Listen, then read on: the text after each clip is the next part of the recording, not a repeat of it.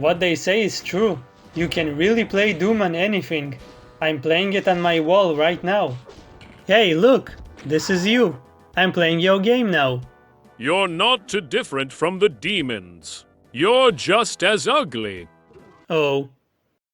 Doom is a franchise that needs no introduction. For more than 3 decades, people have talked about it, discussed it on forums, and made countless videos about it. There's really nothing new you could add to the conversation. So why am I even making this video? Why bother? Because I want to. Duh. I'm kind of a big fan, if you couldn't tell. Doom means a lot to me.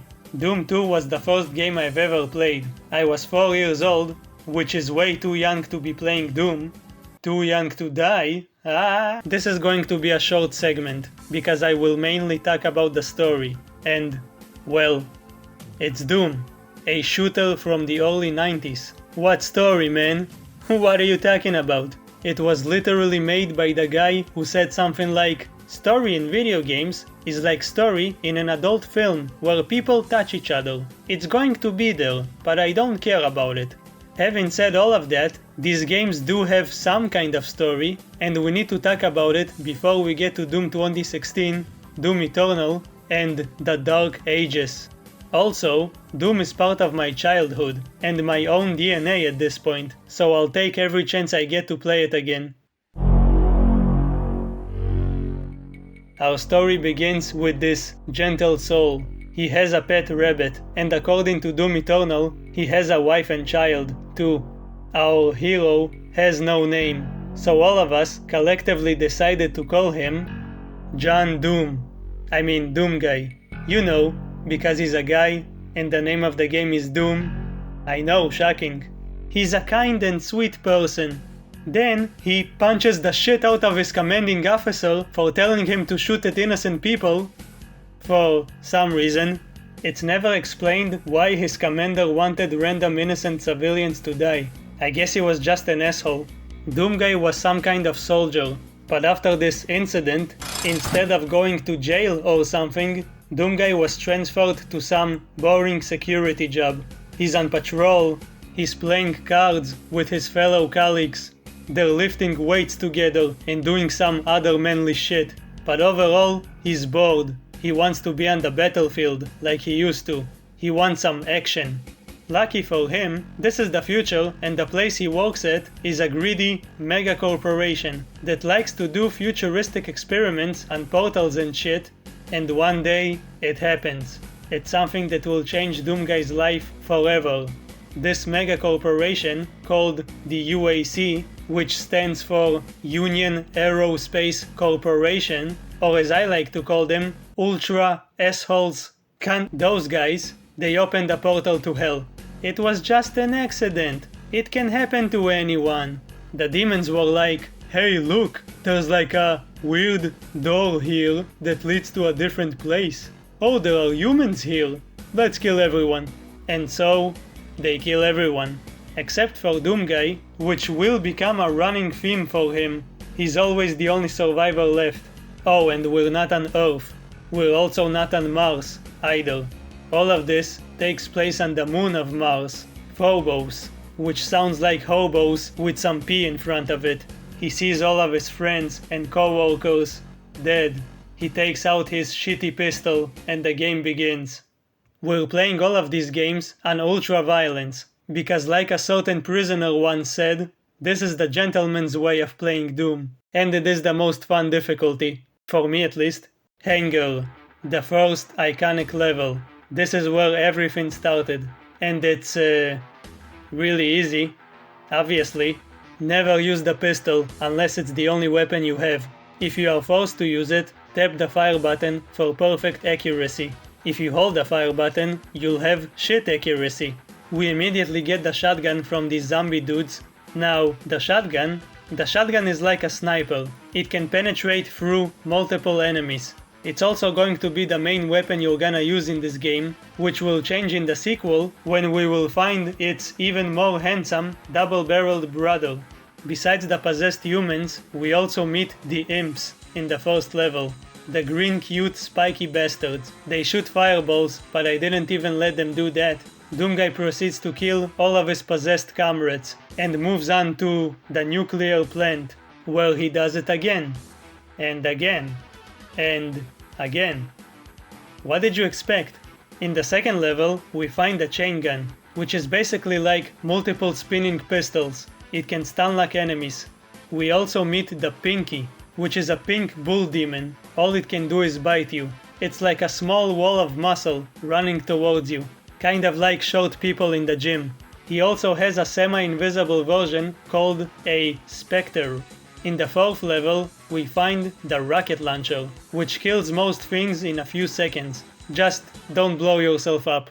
Eventually, Doomguy gets to the deepest part of the base, where he encounters the Barons of Hell, tall demon dudes that were clearly going to the gym. The game calls them Big Badasses. They are the toughest non-boss enemies. You need 5 rockets for each one. After they go down, the walls go down as well. We can explore the outside, but there's nothing here besides this switch. We touch it, because that's what we do in these games, and the stairs are raised. Doomguy goes up, thinks back to all of the people who died. And then... uh-oh.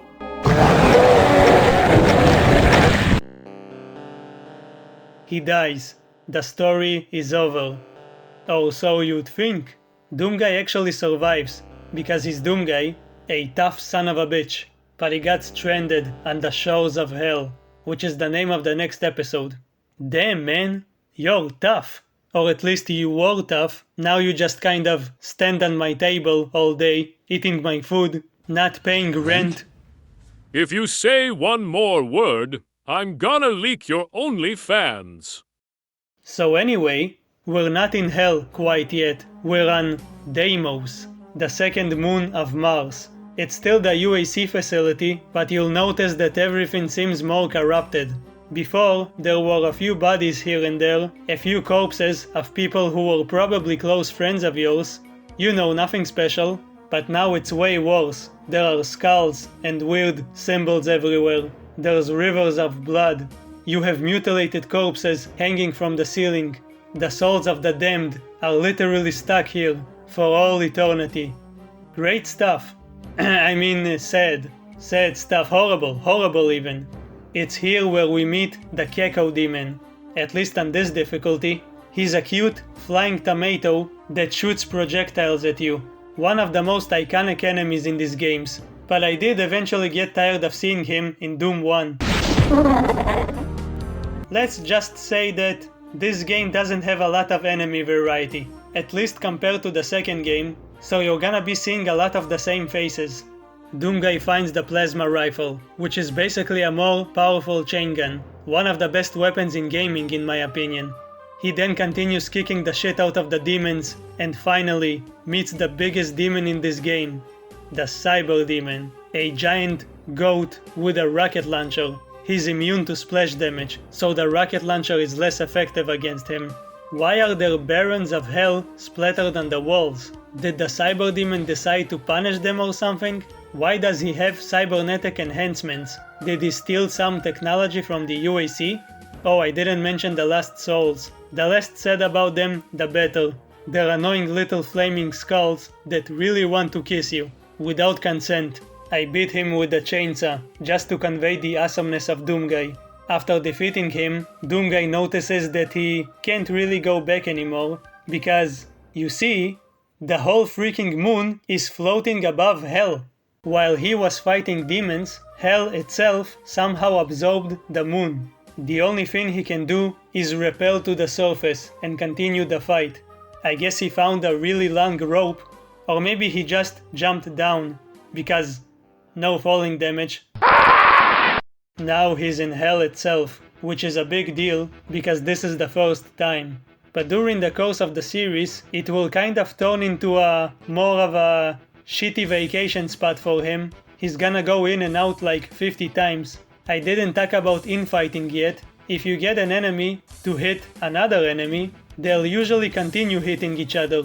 It's a good way to save ammo if you're in a pickle, but even if you have a lot of ammo, it's just fun to do it. Look at them tearing each other apart.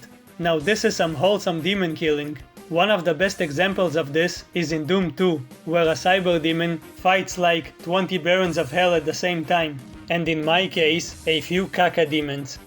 Now Doomguy sees the extent of the demon's cruelty.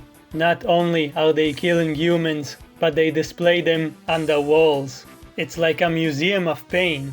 These people are probably dying, not from the pain, but from the boredom of just hanging around doing nothing, kind of like me when I go to social events. Why is everything rotating, even the walls? And there's water on the ceiling? The weirdest thing about it is that there's even water in hell in the first place. I did not think it existed here. Doomguy battles the demons with everything he has, but his arsenal is about to be expanded. Thanks to this secret, we finally get the legendary, the big final gun. You know what this is. You don't lie to me, you know what this is. It's only the strongest weapon in existence, capable of wiping out almost every demon on your screen with a single blast. It's beautiful. Demons that were once somewhat imposing have become just another enemy. Nothing can stand in Doomguy's way. He's not even trying to kill them. At this point, he's only trying to get out of hell, and he just happens to murder every demon he comes across. He eventually finds a way out, but it's guarded by the second most powerful boss, the Spider Mastermind. She's way more dangerous than the Cyber Demon, and it's only because of her fucking hitscan chain gun. She was the one that planned the invasion. That's why she has a mastermind in her name, even though it was supposedly an accident by the UAC, but I guess she was the first to notice the portals and then told the demons that she was the one who opened them, and they were like, oh yeah, what a genius, what a mastermind, what a lying harlot. And yes, it's a she. Look how pretty she is.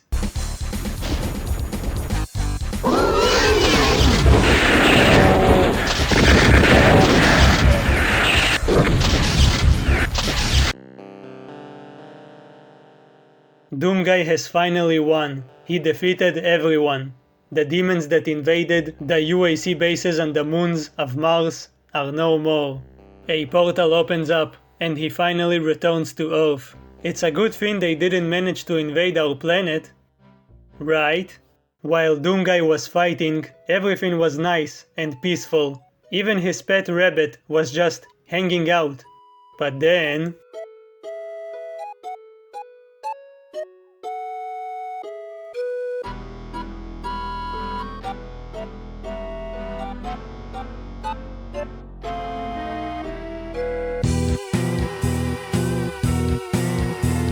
now only its head is hanging out. No, Daisy.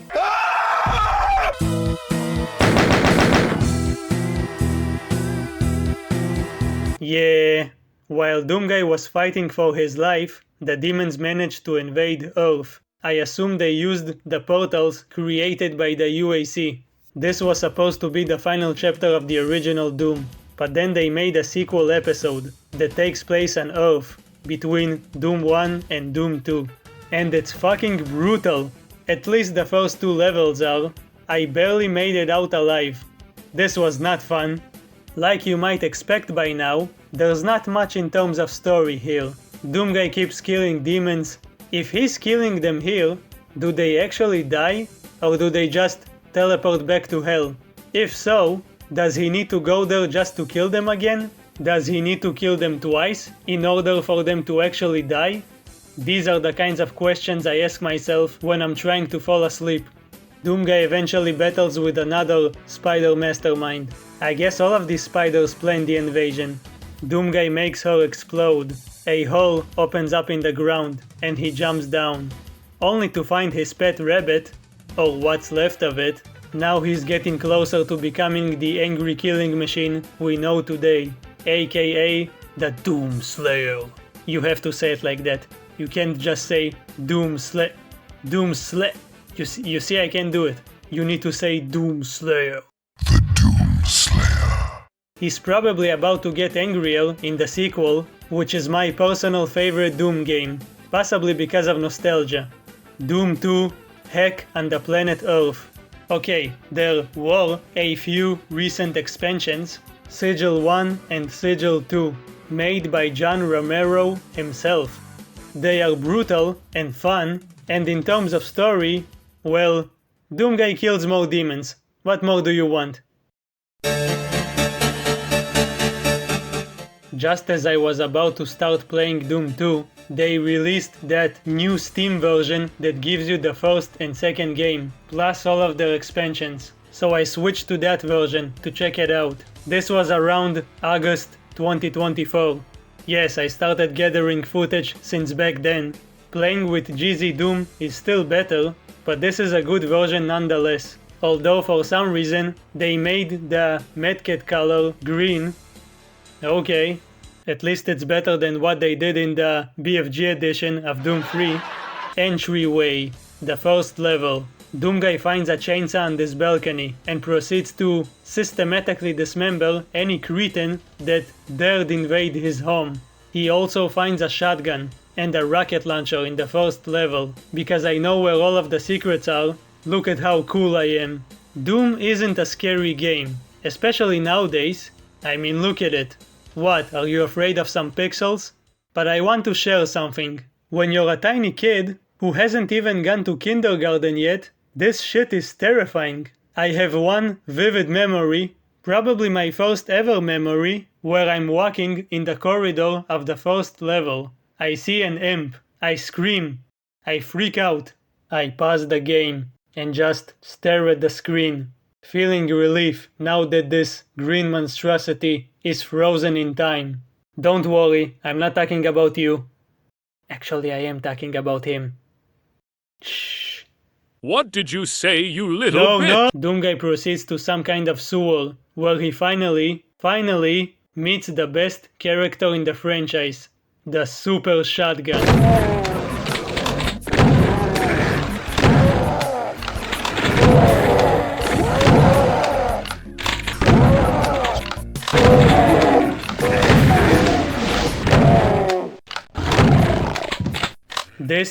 This right here, this is the best weapon in the game, the best weapon in the franchise, and I'll even be brave and say that it's the best weapon in gaming.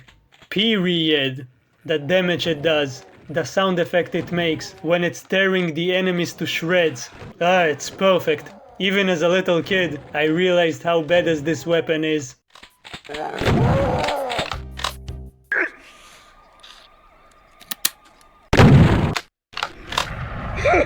Doomguy proceeds to reacquire the rest of his weapons, because I guess he dropped all of his guns in the previous game. Do you think he also drops his keys after every level, and that's why you need to find them all over again? Eventually he realizes that humanity is pretty much fucked. The demons are everywhere, and they brought their own reality with them, meaning hell itself is invading and corrupting everything. As cool and badass as he is, Doomguy can't be in every country at the same time. He's doing the best he can, but meanwhile, the demons are slaughtering billions. The government leaders decide to just abandon the planet. They want to get whatever's left of humanity and fly into space. I guess their plan is to stay up there and hope the demons will eventually get bored and go away. Also, this is the future, so they have spaceships. But apparently, they're all parked at the same parking lot. The demons realized it and put a magical barrier around the spaceships, meaning the humans can't evacuate. As the only capable fighter on Earth who knows what the hell he's doing, Doomguy decides to penetrate the demons' outpost. While penetrating them with his bullets and chainsaw, if he can do that, he will be able to shut down the barrier and save what's left of humanity. On the way, he meets lovely characters like the Chain Gunner, or Heavy Weapons Dude, which are fat, ugly, and super annoying bastards, but they don't have a lot of health.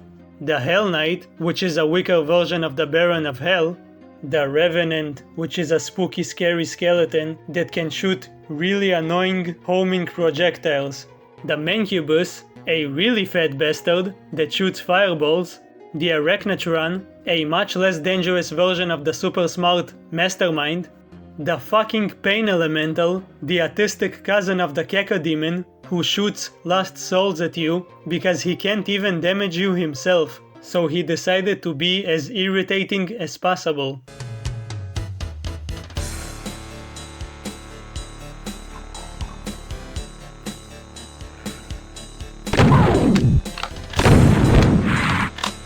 And lastly, the Archvile.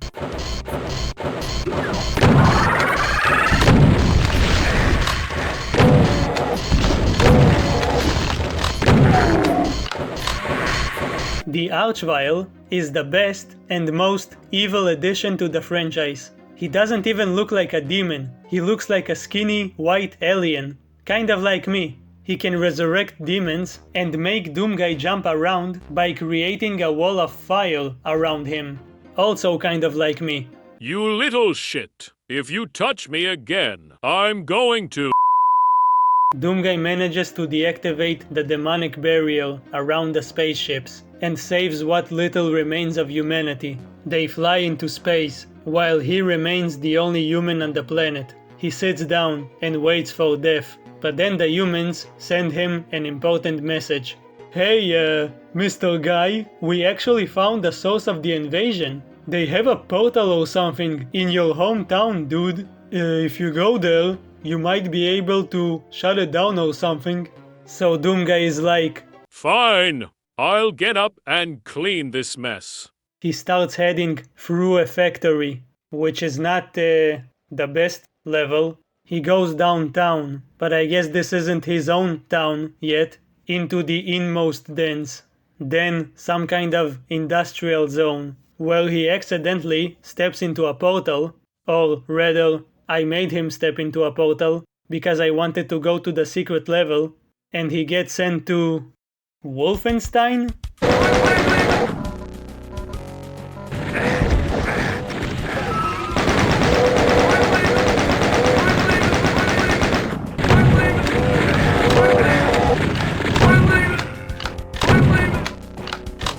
Yeah, let's kill Nazis. They are worse than the demons. Both are bad, but at least most of the demons look cool. These are just smelly blonde people. Oh yeah, in this version of the game, they replaced the Nazi symbol with whatever this is. I'm gonna blame Bethesda for this. Are you afraid of the bat symbol, Bethesda? The big bad scary symbol? There's no pictures of Hitler either. Or maybe it is him, but they shaved his mustache. And regardless, we don't kill him here, unfortunately. Doomguy keeps going, then boom, Cyber Demon. Why is it here? Did they also open a portal to hell? Maybe we're already in hell, and that's why there are Nazis here.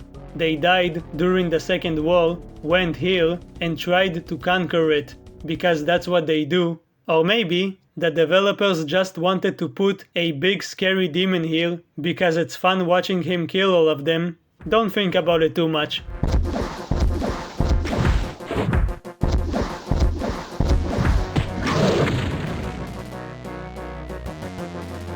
Before anyone says it, yes, I know there's a cyber demon in Wolfenstein RPG, but without the cyber part. Maybe this is the same demon. All of its protagonists are related, according to John Romero. Doomguy is the great-grandson of B.J. Blazkowicz, the protagonist of Wolfenstein, and the grandson of Commander Keen. Bye, Grandpa. He gets back outside and continues to rip and tear. Eventually, he manages to arrive at his hometown, where he convinces the Cyber Demon and the Spider Mastermind to fight each other to the death. So he's also good at psychological warfare, on top of being a demon grinder on legs.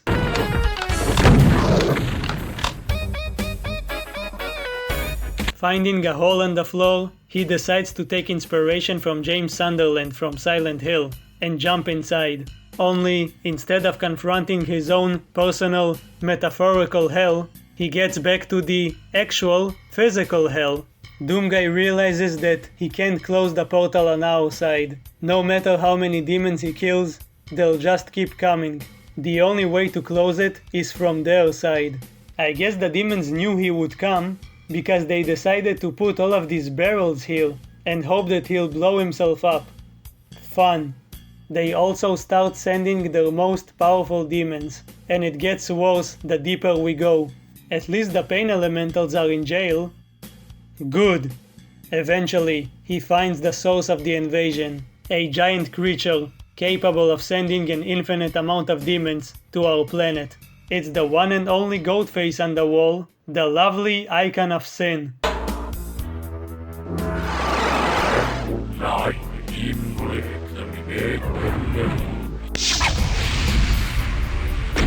Also, the music in this level is really creepy. Listen to that whistling.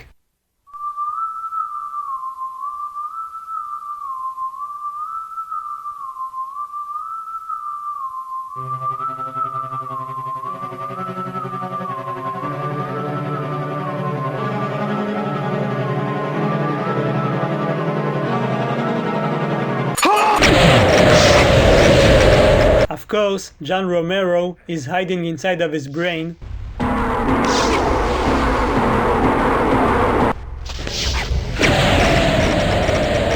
Yep, I knew it. After shooting a few rockets into the creature's head, the icon explodes and collapses. Doomguy finally did it. He gets back to Earth and tells all of the people in space to stop masturbating and come back down. I guess he just walked all the way from hell. I guess he also doesn't need to eat or sleep. Are we sure he was human to begin with? The text says that he wonders where bad people will go now when they die. What are you yapping about? They'll still go to hell. Just because you killed a big goat on the wall doesn't mean that hell stops existing. Rebuilding Earth ought to be a lot more fun than ruining it was. Yeah, I'm not sure about that. I don't think there's any point in fixing the place up, considering... After Doom 2, Doomguy was finally able to rest. No, wait. Demons are trying to invade again. Some scientists made anti-portal devices to stop the demons. They managed to close all of the portals, but oh wait, they missed one of them. Doomguy was on vacation, but now everyone is dead again. And now we have the Plutonia experiment, which is brutal as shit. You know, you watched the video that Civi made like 5.5 years ago. You know. It ends with another Icon of Sin fight, but this time there's a cyber demon too. Oof.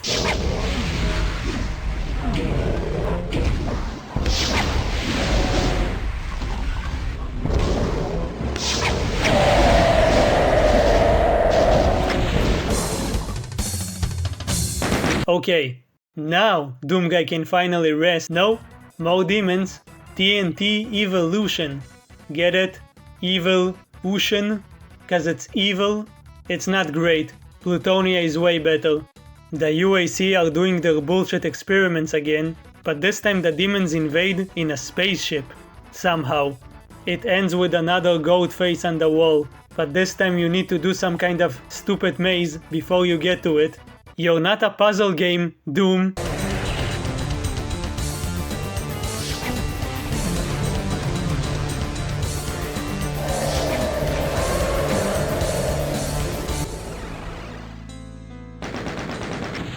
Okay, now, Doomguy can rest. No, more demons. He kills them all. Now a cyber demon wants to take over and then, nope, Doomguy kills him. This expansion is called No Rest for the Living, because Doomguy can't rest, ever. Because the demons are like an obsessive girlfriend. They keep coming back only to get rejected again. But then, they released a new expansion, Legacy of Rust. It's a really good episode. There's actually 2 episodes. No one expected it. It introduced new enemies, new weapons, a very aggressive flamethrower, and a Calamity Blade. Hot damn. It shoots a line of energy, and you can charge it to make it even more powerful. Very similar to the Destroyer Blade mod for the Ballista in Doom Eternal. They even added new spooky textures. Ooh, insanity.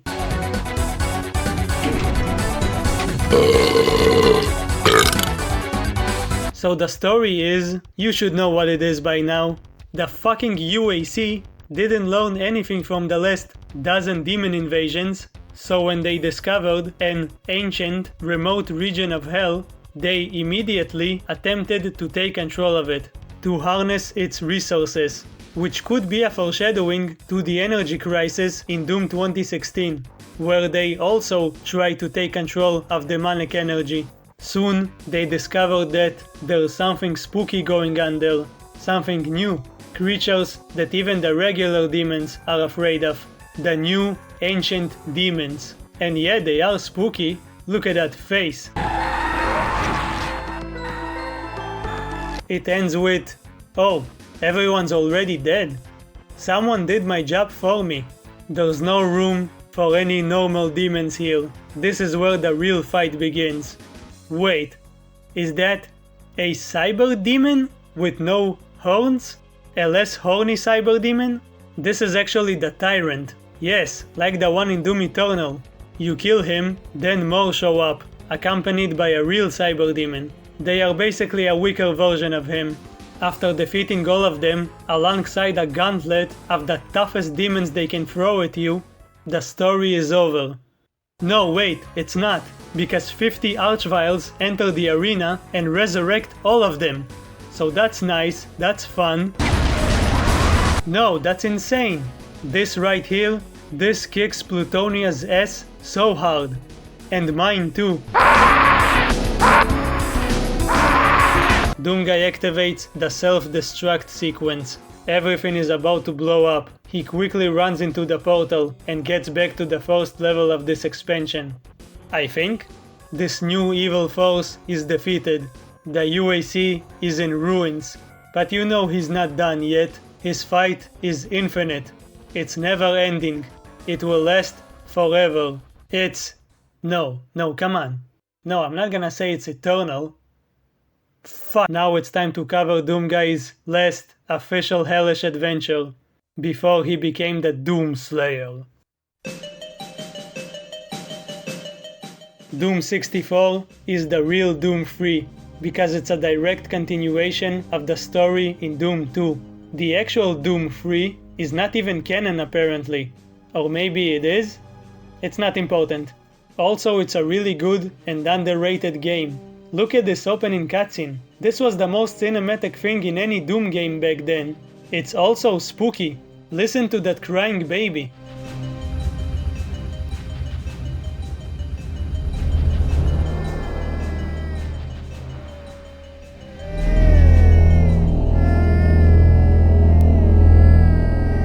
After Doomguy killed all of the demons that invaded, for the 20th time, the government decided to bombard the whole area with radiation, just in case any demon survived. But then, we discovered that, oh no, there was a demon that survived, and because of this radiation, it managed to slip unnoticed, and it just so happens it has the power to resurrect demons, like an Archvile, but worse. She's called the Mother Demon, and she brings back all of the demons that Doomguy has ever killed, and makes them even stronger, which fucking sucks. You go through all of these games, murdering every single demon douchebag you see, only for all of it to be completely meaningless. So of course the government sends Doomguy to fight the demons again, because he's the only human who doesn't immediately die when he sees them. After going to hell and back so many times, he started suffering from PTSD. Who would have guessed that seeing all of his friends and family get murdered would affect him that much? But that doesn't stop him from killing anyone he sees. So he does that, goes to hell again, finds a new weapon called the Unmaker, which is a demonic weapon made out of bones, and the first weapon in the series that can be upgraded. He finds the Mother Demon and kills her with this weapon. But this time, he decides that, fuck it. I'm tired of these motherfucking demons on my motherfucking planet. I'm gonna stay here, voluntarily, and make sure that none of these assholes ever leave this place. Kind of like a very aggressive bouncer. He basically decides to stay in hell and guard the entrance to Earth, killing every demon he sees. Remember, he's still not the Doom Slayer. He's still just the Doom guy. And already the demons are realizing that they don't know what to do with him. No matter what they try, they just can't seem to stop him. At least not with brute force. In the bonus levels that came out with the PC version, we discovered that the demon bitch has a sister. She's wisely scared of Doom Guy, so she uses her bullshit magic to teleport him out of hell. But he's like, What did I say? What did I just say? I'm staying in hell, bitch, and you can't stop me. You're not my mother. You never let me do anything around here. So he goes back, kills everyone, finds her and then kills her too. I could have just summed up all of these games by saying that Doom Guy goes to hell and kills a bunch of demons, and that's it. The video would be like 10 seconds long. But here we get to the important part. This is where we finally get the connection between the old games and Doom 2016 and the Dark Ages. And Doom Eternal, of course. With her dying breath, this harlot uses all of her magical powers to teleport Doom Guy away. It doesn't matter where. She understood that no demon can defeat him, so it's best to just get him out of here. Or at least that's what I think happened. He's sent on a path of perpetual torment, which is just a different word for eternal. The demons are everywhere. Must kill them all! Somehow he was sent to a different planet, maybe even a different timeline altogether. And this is where we move on to the modern Doom games. But before that, we have some very dark and spooky games to cover. It's really dark, but not in tone. I mean, it's really dark. Like really dark. Yeah, it's Doom 3. Could you imagine playing this game in 2004 and thinking that 20 years from now, Doom will go from this to this? Well, it's also dark, so it makes sense, I guess. Doom will never die. The original Doom games are, and always will be, classics. Every game in the franchise is good, but the originals are timeless. And I don't need to mention the fact that Doom 1 is probably the most important game ever, or at least one of the most important games ever. I don't need to mention that. Everybody and their mother already said that, even though I did just mention that. The importance of Doom is well established. No matter what happens in my life, no matter where I am, I can just play these games and forget about my responsibilities, which isn't always a good thing, because sometimes I need to feed the cat. The story is almost non-existent, yet at the same time, there's more story than you might think.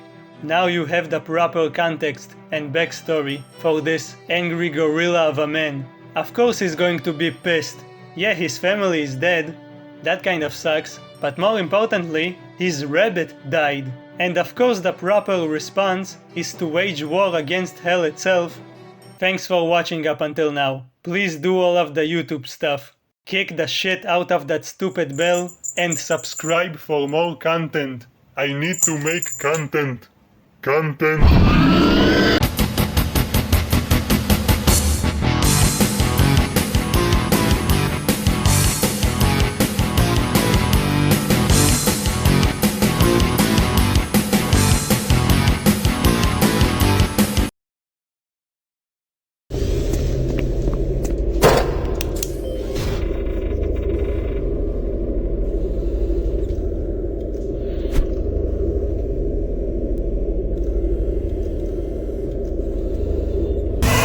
What are you doing? Shh! Can't you see what I'm playing?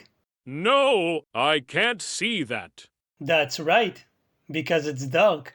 It's finally time to talk about the darkest game in the franchise. And it's time for you to hear that song everyone uses in these videos, because that's the only one they remember from the game's soundtrack. It's time to talk about Doom 3.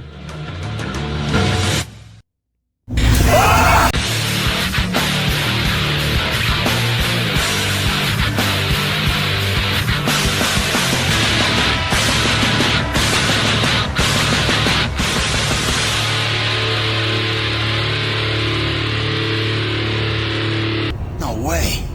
I'm staying up here. It's the only safe place. Doom 3 is a very special game. It came out in a time when the franchise wasn't doing so good. It was still popular, obviously, because it's Doom, but at that point, there hasn't been a new Doom game by id Software for like 10 years. There was a ton of hype around it. I remember going to some kind of gaming convention and watching my cousin play the demo for this game. I kept bugging him and asking stupid questions about what's going on, what are these enemies, where the game takes place. He eventually told me to stop bothering him. It was awesome. Like I previously said, Doom 64 is the real Doom 3, because it's an actual sequel to Doom 2. Doom 3, on the other hand, I don't know why the number 3 is there. It's not a sequel, it's not even the same timeline. It's more of a reboot or a remake of Doom 1. I remember the developer saying something like, it's a reboot of the franchise, but at the same time it's kind of a sequel, even though it has nothing to do with the story, something like that. We knew we wanted to take the Doom story, the original Doom story, and the Doom environment, and sort of bring that into the future. The story in Doom takes place as if the first two never happened.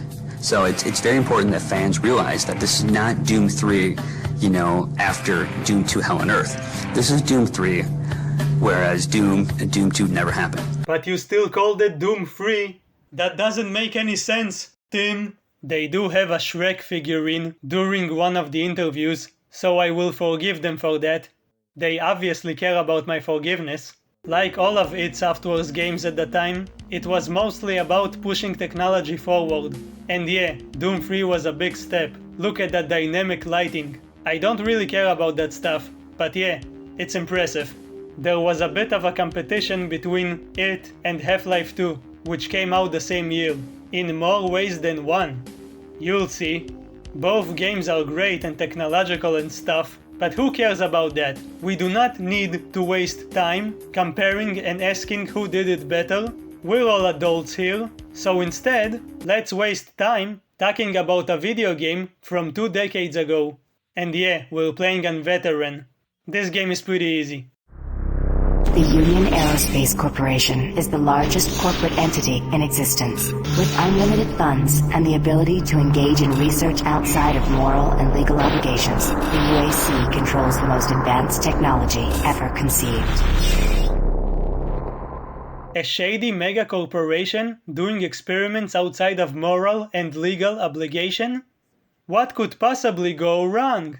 If you don't know, or if you forgot because you were thinking about those responsibilities you have and you keep procrastinating, the UAC are responsible for stupid and evil experiments in every Doom game. In this timeline, the year is 2145. Recently, they've been focusing on teleportation.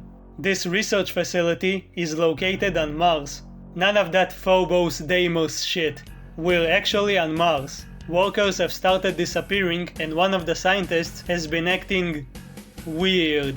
The board, who are kind of like the IRS, have sent an inspection agent from Earth. His name is Swan. He's wearing sunglasses in a space facility and he came with a bodyguard who has a really big gun. I'm tired of running damage control every time he makes a mess. Right. You're the control.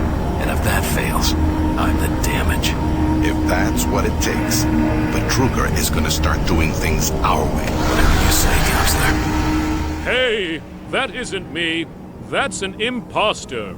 Yeah, well, at least he's not insecure like you, and he doesn't hide behind a helmet. He actually shows his face. Though a helmet would have been nice, since the game takes place on Mars, there are areas where you go outside and there's not much oxygen to be found here. So... This isn't the original Doom guy. This is another guy. It's the Doom Marine. He's probably not as strong as the original, even before he became the Doom Slayer. Especially now that he has a stamina meter. That's lame. And he has to reload his guns? Ugh. But he's still a massive badass. Look at this. Damn. Anyway, we get a very Half-Life inspired opening. Doom started copying from Valve. Look at this long opening with no combat. This is a stark contrast to the previous games. You clicked new game, selected your difficulty, then bam, you're shooting enemies, killing demons, or using a chainsaw in the first 5 seconds. But here, nope, you don't get into the action right away. You can do other things though, like walking around, talking to people, play video games that have the face of the protagonist from the other timeline,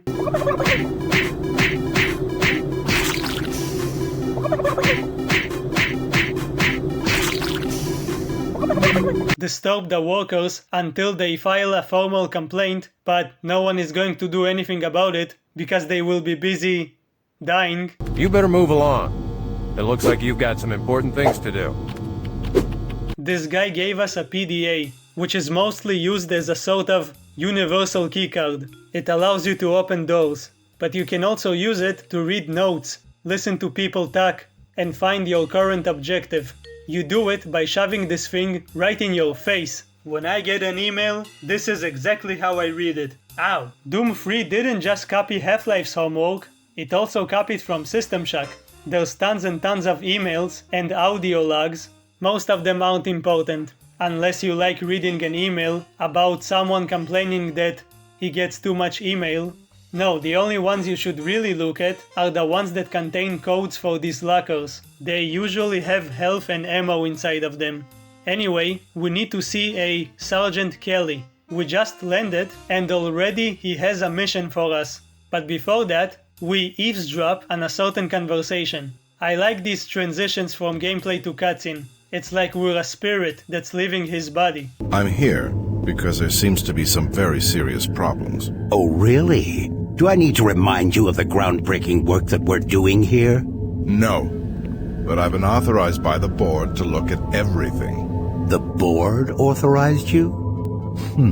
The board doesn't know the first thing about science. All they want is something to make them more money, some product. Don't worry, they'll get their product.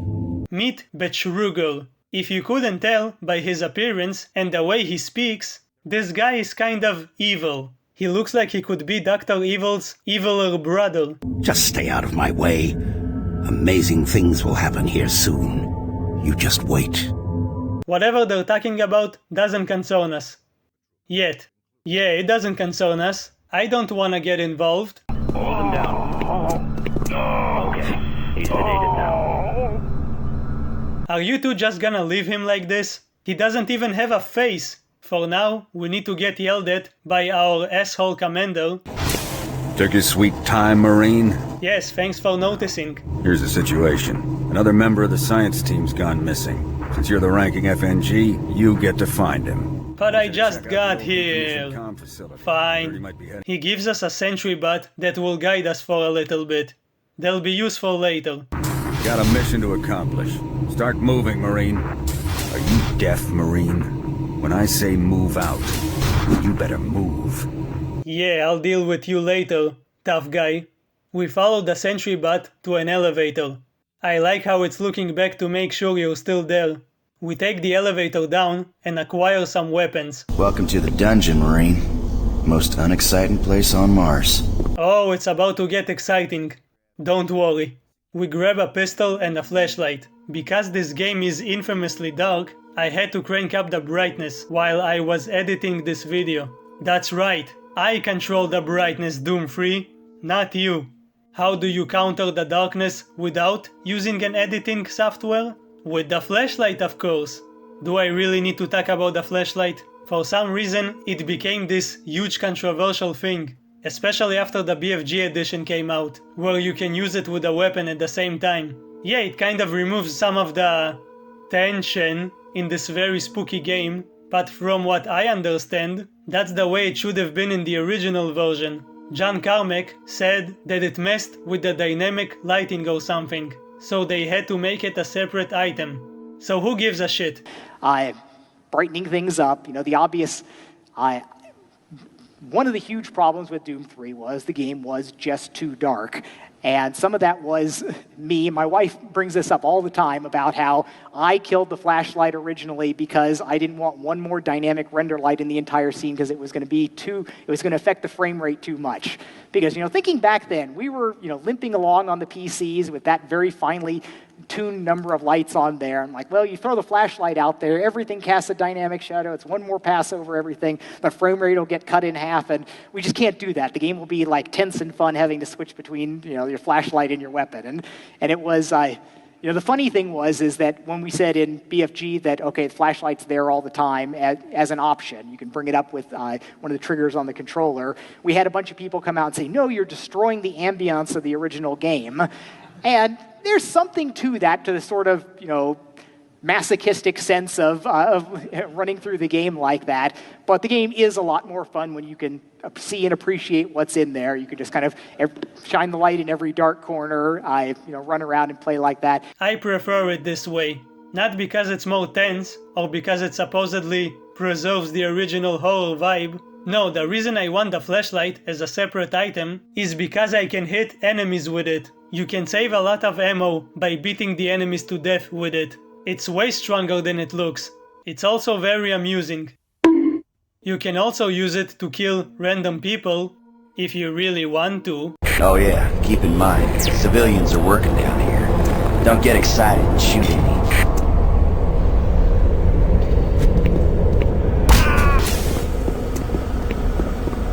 Hey! You're looking for the scientist, right? I'm not sure you want to find him. You see... never mind.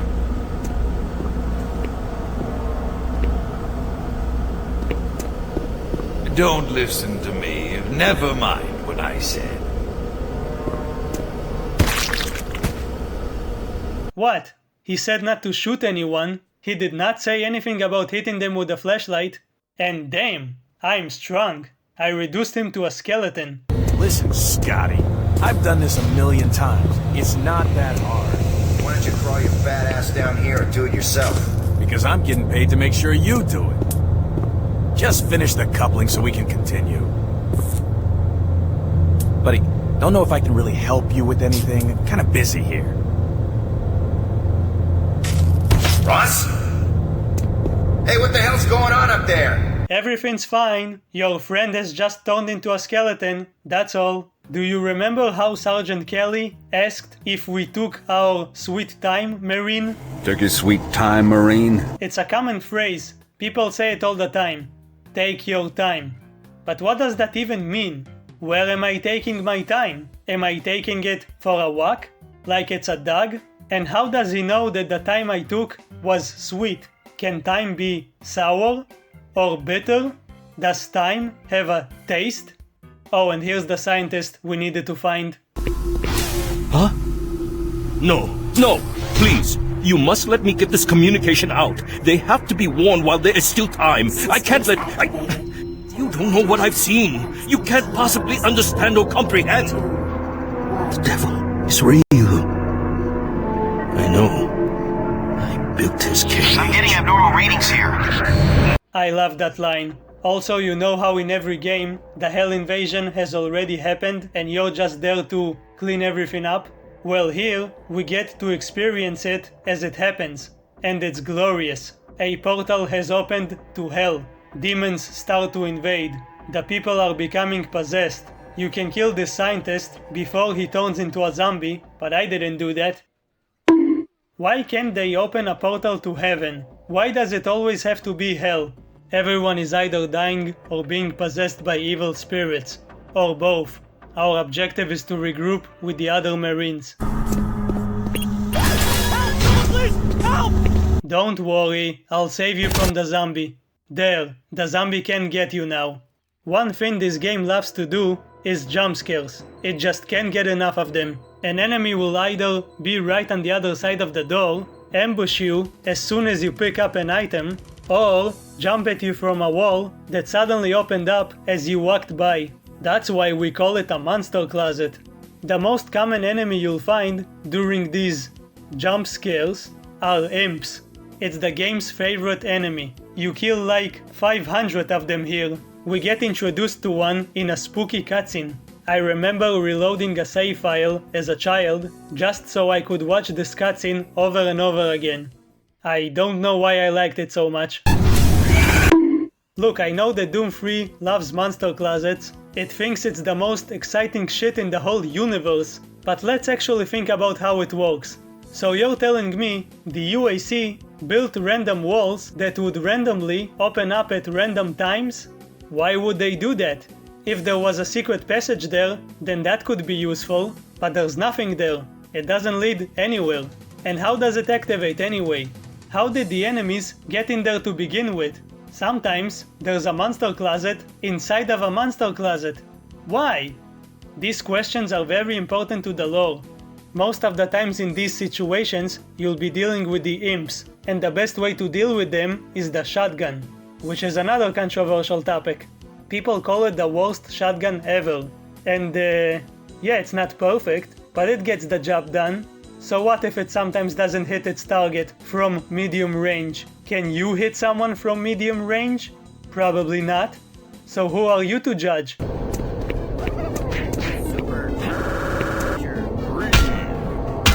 No, they ruined my favorite game by Nepcon, the creators of Resident Evil. As much as the game relies on cheap jump scares, it does occasionally have tense moments that can really get under your skin.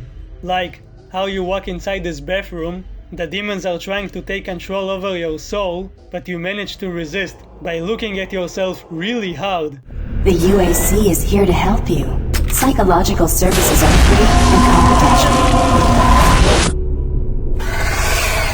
This is actually a typical bathroom experience in my house. Or when you walk next to this door, and then...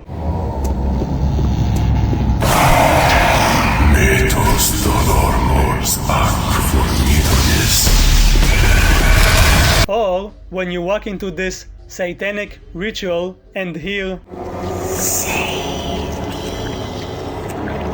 That's kind of rude. I don't wanna save you. I don't even know who you are. You can at least tell me your name before asking for help.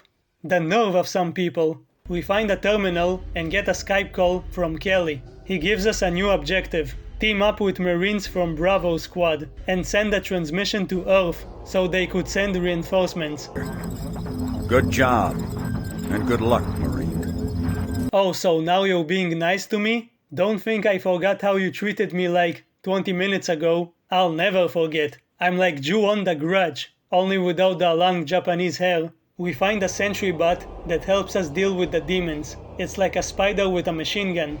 It's really useful, and it eventually leads us to this cutscene, which we somehow hear very clearly from here. The UAC is taking over this operation. Operation? Is that what you're calling it? The situation is out of control. It's not out of control, Swan. You are.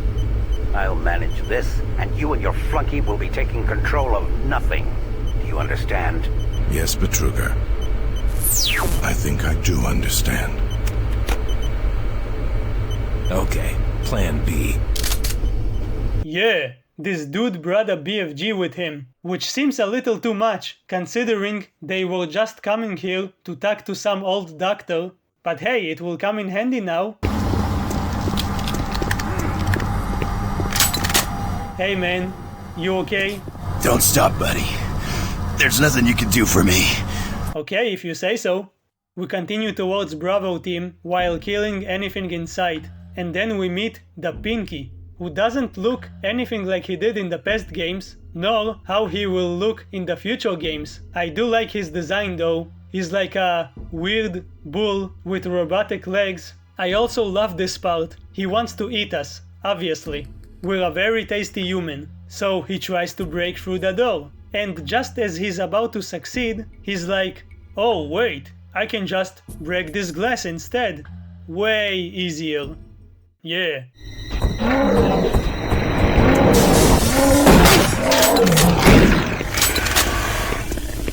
We'll occasionally get glimpses of Swan as they run through the facility. The transmission can't be sent, because, like in every story with some kind of outbreak, the internet suddenly stops working. Imagine trying to fix the internet in your house and then suddenly seeing this.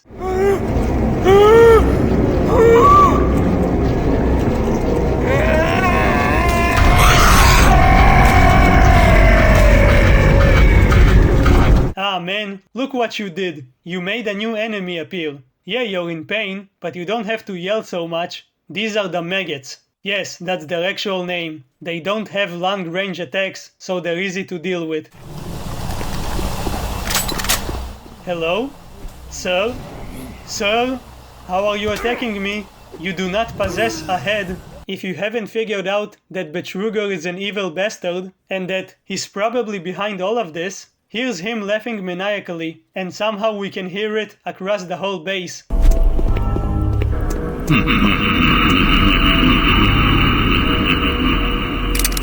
We get a glimpse of Bravo Team running somewhere. If I wasn't a silent protagonist, I might have shouted something like, "Hey, we need to regroup, don't run too far." We'll see them later. As we progress, we come across a survivor that's actually useful. Don't shoot. I can help you. The lights are all out. I'll lead you through here if you can get me off this base. Sure, man. You'll be my own personal flashlight and legs, and I'll pretend like I know how to get out of here. This is actually a well-made section. We need to protect the scientist while he lights the way forward. The area is pitch black, so if he dies, you'll have to constantly switch back between your flashlight and weapons, more than usual.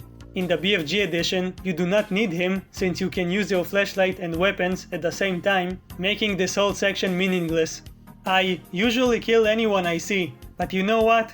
You did such a good job that I'm gonna let you go. Okay? Go on. Have a nice life. Oh. Oh. Well, nice knowing you. As we progress, we see people who were cocooned. They might still be alive in there. Probably not. Soon after, we get ambushed by tons of spiders. They're called Shrites, and they look like upside-down human faces with legs. I really like their creepy design, but at the same time, these are some of the most annoying enemies in the game. There's a random morality choice, I guess. This person is trapped and asks us for help. I know, I've been killing these scientists throughout the whole game, but I'm gonna choose to let him out of here.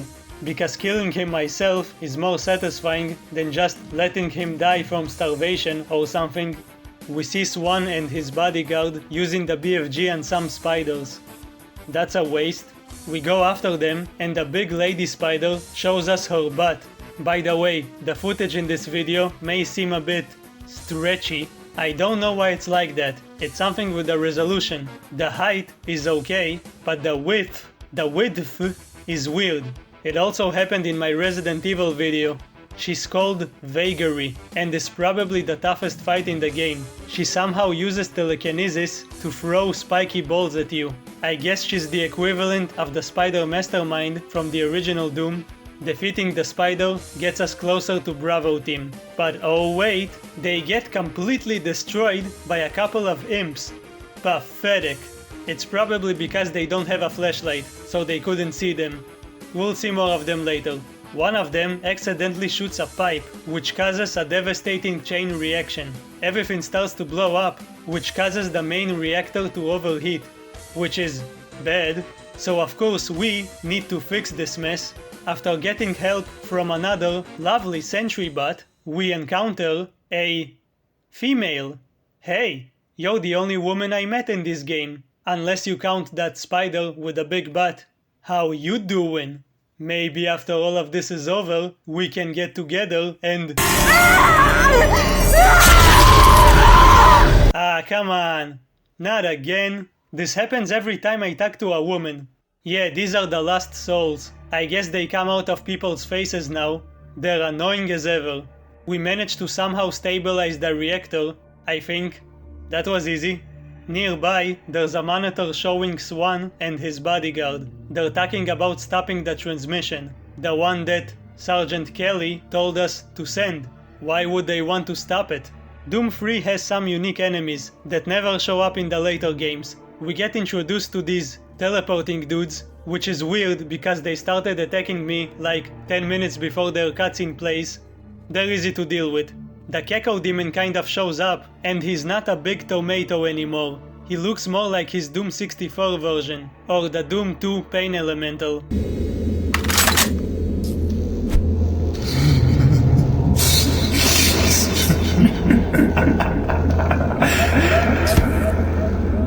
An enemy with a chainsaw ambushes us. Believe it or not, it has a backstory. Apparently, a crate of chainsaws was accidentally shipped to Mars. Yeah, those delivery boys don't know what the heck they're doing. Thanks though, this is awesome. Oh, sorry for disturbing you, sir. Here, come here, let me clean you up. Yeah! We finally find a working terminal, capable of sending the transmission to Earth. But... Marine, you hear me? Back off from that console. Do not call for reinforcements. We don't know what the hell is going on here, and until we do, this area remains under UAC control. Cancel that transmission. It seems weird at first, but he does have a point. Whatever's happening here is bad, but at least it's contained. The demons cannot get out of here. If we send it, the demons might get a hold of the spaceships that will arrive and use them to get to Earth. I don't really know if they can fly spaceships, but let's not take that risk.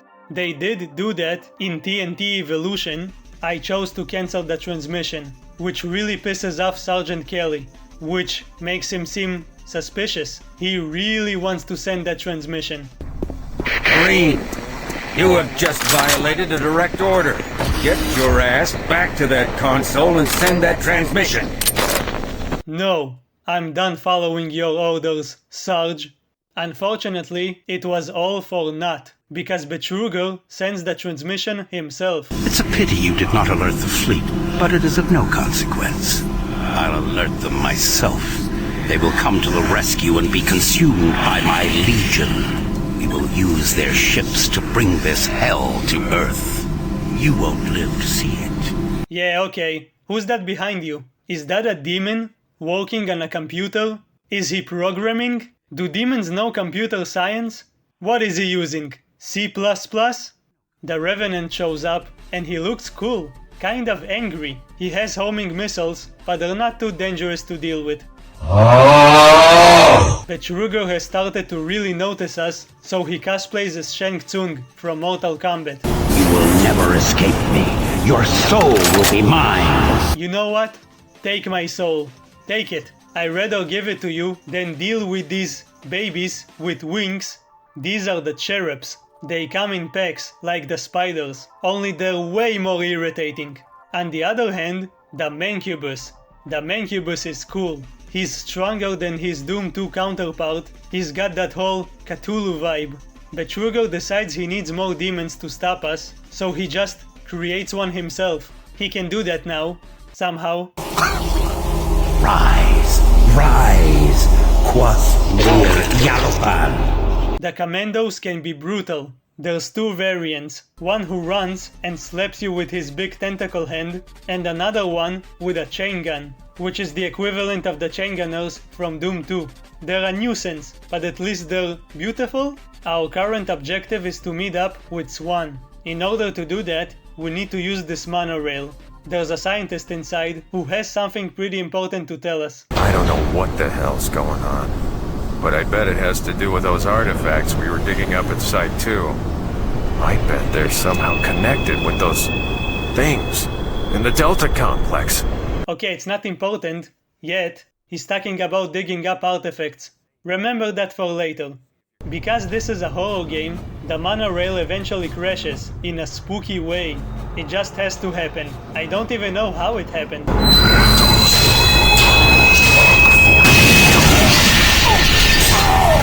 The Doom Marine just walks away, like nothing happened. Like it was just a casual train ride.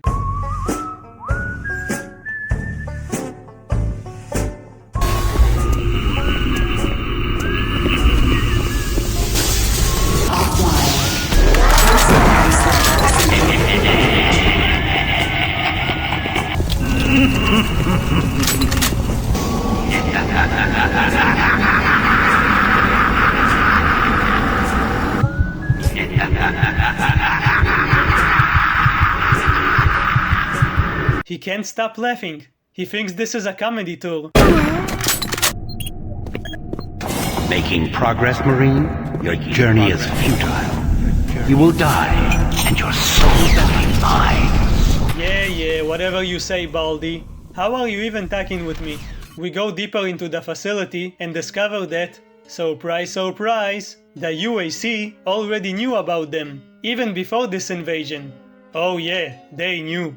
There's a scientist that practically confesses about the whole thing. He recorded his confession. He was helping Betruger with his teleportation experiments, and according to him, it was all going well at first. They then opened a portal to some strange dimension and sent a few people inside to investigate.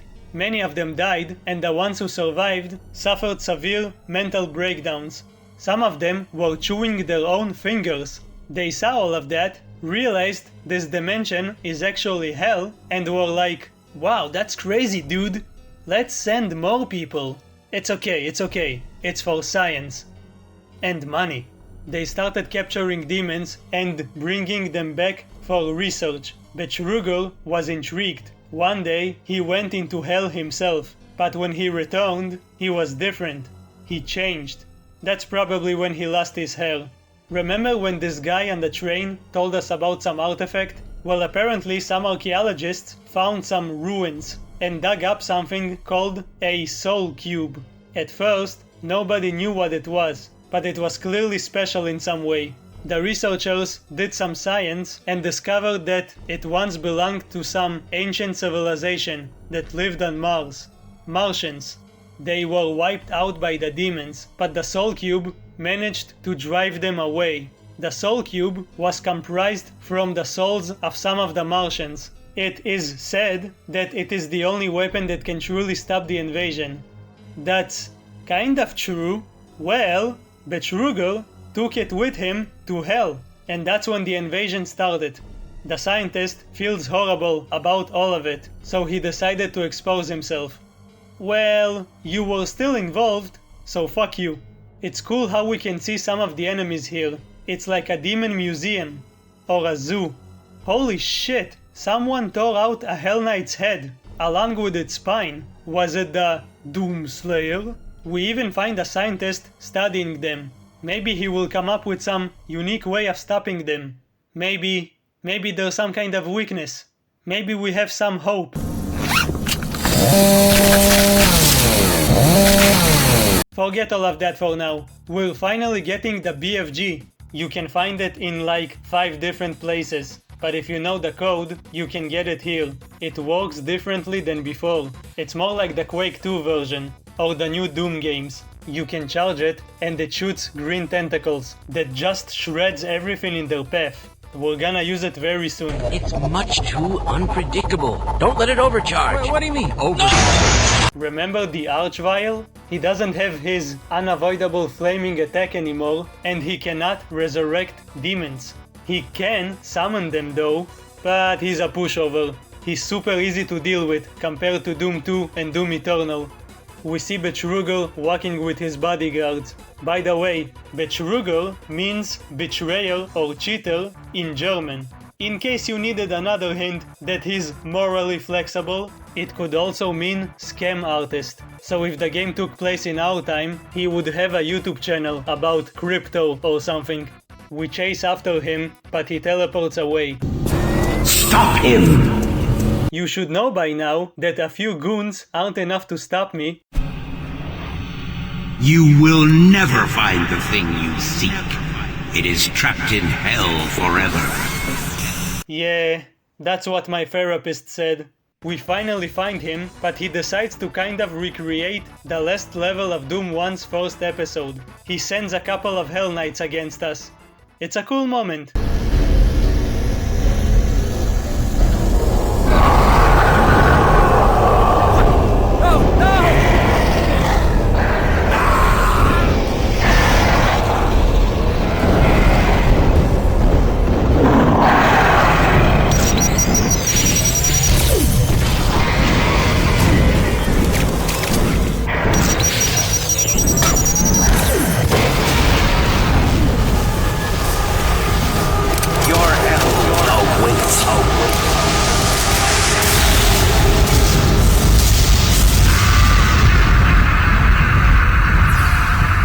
man.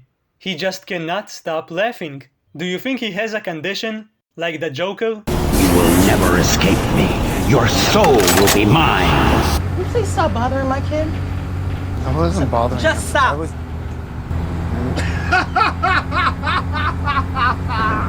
What, you think that's funny?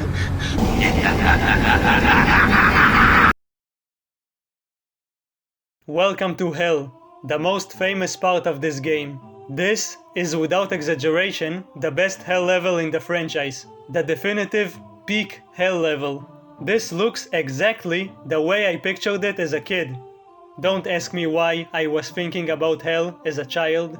It's really spooky, man. You see a giant skull with lots of condemned souls inside of it. You touch the light, then, bam, you're floating in the air, while a cage is slowly closing around you, only to let you out after a few seconds. They could have just kept him in there until he starved to death. Finally, we have infinite stamina. I don't know why. Maybe this is actually heaven.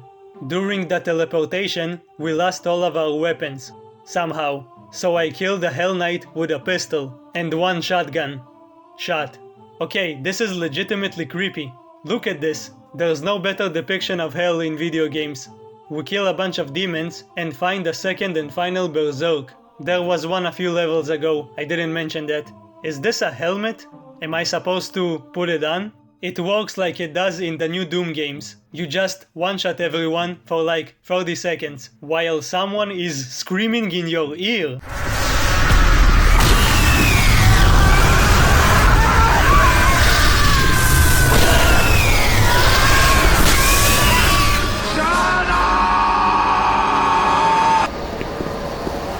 For every step you take, your soul moves closer to me. Are you still on about that? We eventually managed to find most of our weapons, but more importantly, the Soul Cube. Save us.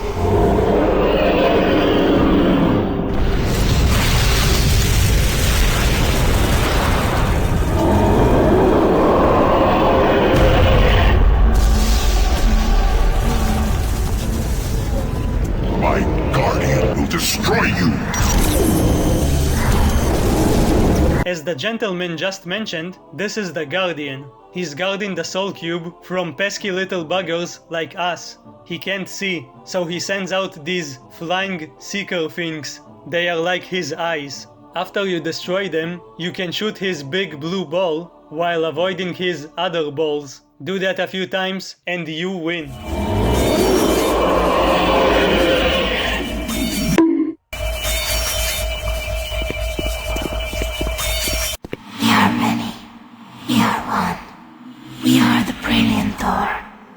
You know us as the Soul Cube.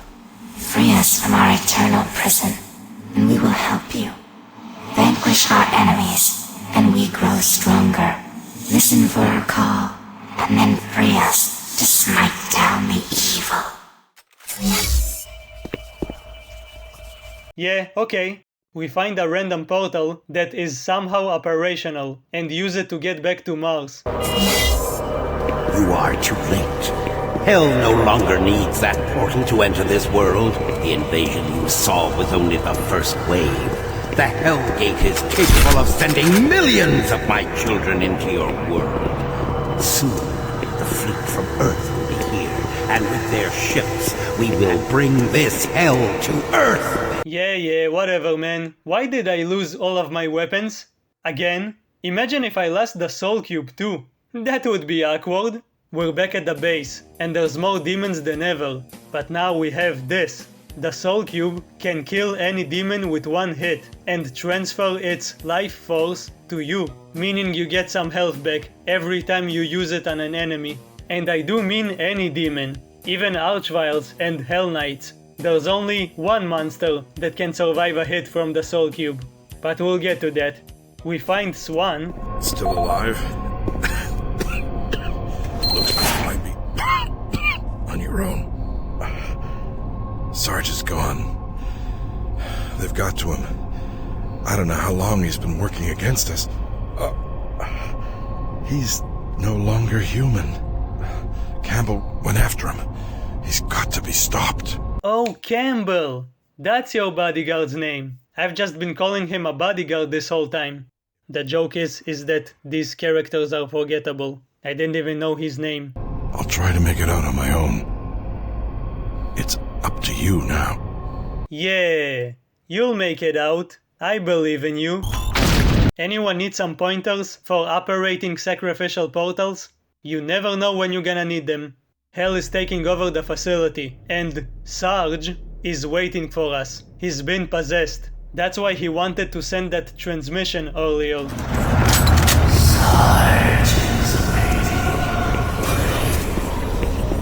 Yeah, I know he's waiting for me. We're getting close to the end of the game. Hell's influence is becoming more intense. Our creepy visions are starting to become a reality. We eventually find Campbell. Sarge. Find him. Gotta find him. My gun. He's got my gun. You let him take the BFG from you? You stupid fuck. I killed that pathetic bodyguard. And now I will kill you. No, I'm coming for you and for that BFG. Fun fact, if you kill him yourself, Sarge won't say that he's the one who killed him. He's not gonna say anything. He's probably like, whoa, he just killed him for no reason, and I thought I was a monster. I can smell your fear. That's kind of disgusting. You're smelling me now? You fucking weirdo. We finally find him, and he looks like he came out of a Quake game. He is also super easy. Welcome to the missile.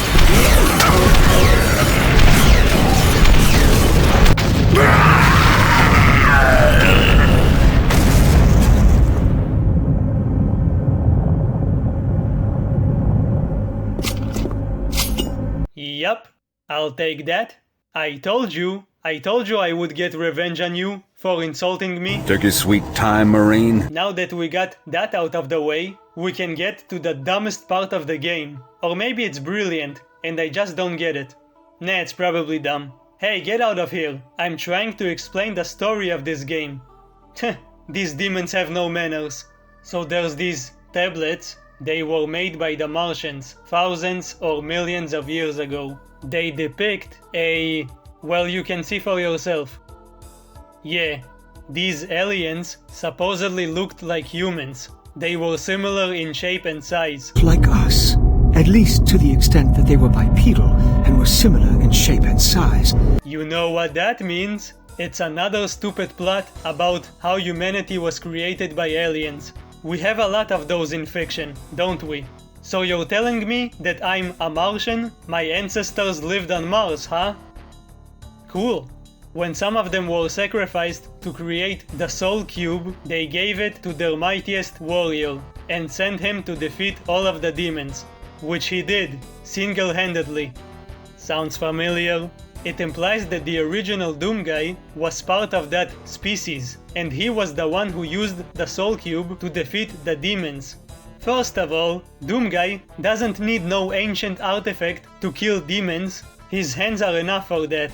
Second, he's a human being, so obviously he can't be a Martian man. Maybe it's an ancestor that looked like him? The only way to explain it is by saying that Doom 3 is just an alternate timeline. Doom Eternal kind of supports this theory. Also, get this, the Martians left these tablets in case the people of the future will ever need to fight against Hell. You know, they try to be nice. They wanted to protect the future, but they also left detailed instructions on how to create portals, which is the exact thing that caused the invasion in the present. Stupid Martians, why leave information about something that could wipe out another civilization? Personally, I think it was an elaborate prank. There's a scientist hiding next to the tablets. Of course I kill him, but if you do that, an archvile will spawn in your face, as if to punish you. Worth it. So you made it this far. We eventually reach the dig site, where they discovered these tablets. Encounter the big spider with the big butt again. fight all of the evil that hell can conjure, all the wickedness that mankind can produce. Find the supposed sarcophagus of the Doom guy Martian who defeated the demons. Maybe it's the same one from Doom 2016. And eventually we reach the Cyber Demon. Rip and tear until it is done.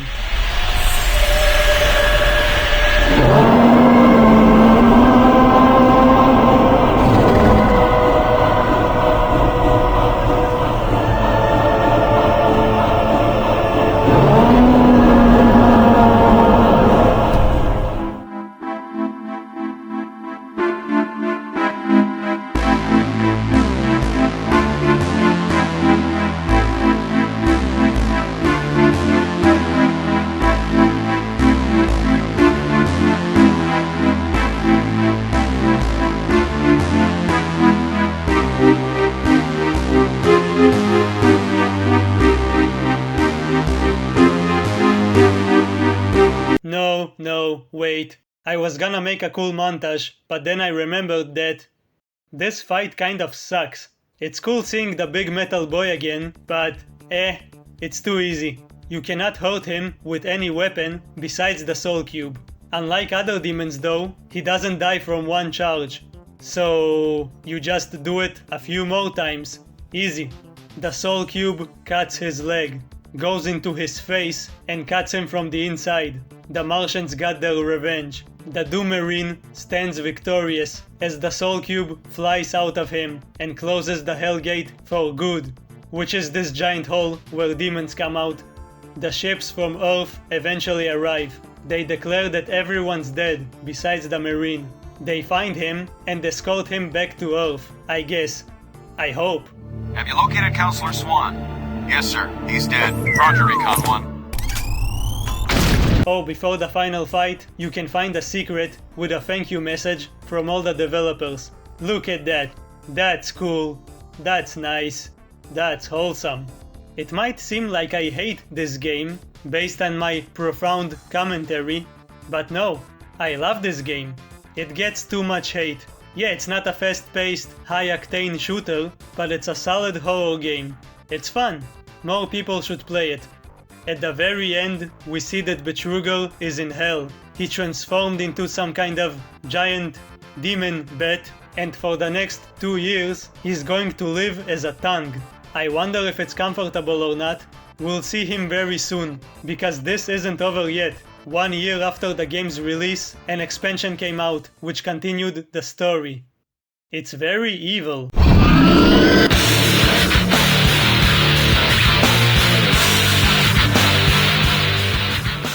This might be better than the base game.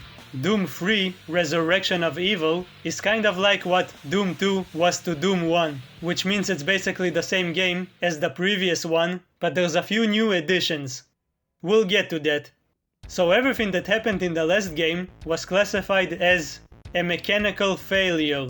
It's like saying the Holocaust was just a misunderstanding. Less than a year later, the UAC resumed their bullshit research. Because of course they did. The research is led by Dr. Elizabeth McNeil. Finally, another woman. I was getting tired of this sausage party. They sent a team of Marines to explore the old caverns we visited at the end of Doom 3. Apparently they picked up some kind of signal. One of them plants a bomb to blow up this wall. Because explosions are cool, yo. But also, they discover a secret chamber that houses an artifact, and it's not the Soul Cube.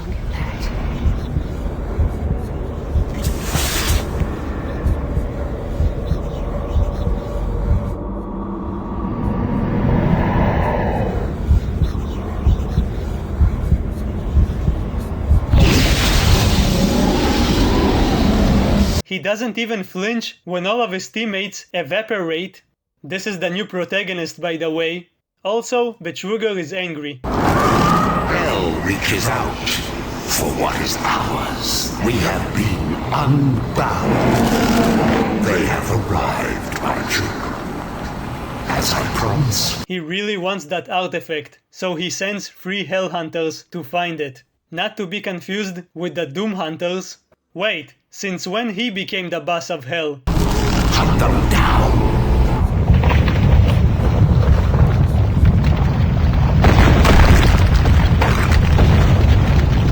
For now, we don't know what's going on, so I'm just gonna do what I always do in these situations. Hire an escort, kill demons. Lost Souls got a visual upgrade. They look similar to how they did in Doom 2. It's cooler, but they're still a pain in my ass. After killing some of them, we find a major addition to the franchise, the Grabber, which is basically the gravity gun from Half-Life 2, only worse. There's always been debates over which one came first, but it doesn't really matter, cause this one is kind of poop. It could have been better, it's not realizing its potential, which is exactly what my parents say about me, but it's still a good weapon. You can grab items from a distance and throw them around, which can sometimes damage enemies, but your screen goes wibbly wobbly, so you can't always see what's ahead of you. That's stupid. Of course you can throw projectiles back at enemies, which is always cool. Saves a lot of ammo. And you can one-shot Lost Souls and any other small enemy. So that's very nice. Or you can just mess around.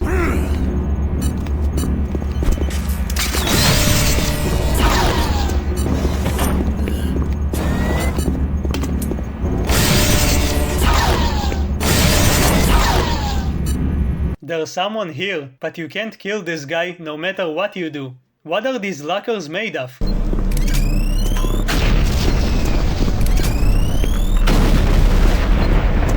Get the hell away from me! A new enemy shows up. It's basically an imp, but with a green projectile, a tail, and a pointy head. We reach some kind of portal and the protagonist is ready to go. The first Hell Knight appears. He's like a floating Hell Knight with no legs that can teleport.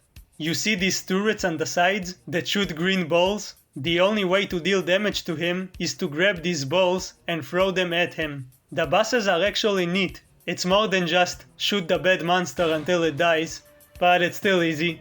Whenever you defeat one of them, the heart will absorb their soul, which will give you some kind of ability.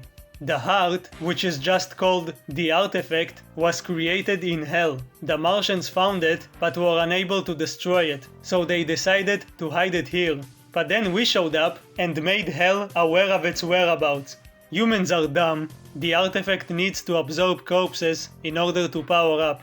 The first ability you get is slow motion, which lasts for a really long time. Enough for you to avoid environmental hazards and collect more bodies. And of course you can use it against enemies, which is kind of handy.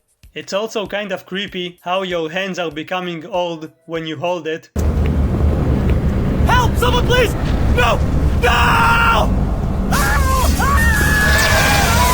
What? The imp didn't even touch him. He just fell for no reason. The game is kind of done with monster closets. Now it's just throwing enemies left and right. So you're gonna rely on your heart. Always listen to your heart. No, that's a stupid advice. Hearts can't talk. Now we find another addition to the game. Wait, I need to play some games.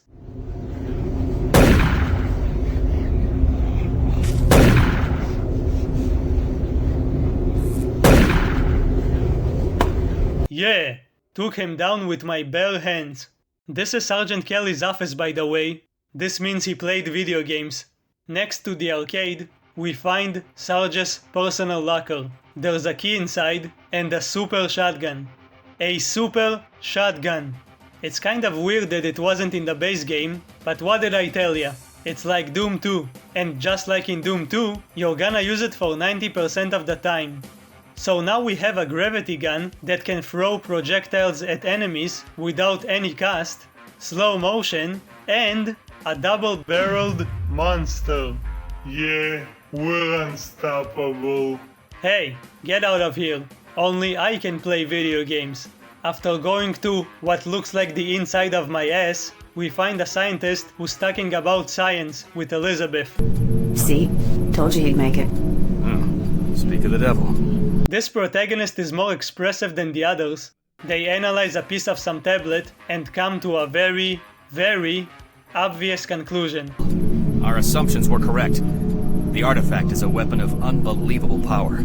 Yeah, I kind of understood that it's powerful. You do not need a science degree for that. They confirm that the artifact acts as a gateway from hell.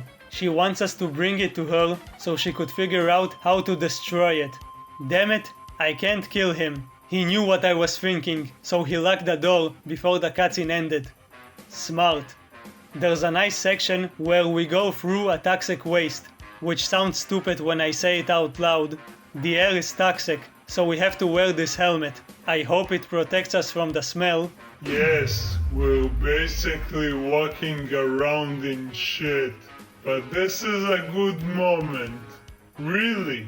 Now we're back outside, gunning down geckos, using the grabber to snatch some air canisters from a distance. It's cool.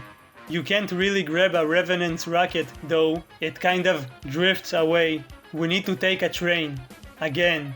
As we're about to activate it, the second hunter shows up.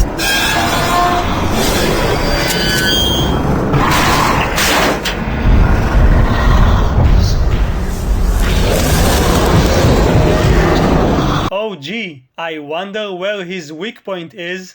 He likes to jump around, but all you need to do is shoot his heart in slow motion. You do it a few times and he goes down. Shot to the heart, and you're to blame.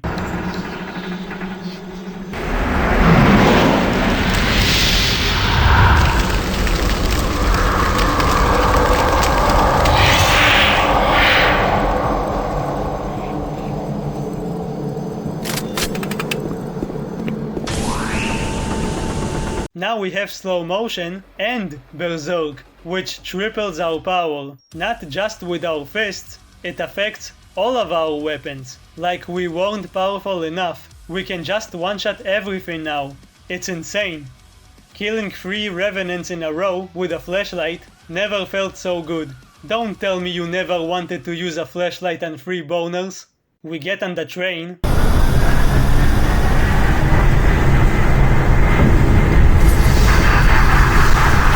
Oh, come on. That's not fair. The poor guy didn't stand a chance. He barely had a place to stand to begin with. And why do you have to spill blood all over my train? Are you gonna clean that? A new enemy shows up. The Bruiser. He's kind of tough, but that doesn't matter when I can one-shot him with my flashlight. He's got a TV with teeth. That's cool. I didn't know they had television in hell. There's actually a reason why he looks like that. He was supposed to be an enemy in the base game, who would disguise himself as a normal computer terminal. You would walk up to him, then boom, he would come to life. I'm not joking, this is real. Eventually, we meet Elizabeth. She found out something about the artifact. As long as it resides in our dimension, there's always the danger of it being awakened, and then another invasion. The ancients knew it, and now we know it. It must be returned to the source of its evil in order to be destroyed. They couldn't do it, so they locked it away and fought to their death. You can use the Delta teleporter to return the artifact to hell for good. I know this sounds crazy, but it's the only way. So you're telling me that I need to go to hell and return it to the demons? Like some kind of delivery man? Ah yes, hello, hey demons. I have a package for you. Just sign here, please. Hey, where's my tip? Our objective is to find and activate a portal to Heck. On the way there, we enter a large arena and encounter the final hunter.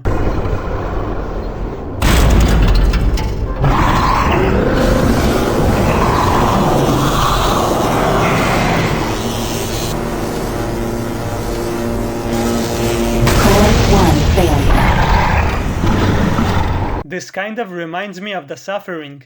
I really need to make a video about it. He's one of the few enemies who doesn't go down after a single shot while using Berserk, because he's all electric and shit. You gotta wait until he starts charging his energy, like a battery. Then open up one of these and blow it up. When all of them are destroyed, well, he's going to be shocked. Shut the fuck up!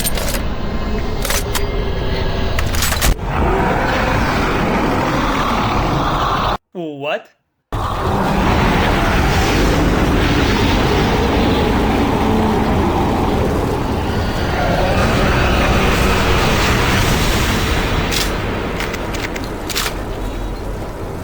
Now I also have the power of invulnerability. It's like I turned on all of the cheats at the same time. I am unstoppable.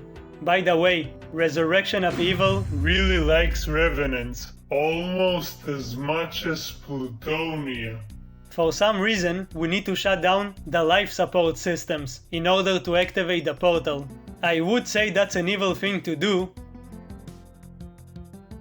The BFG is just lying beneath a train, taking a nap. Come here. Eventually we find ourselves at the same portal we used in Doom 3, I think. And finally, we take the highway to hell. Again.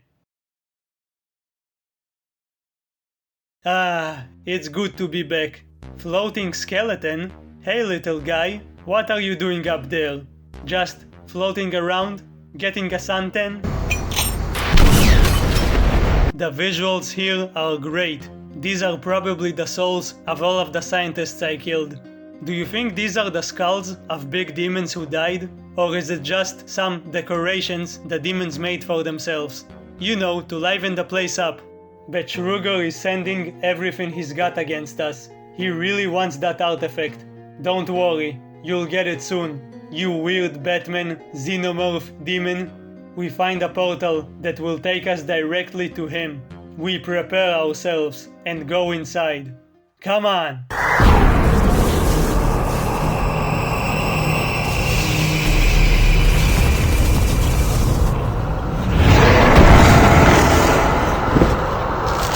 What did you hope to accomplish by coming here, mortal? Oh, I just wanted to see how ugly you are. You have something that belongs to me, and I want it.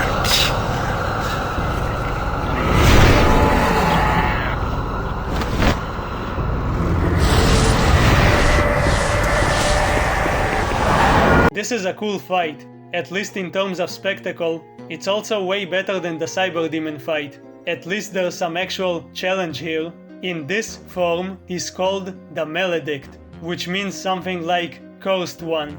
Yeah, definitely. He was cursed to be bold. That's why he became evil, you know. He never got over that. When he lost his hair, he lost his mind. He's got the largest health pool in the game. You pretty much have to use the artifact in order to win. Wait for him, slow down time, and blast him with the BFG. After you're out of ammo, use rockets. It's not hard, but it will take a while to finish. That's what she said.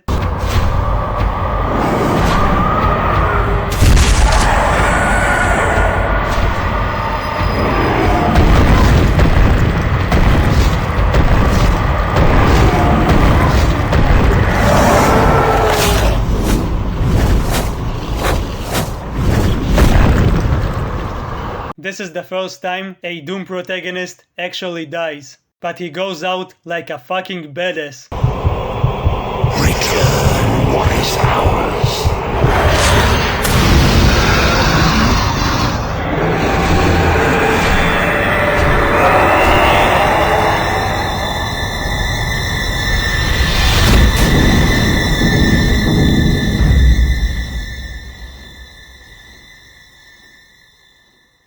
Okay, he didn't actually die. I think he somehow got teleported back. Marine? Marine, welcome home.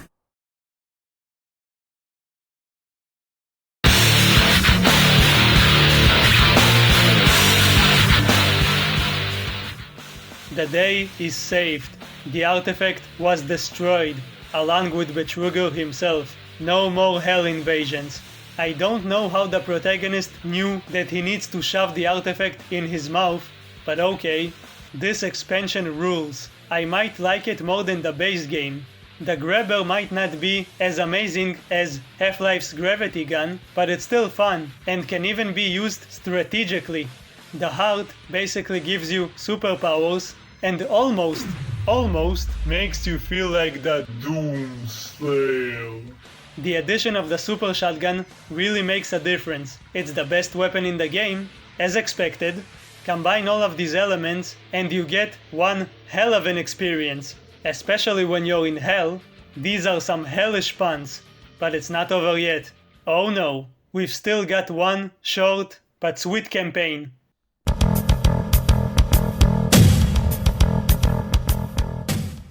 Now we get to the last mission, and for that I need to go to the BFG edition, because it's only available there.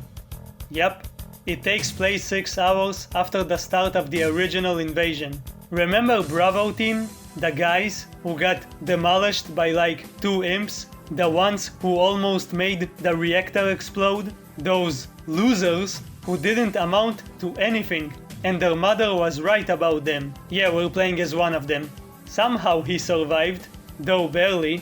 Of course we don't need to worry about the flashlight anymore. They finally learned how to duct tape it to their armor, which means I can't use it to hit the demons anymore, so that's like half of my entertainment down the drain. Unfortunately, we can't use the grabber and the heart, not to mention the super shotgun, so I'm stuck with the normal shotgun again. But hey, look at this guy. Suddenly he kicks everyone's asses all by himself. Maybe he had social anxiety when he was still part of the team. That's why he sucked, but now he's a badass. After killing waves of zombies, imps, and the occasional gunman, we're contacted by a Dr. Richard, voiced by Paul Eading. Eading? Eading? Paul Eading. Paul Eading. Paul Eading. Paul Eading. AKA Colonel Campbell from Metal Gear, which is fitting because we can only see him through a small screen for now. Monkeys! Your mission is to infiltrate the jungle and capture all of the monkeys. You said monkeys? Yes, monkeys. My name is Richard. Dr. Richard Myers, and I believe I'm the last one alive from my team. He basically tells us that everything's fucked, unless we manage to close a portal from inside of hell. So, I guess the one the Doom Marine closed with the Soul Cube wasn't enough. There's another one. Somehow this is a very special portal, and if we do not destroy it, the demons will be able to use it to reach Earth. That's not very good. Okay, I lied. You can actually get the super shotgun if you find the password. Oh baby, it's good to have you back. I'm never letting go of you again. I'm gonna be like those insecure, clingy boyfriends who won't let you hang out with your friends. Ever.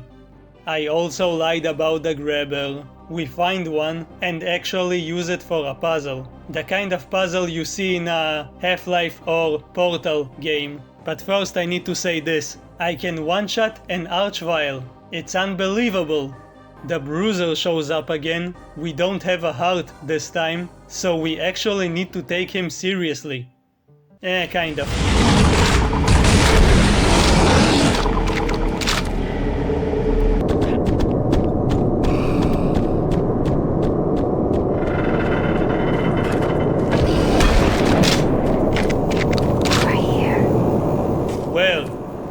Where are you? We find him, do some maintenance work, and now we can go to hell to deactivate the portal.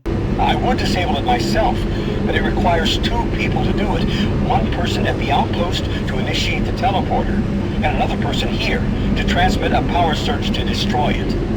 I know it's a lot to ask, but you'll need to go to the other dimension, find the remote outpost, and initiate the startup sequence. You're our only hope of defeating this— Monkeys! You just can't stop cheating on your test, huh? You can't stop copying from Valve. This is basically the same plan they had in Half-Life 1. The scientist needs to stay here to do some science, while the protagonist goes into the other dimension to shut the portal from within. And in order to do that, he needs to defeat a powerful creature. Fine, I'll do it. It's not like I haven't been there like 5 times today. Before we go, he gives us a disc that sheds more light about the invasion. Of course he worked with Betruger, and he admits how they used portals for dropshipping. It would be powerful enough to transport large equipment, even dropships. So Betruger dabbled in crypto and dropshipping? There's just no end to this chicanery. He also reveals exactly what started Betruger's descent into madness. Apparently, one day, the demons started talking to him in his dreams. They offered him great power in exchange for Earth itself. I don't know why they chose him. Did they think that he was the king of the planet or something? Yes. Demons contacted him through his dreams, offering him unimaginable powers. But they demanded he find a way to help them reclaim Earth. But I mean, yeah, sure. Sounds good. Only an idiot would refuse such a good deal. We activate the portal. See the inside of my anus again. And voila, we're back. Oh, someone dropped a BFG here. Don't mind if I do. It must have fell out of their pocket. Is that skull crying lava? That's hot. Gotta say, I never thought I would use a projectile from a Keko demon to kill a pink demon in hell. There's a few trippy set pieces, like this.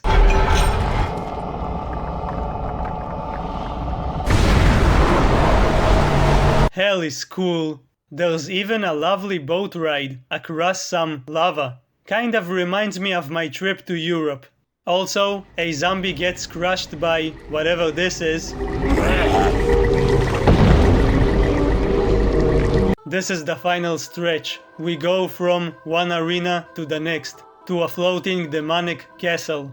The S-Spider is back, but now we have rockets and a big future gun, so she just dies in like 5 seconds.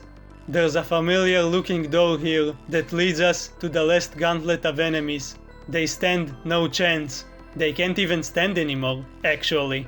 We find the teleporter, but before we can destroy it for good, we're ambushed by the remaining demons, followed up by the final boss, which is the icon of Nah, it's actually the Guardian from Doom 3, and he doesn't have those seekers that came out of his blue ball. He's vulnerable from the start, so you can shoot him just like any other enemy, meaning that, you know, it's super easy.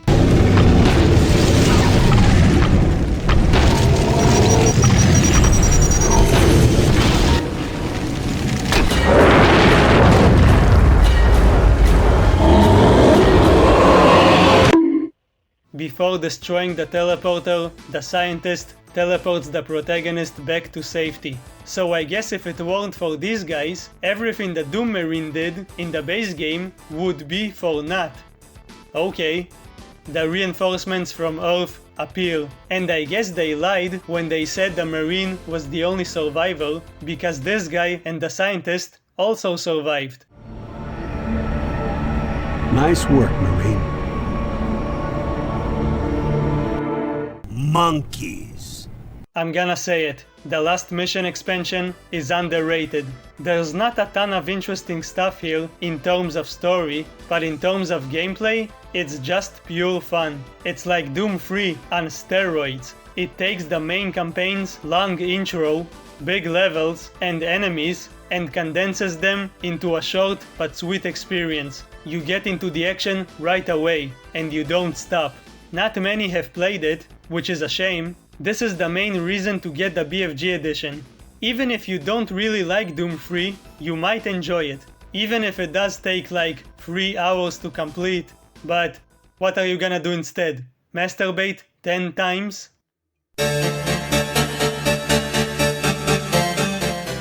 I just said that the last mission expansion is underrated. Well, actually, all of Doom 3 is underrated. A lot of people are pooping on it because it's not like the old and the new games, and you need to use the flashlight and the shotgun and the blah blah blah. I mean, okay, those things are true, but it doesn't matter. It's still good. If you like spooky stuff, then play it. Be one of the cool kids. Yes, it can be tedious with all of the monsters and the closets and the darkness, but not only is it fun, it also has a lot of cool tech stuff. I'm pretty sure this was the first game where I saw some kind of touch screen. It blew my tiny mind. Prey was the second game. This was nice, but now it's time to move on to the new ages, with all the ripping and the tearing, the Eternals, the Ancients and the Gods, and eventually the Dark Ages. Even though we've just been in the Dark Ages. Get it? Because we play Doom 3 and it's dark?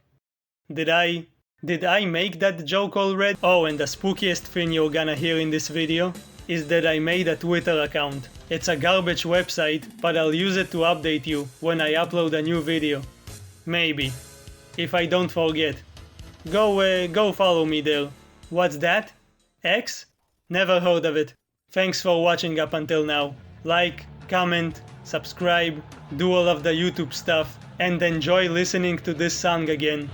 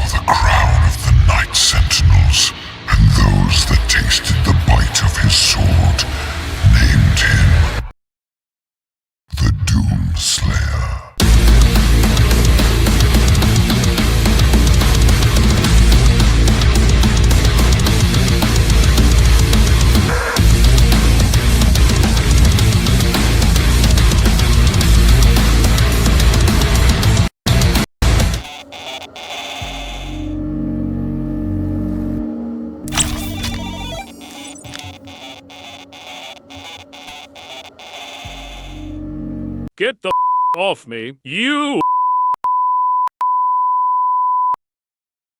Yes, we're finally talking about it. Doom 2016, baby. If you're an actual baby, don't watch this. After discussing the spookiest game ever,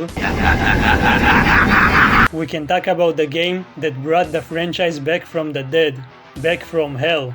The first game in the Doom Slayer saga. The franchise was in a bad place. It was in development hell.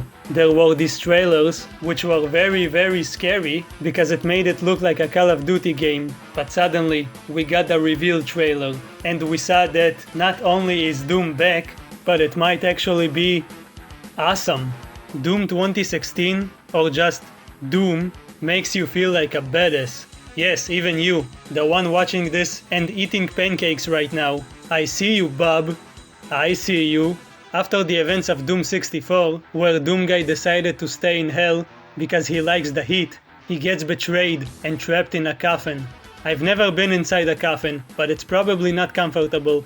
Obviously some stuff happened in between, but it's not important right now. All you need to know is that the coffin is about to open up.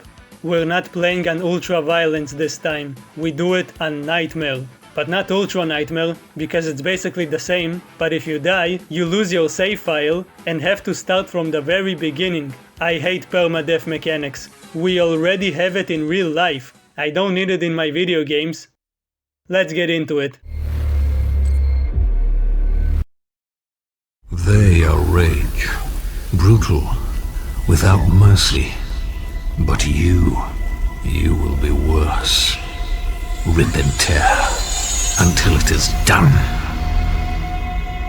This is one of the best openings to a Doom game, or any game, but I still find it funny how they use that quote from the Doom comic. You are huge, that means you have huge guts. We see a strange symbol, which shall remain a mystery for now. We realize we're chained and there's zombies all around us. Nobody is coming to save us. So we decide to do the logical thing and just break out by sheer force of will and rage.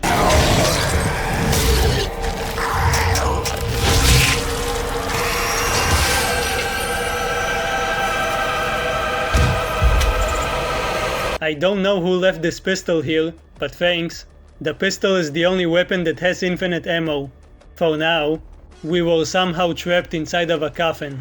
A hologram shows us a woman examining it. Even though there are people praying to it, she seems like she doesn't really like us, which is a typical response from any woman. Am I right, fellas? We have to contain this. Don't you mean we have to contain him? I'm not an object, lady. There's a skull casually lying on the desk. We are playing as Doomguy, But this battle armor doesn't look like the one he had in the previous games. There's a reason for that.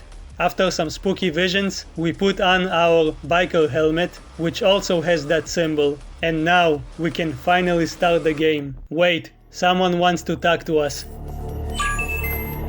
Welcome. I'm Dr. Samuel Hayden. I'm the head of this facility.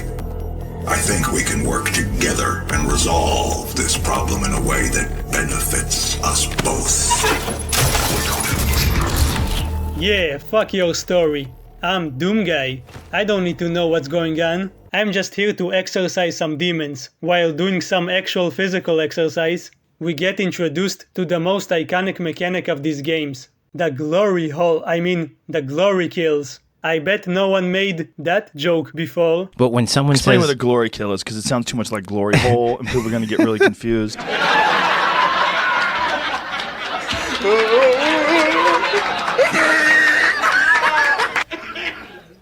It's fast. You're invulnerable while you do it, and it looks cool. When they have low HP, you can kill them in a glorious fashion, which somehow makes the demons drop health pickups.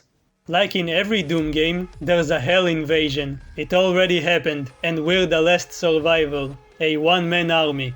The classic enemies start to slowly show up. Of course we've got the imps, don't disrespect them. On this difficulty, they can knock you down in 2 seconds. Throughout the game, we're gonna find these gore nests. Nests of gore. We can't proceed until they are destroyed. When they explode, they summon demons. This happens like 50 times, but it never gets repetitive, because the combat is tight. Okay, now the game actually begins. He cannot be allowed to leave this place. He would ruin everything.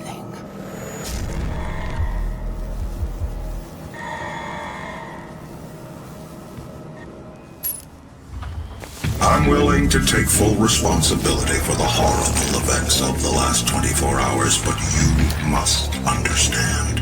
Our interest in their world was purely for the betterment of mankind. Everything has clearly gotten out of hand now, yes. But it was worth the risk, I assure you.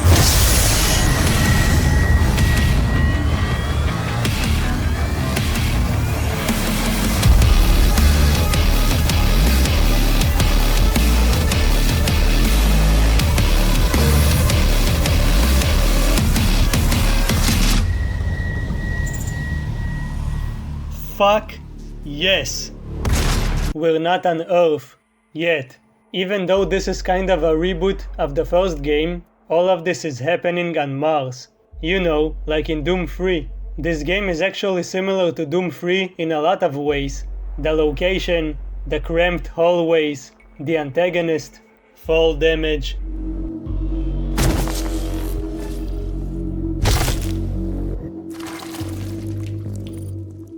It even tries to jump scare you one time. Ooh, spooky, ooh.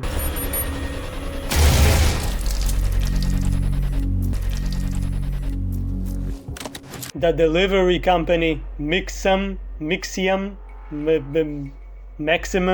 it's the same delivery company. That means Doom 3 is canon. Also, I forgot to make this joke when I talked about it, so I'm gonna do it now. Ahem. Why are all of these monsters coming out of these monster closets? What are they, gay?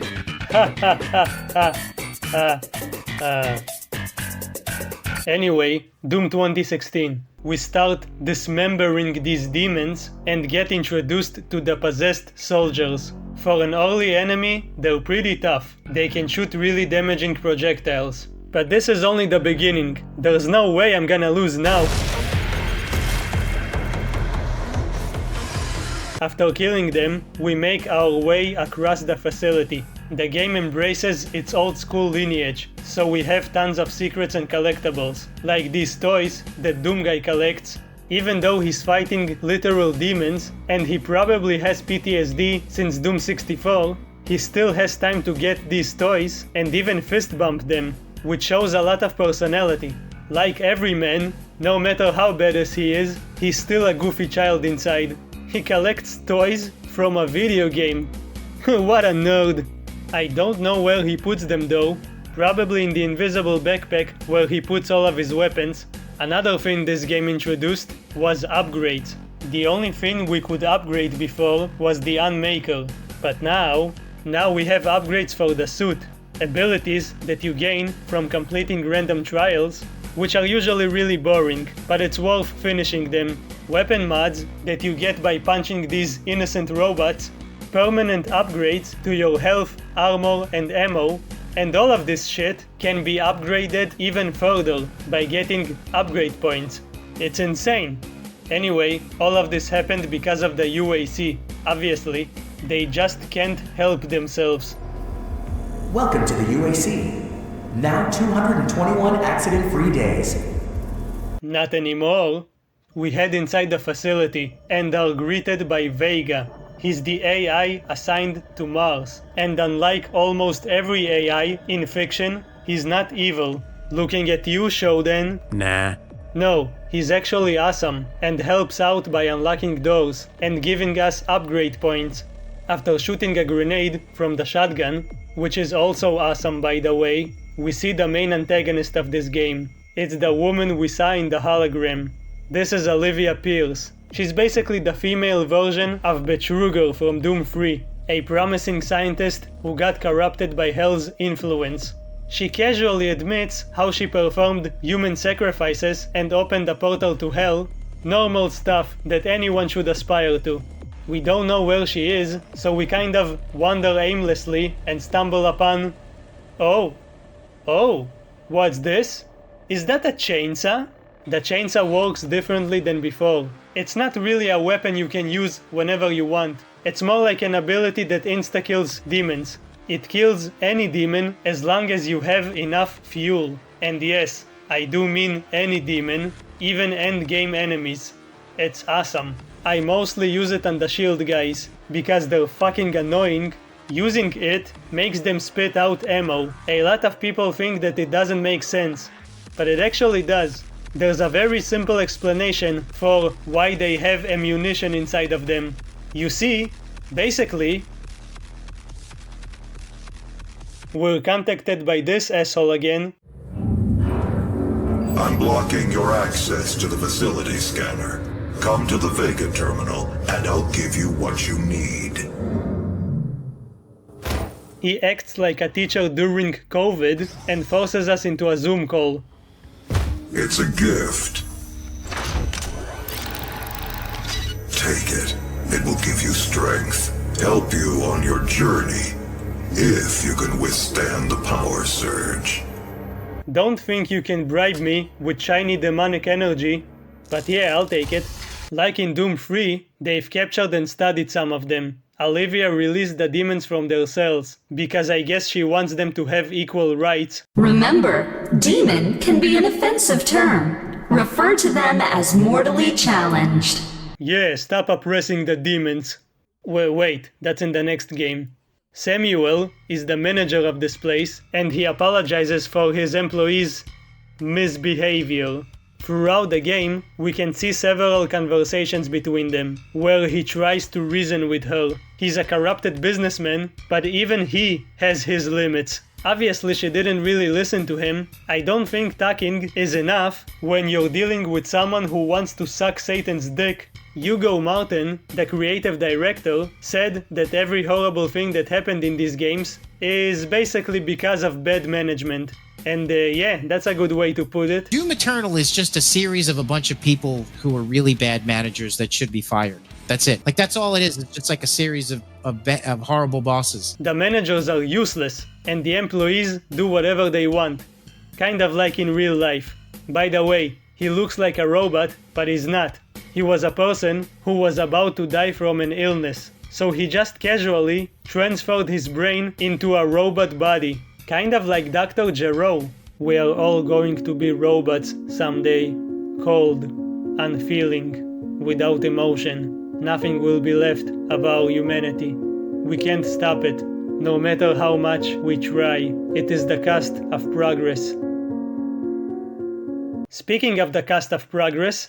You may not agree with our research, but know this. We exploited Hell and its resources because it was in mankind's best interest to do so. What you now see in this facility is the cost of progress. In other words, he's justifying killing thousands of people because supposedly there's an energy crisis on Earth. We've depleted most of the resources, so Samuel said, let's go to Hell. Take their energy and use it instead of ours. It's okay, the demons aren't using it. This will definitely not backfire. We later see their expeditions into Hell. The decision to come here made the demons aware of our dimension, and is what ultimately caused Olivia to be obsessed with them. So yeah, nice going, genius. We meet the Hellraiser. They like to hang back and shoot a really damaging laser at you. I wonder if he can scratch his ass with that arm, or any other area. It doesn't have to be the ass. A few dead demons later, we encounter the Hell Knight. He looks like he did in Doom 3, but now he's a wrestler, football player. He's fast, he jumps around, but we still kick his ass, or punch his face off. Come on, let's dance. Can't get me, you can't get me. I've played this game so many times. You don't know who you're dealing with. You can't touch me. Well, technically he didn't touch me. It was the shockwave that got me.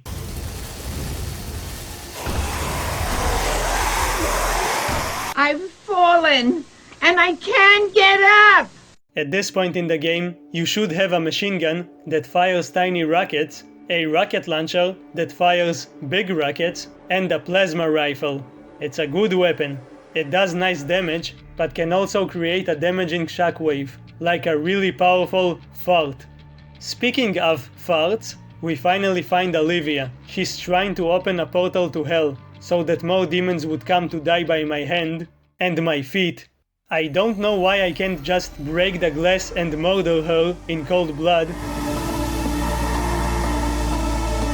You could not have saved them anyway. Oh, why didn't you say that earlier? Okay, I'll stop trying to save humanity then. She's using some kind of energy tower to open a portal in the sky. It looks like this. In order to stop her, we need to deactivate the tower. In order to do that, we need to disable some energy filters. Samuel gives us careful instructions about this delicate procedure. We're only temporarily disabling the tower. You need to remove each lens individually. Carefully release the hinges. Warning. Energy contamination detected. Destroying the production of Argent energy isn't necessary. Yeah, but it's fun. Also, you might have guessed at this point, but Doomguy isn't the biggest fan of Hell, like some people I know, some weirdos, so he isn't really keen on letting Samuel use it. He doesn't want any of it to be left in our dimension. So he goes around kicking every filter he can find, like an angry gorilla trying to step on a bug. And Sammy isn't really happy about that. If stopping our energy production is what you want, then you need only to destroy this last filter, and Argent energy will no longer exist in this solar system. We will be back at square one.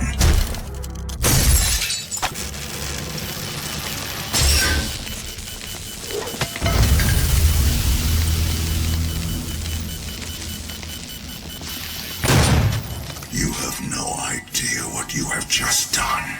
Yeah, vandalism. Now all we need to do is find her and kill the remaining demons. You know, everyone says that when you get the super shotgun in Doom 2016, the game becomes a piece of cake. A cakewalk, if you will. A walking cake. You just go near the demons and blast them in the face. Well, I'm here to tell you that it's absolutely true. It's so powerful, it doesn't even have weapon mods. You know how powerful it is? The summoner shows up, which is kind of like an archvile. It can summon demons, but I kill it with 2 shots, before it can even do anything. Awesome. I didn't talk about the power-ups yet. You will occasionally find them floating around. There's Berserk. It works like it did in Doom 3, only without the constant screaming. It gives you the ability to one-shot anybody. You basically perform super glory kills. I like the way he runs. It's like he's jogging very aggressively. There's the quad damage from Quake, because why not? It boosts the damage you deal, but I have no idea by how much. It's not clear. Invulnerability, which is obvious, and Haze. Haze is basically super speed. Enjoy seeing these power-ups because they will be almost extinct in the next game. The Revenant shows up and he's looking spicy. He has a jetpack? I want a jetpack. Apparently, they're not even demons. They are corrupted humans. There was even a Revenant program. Listen to this. Volunteers are currently needed for the UAC's exciting new Revenant research program. Expand your potential, experience something new, and go beyond mere mortal limitations. See Jessica in Human Resources to find out if you qualify.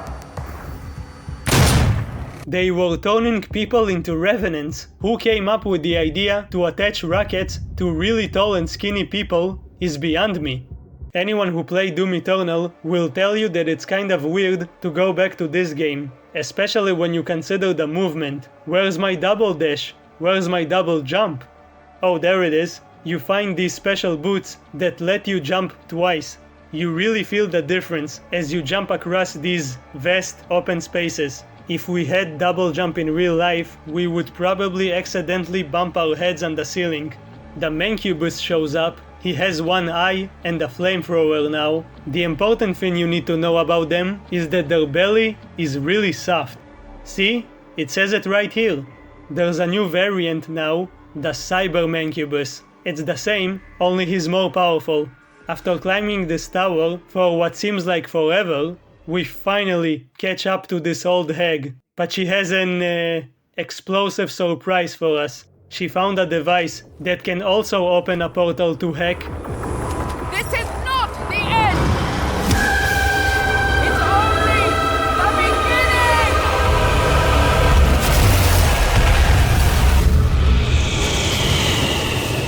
beginning! You bitch!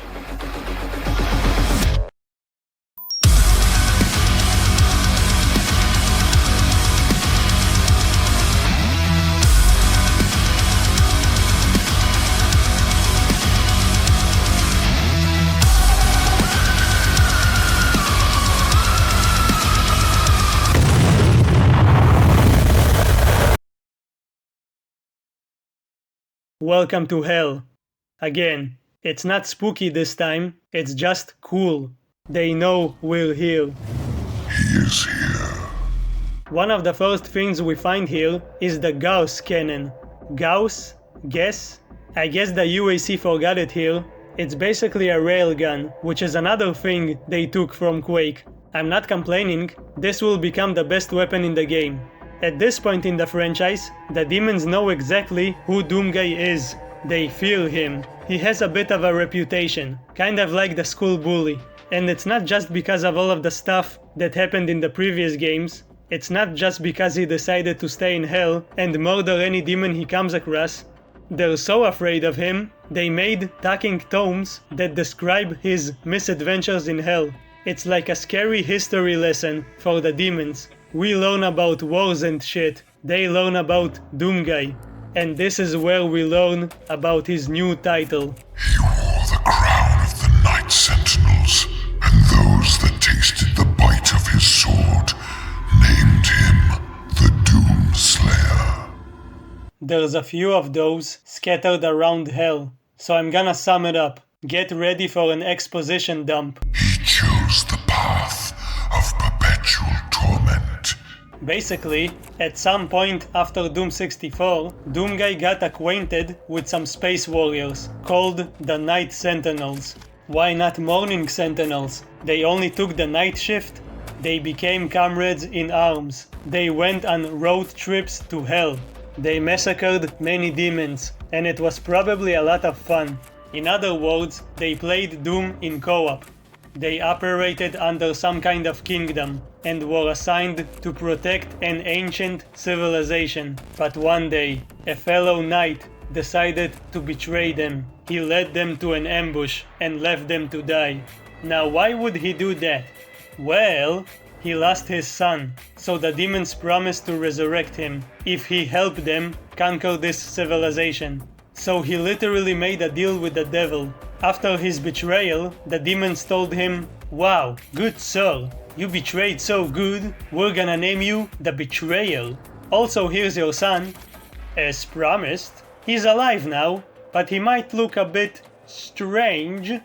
Don't worry, it's normal. Obviously they lied. They resurrected him as the icon of sin. I guess it was a resurrection of evil, and I'm also guessing this isn't the same icon of sin from Doom 2. For now he's just sleeping, but you can fire in the hole, just like in the good old days. I don't even think he cares about getting a rocket to the face, but you will get something if you do it. After all of that chicanery, the betrayer became an outcast. All of the knights in Doomguy's party were slaughtered, and he was left in hell, all alone. Again, it's basically the same situation as the ending in Doom 64, but now he's even more angry, and even more powerful. He probably trained with the Sentinels, but that is not why he's so much powerful. According to the Stacking Stone, at some point he met with a creature known as the Wretch, a wretched creature. The only thing we know about it is that it was a traitor to hell. It was the one who either gave him or upgraded the armor. He also gave him a sword and a shield. Seems familiar? The wretch adorned the Doomslayer in a mighty armor, wrought in the forges of hell, impenetrable and unyielding, with sword and shield of adamantine strength. The Doomslayer set to banishing all that were left unbroken by his savagery to the void. I believe there's a good chance we'll see him in the Dark Ages. Doomguy also met with someone called the Seraphim, who gave him terrible power and speed. Basically, he was the one who gave him his super strength. The demons feared him so much, they started calling him evil. He was like the boogeyman. The Doom-Gee-Man? No, that's stupid. So not only was he already strong, but there are weird creatures who are helping him become stronger. And now, he also has the ability to get even stronger anytime he kills a demon, which might explain why they drop health pickups when they die. So yeah, the demons have no chance. They eventually started sending Titans, which are the most ancient and powerful demons in all of hell.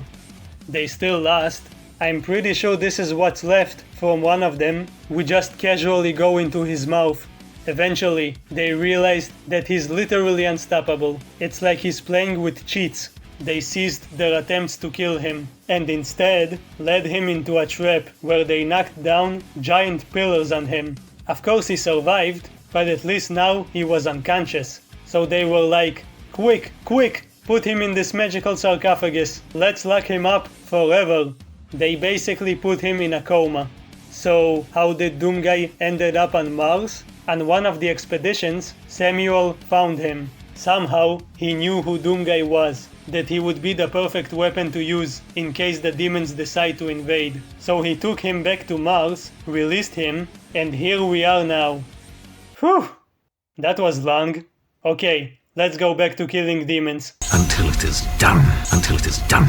Until it is done. Until it is done. Until it is done. Until it is done.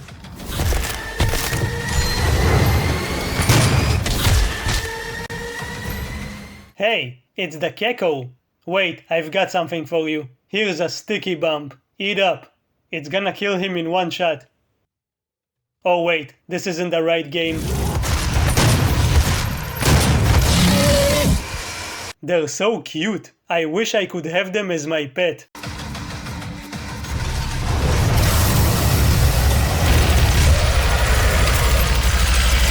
No, Revy! Grab my hand. Oh, he fell down. Even though he can fly. Around this point, we find the chain gun. And Commander Keen? Did you bring this chain gun here? I barely use it in this game, but it is powerful, especially when it turns into a freaking mobile turret. We also get an upgrade for the railgun, the siege mode. You cannot move while using it, at least at first, but it amplifies your shots, and now you can penetrate through enemies and basically one-shot anything. Well, almost anything. The Barons of Hell got a cool makeover. They are the toughest regular enemies. They can kill you in seconds, but you can do the same to them.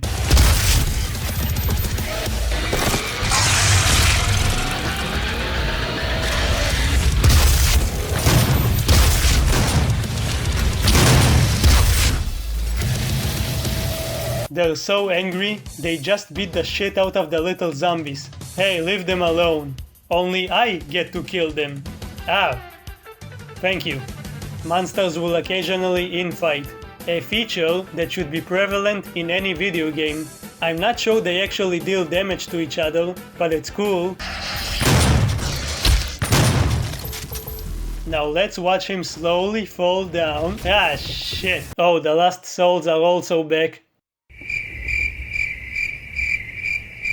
After playing Doom Eternal for so long, I can't help but miss the double dash. There's not even one dash here. You know what happens if you press the dash button? You walk. Walk! That seems like an intentional design flaw, if you ask me. Who wants to walk in a Doom game? You should always be running like you're searching for the nearest bathroom. This specific trip to Hell wasn't planned. Olivia teleported us against our will. So we eventually find a portal back to Mars. We're back at the Argent facility, but now it's destroyed. Ooh.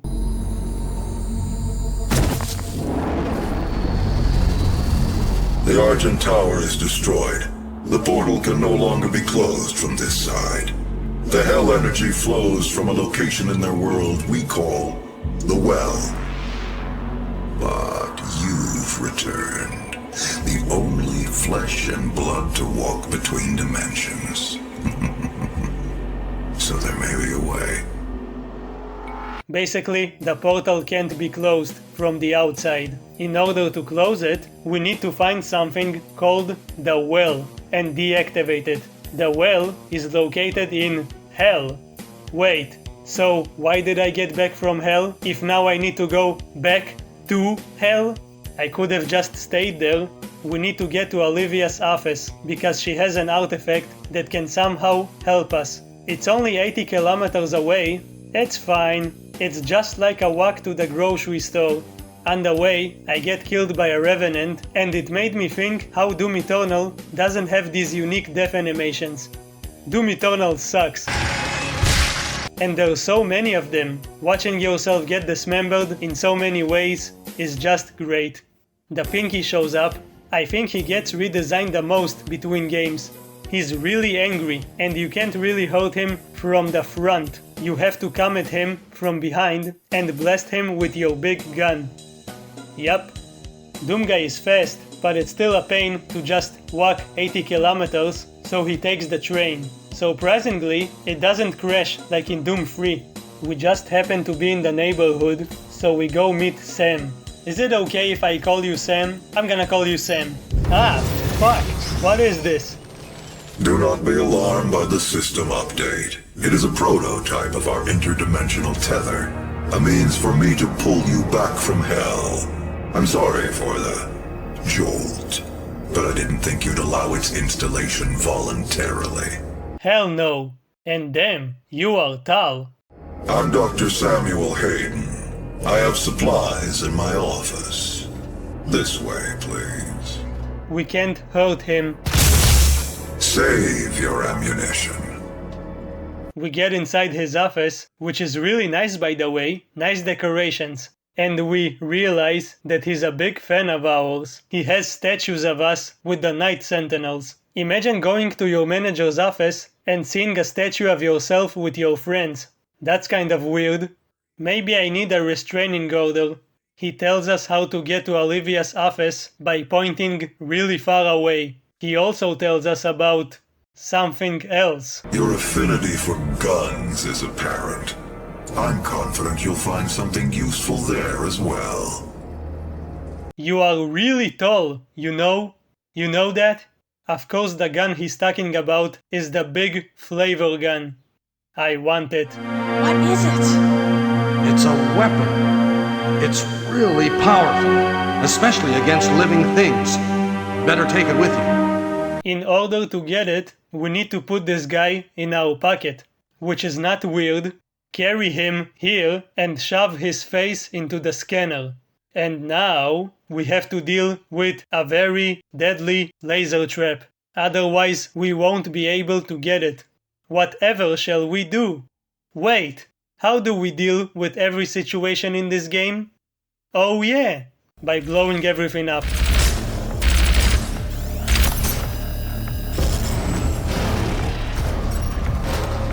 Yep.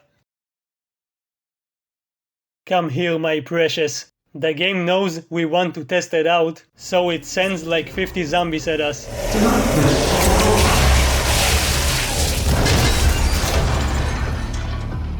As expected, it shreds through everything. But you know what? I'm not gonna use it against the bosses. I'm gonna beat them the hard way. Okay, I'm gonna use it against the first one, because it's cool.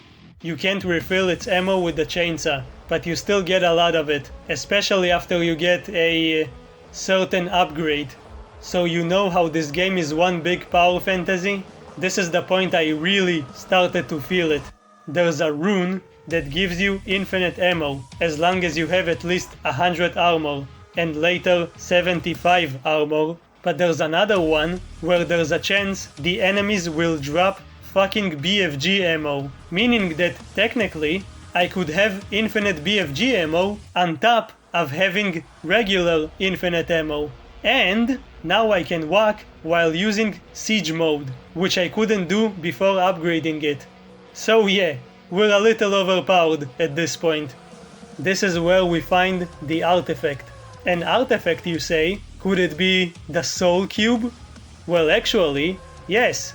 She does have the soul cube, but it's just a decoration, I guess.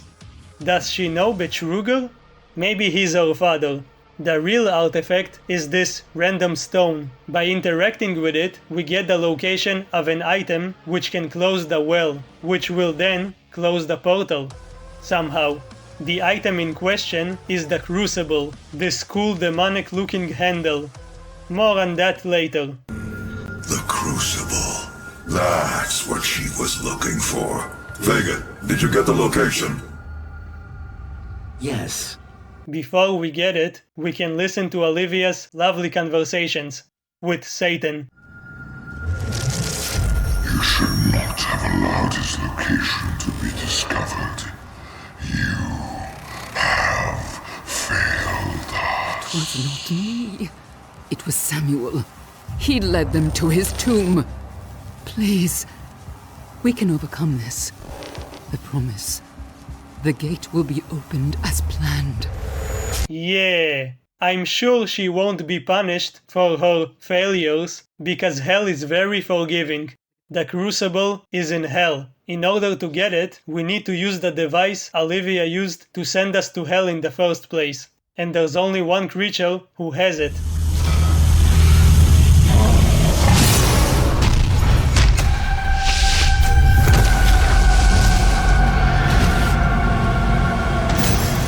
The Cyber Demon is back. According to his bio, he was made by the UAC, because they really like making uncontrollable things that can kill them. Maybe they were depressed at the time and didn't want to live.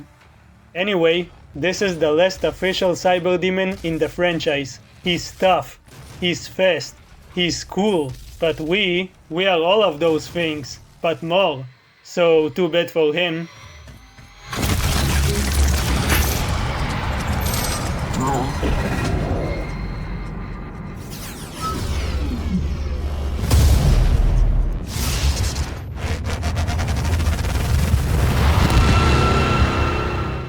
The device teleports us to hell. The devil, or whoever's in charge right now, revives him. Good, it was over too quickly. I'm gonna quick swap like crazy and knock you down in less than a minute. Let's go!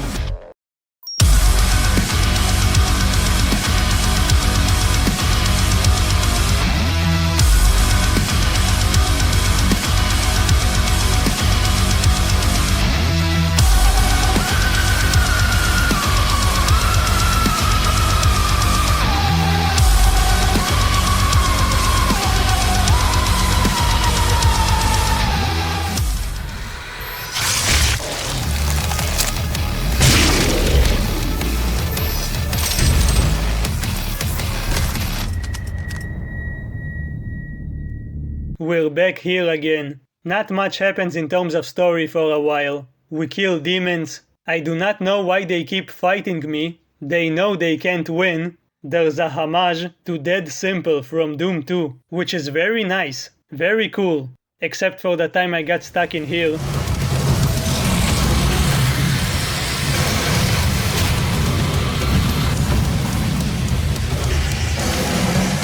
Eventually we find the Crucible, but it's guarded by the Guardian, which is obvious if you look at its name. No, not that Guardian. This one. So, did they name him the Guardian because that was his job? Or was he born with that name and that's why they gave him this job? I wanted to ask him, but I was too busy ripping him apart. Give me that. It's mine now. Okay, actually, I don't want it. Here, take it back.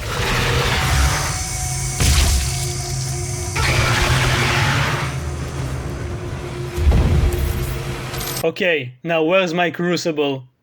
Oh, there's more. 2 more show up, and you know what?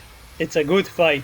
There's only 3 boss fights in this game, so we need to savor each one. They have a spinning fire attack. They can jump at you, use some kind of energy Hadouken, which you can shoot and make it explode in their face. Even though they look like stone golems, they're actually controlled by some kind of demonic parasite. Here, let me show you.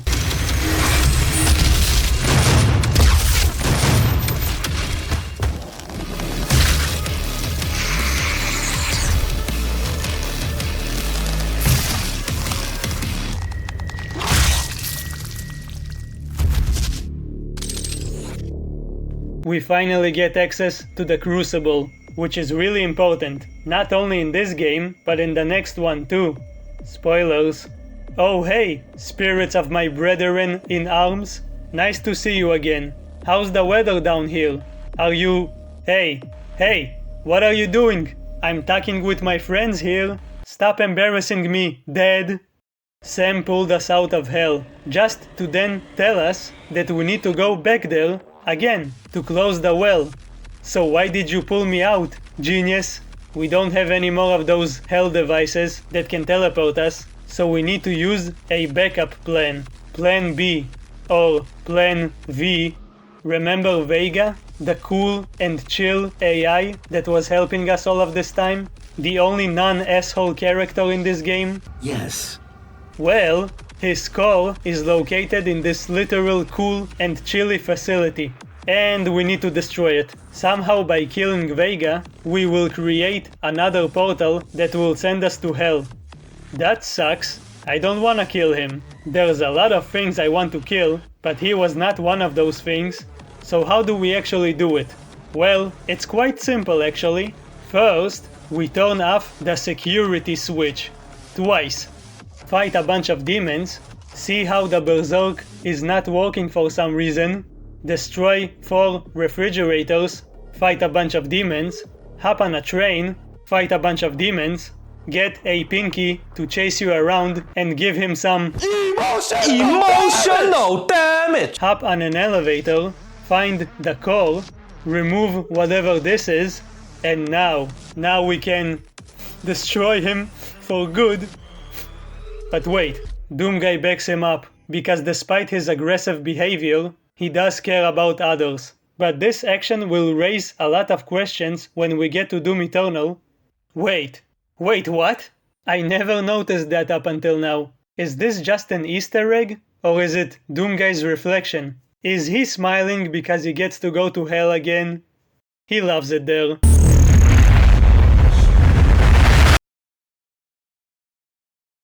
At this point I realized I wasn't spending points at all, because I already have all that I need. So I spent it on the pistol, for shits and giggles, poops and laughs. We're in Argent de Nur. De Nur? De Nur. Is that French? It's the place the Night Sentinels were supposed to protect. It was absorbed into hell itself, kind of like Deimos in Doom 1. The people of this place worshipped entities known as the Wraiths, who are very cool and ancient creatures, or so I'm told. But now its people have perished, and the Wraiths are used as energy generators for the well. Something like that. Somehow the demons transformed them into the well itself. So in order to destroy it, we need to lay them to rest. How do we do that? By stabbing them really hard with the crucible. Yeah, I always feel rested after being stabbed.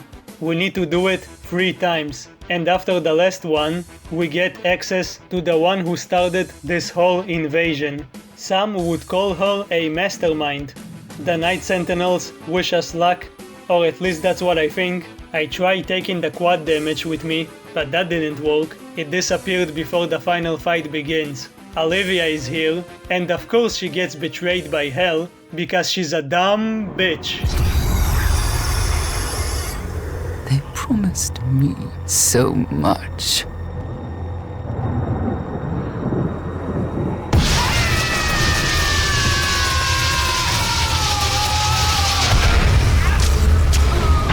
She gets turned into the Spider Mastermind, against her will.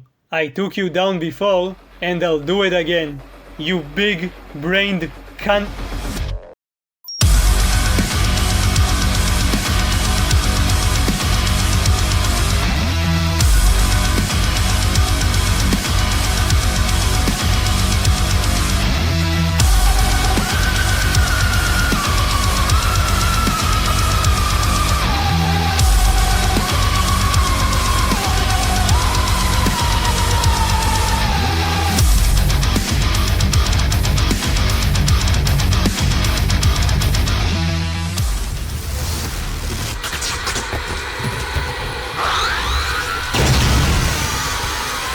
There, I beat her without using the BFG. The only BFG shot I'm gonna fire is inside of her mouth.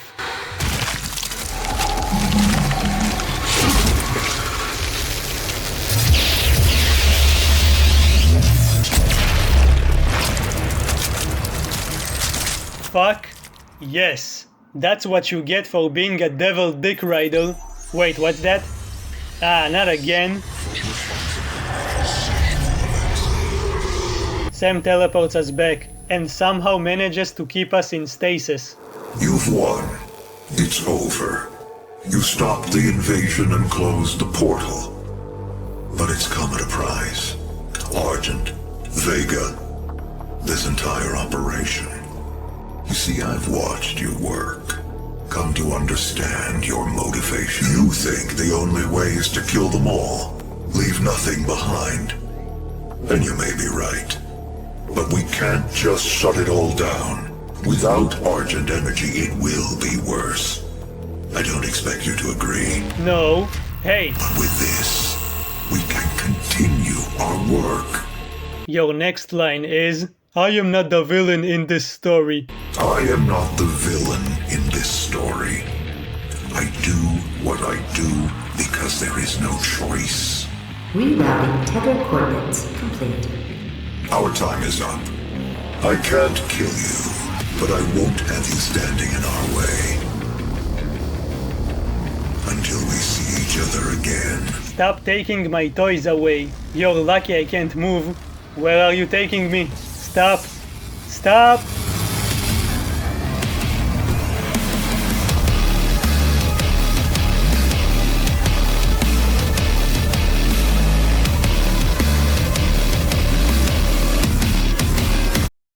Ah, why did the music cut off? It was a sword all along. Why didn't we use it? I know why the developers made him pull out the sword, because it's cool as shit. But why did Sam actually do it? Was it some kind of intimidation tactic? And with that, our journey is complete. Doomguy goes to sleep somewhere until the next game, Sam is doing some shady stuff, and we just finished one of the best games I've had the pleasure of playing. I'm still bitter about the sword.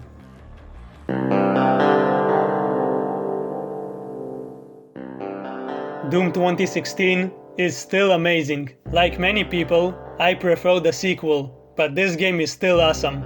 There's so much love and passion here. I didn't even mention the classic maps. Yeah, you can play some of the levels from the original games, though it's not really balanced. They use the enemies from Doom 2016, which are much tougher. There's the first level of Doom 1, you usually start with just the pistol, but you can get other weapons from the usual secrets. There's Phobos Anomaly with the 2 Barons, the Tower of Babel, where you fight the Cyber Demon. He doesn't have all of his fancy moves, and he's a bit janky.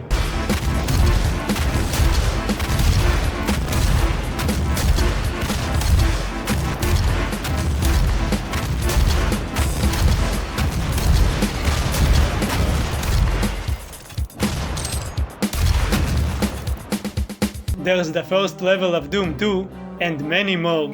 I saved the best for last. It's something that I don't really talk about in my videos, but I have to mention it here. The fucking music. If you don't mention the music when you talk about this game, you will go to prison. Mick Gordon did a banger job. His tracks are an integral part of the experience. You don't really feel like you're ripping and tearing without the song Rip and Tear playing in the background. It's just not the same. The music is also dynamic, changing based on your actions.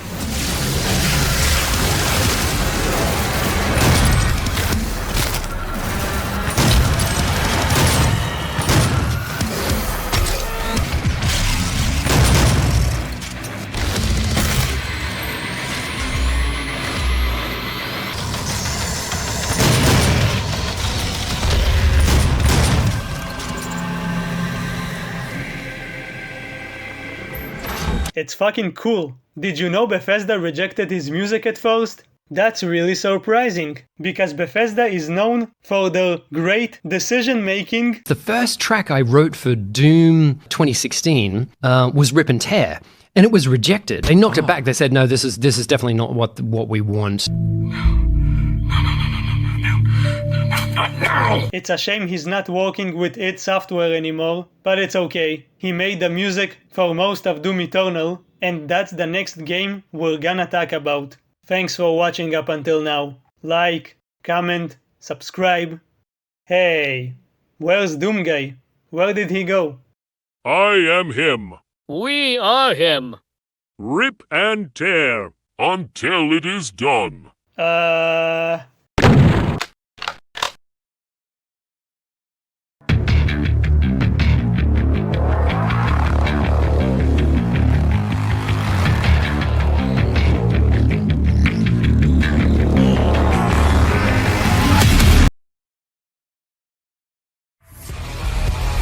Against all the evil that hell can conjure, all the wickedness that mankind can produce, we will send unto them only you. Rip and tear until it is done.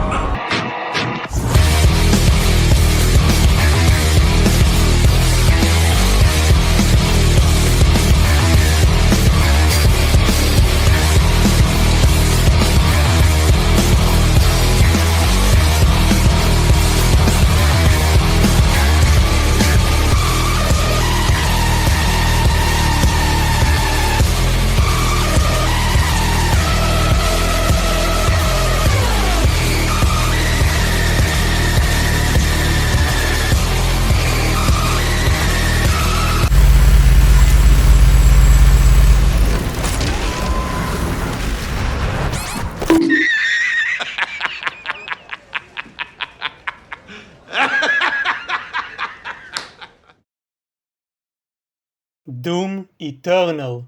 Yes. Sorry for the long intro, I just wanted to emphasize how awesome this game is, in case you didn't know. It's even more awesome if you play as the fabled Doomicorn. Unfortunately, I'm not going to do that for this video, for authenticity, or something like that. Doom 2016 was a banger, one of the best banging games ever. Super fast-paced action, yet Doom Eternal somehow makes it feel like a grandma trying to climb on a reverse escalator. I'm trying to say it feels slow by comparison. I'm not gonna waste more time with this intro, there's a lot to talk about. We play on Nightmare again, but in extra life mode. It's like Ultra Nightmare, you can't reload your save, and if you lose all of your lives, you start from the beginning. But at least you have more than one attempt, so you know, it's actually fun. Let's get into it. I love this cutscene so much, I wanted to just play the whole thing without talking. The game starts with someone named King Novik telling us to rip and tear. It's the second time in a row this happens. That's how Doom 2016 started, though I'm pretty sure it's not the same voice. Rip and tear until it is done. Rip and tear until it is done. Speaking of which, at the end of that game, Doomguy was trapped by Sam. You know, that asshole robot. We don't know for how long, we don't even know if Doomguy went to the bathroom this whole time. Dude was pissing inside of his suit. Dude guy? But now suddenly, he has a floating space castle, where he observes our planet, waiting until the demons invade. And I guess he waited too long, because like 60% of humanity is already gone, before the game even begins. Nearly 60% of our planet has been consumed by the invaders. I guess he was too busy playing video games on his awesome PC, so he didn't notice. Typical PC gamer. It happened to me too. Or maybe he was talking with Vega. Yeah, remember that cute AI? We backed him up before we destroyed him, so Vega is in the space castle with us. We'll talk about the space castle later. Anyway, Doomguy finally got his lazy butt out of his gaming chair, and now he gets ready to kick some demon buttocks. For it is he that they fear, not man, or his armies. They fear the mark of the beast.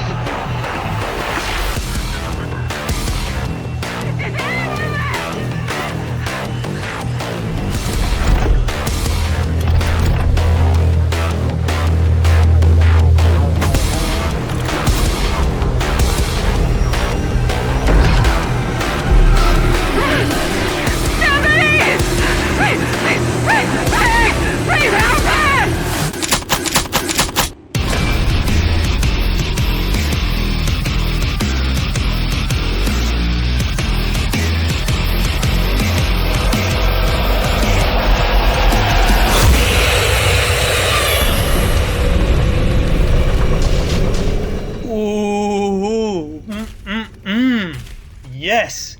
It's so good to be back.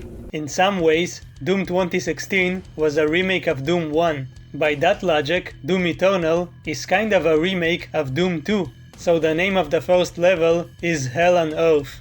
We kill a few zombies and immediately get the chainsaw. It's going to be the most important tool in our arsenal. Why? Because you run out of ammo faster than a protagonist in a survival horror game. You will constantly be low on ammunition, meaning you'll have to use the chainsaw. A lot. You will always be able to use it at least once, and there's always going to be weak enemies for you to chainsaw. The game knows you'll constantly be using it, so it immediately does the animation as soon as you press the button. You just press the button and whoosh! You don't need to first whip it out and then use it on the enemy. Which is what I tell people when they want to send dick pics. Just don't do it. Don't whip it out and take a picture of it. Women don't want to see that. You're just embarrassing yourself. It has less maximum charges now, only 3, so you cannot use it on super strong enemies like the Baron of Heck. He's on fire now. You can also double jump as soon as you start the game. Oh, and Doomguy has a switchblade now, like the Predator. He only uses it in glory kills, and it's very sharp.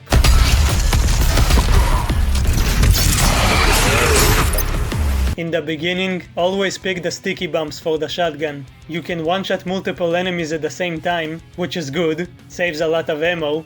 The other mod is good when you fully upgrade it. It turns your shotgun into a machine gun and makes enemies drop ammo upon death, but only for the shotgun. It's best to use it against the weakest demons and some other enemies, but it can be useful in the beginning. It makes it easy to deal with the Arachnatrons. Yeah, there's Arachnatrons in the first level. That's normal. Doomguy doesn't punch the robot this time. I guess he started liking them more after hanging out with Vega. So in the cutscene, Vega said something about a Hell Priest. There are 3 of them. As long as they live, the demons will continue to invade. Somehow, they didn't seem to have a problem invading by themselves in Doom 2 or in any other game. Whatever, we kill a bunch of demons and find this douchebag. You? Yeah, it's me. My soul remains guarded. Not anymore.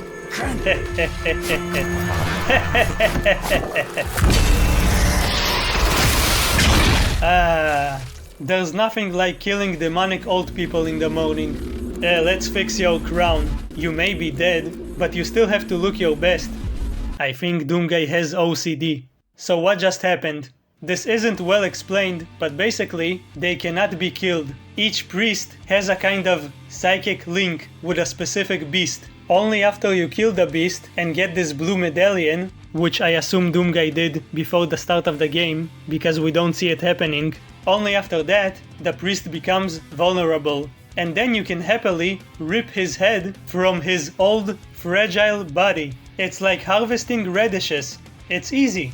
By the way, this entire time we were inside some kind of giant hell monster. They're actually slaves, and the priests basically use them as a taxi. I guess it's harmless, so we don't kill it. We just jump out of it and see the literal hell on earth.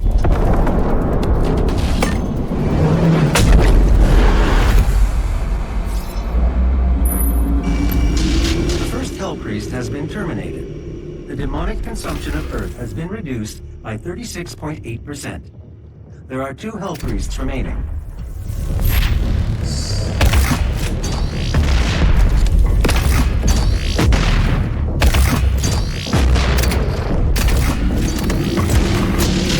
Damn, that's the strongest Cacodemon I've seen. I usually don't talk about graphics and visuals, but damn it, I adore the visuals in this game. The hellish landscapes. Not only is it gorgeous, in a fucked up, demonic sort of way, it also tells a story. The humans fought with everything they had, but they lost, and now hell is taking over.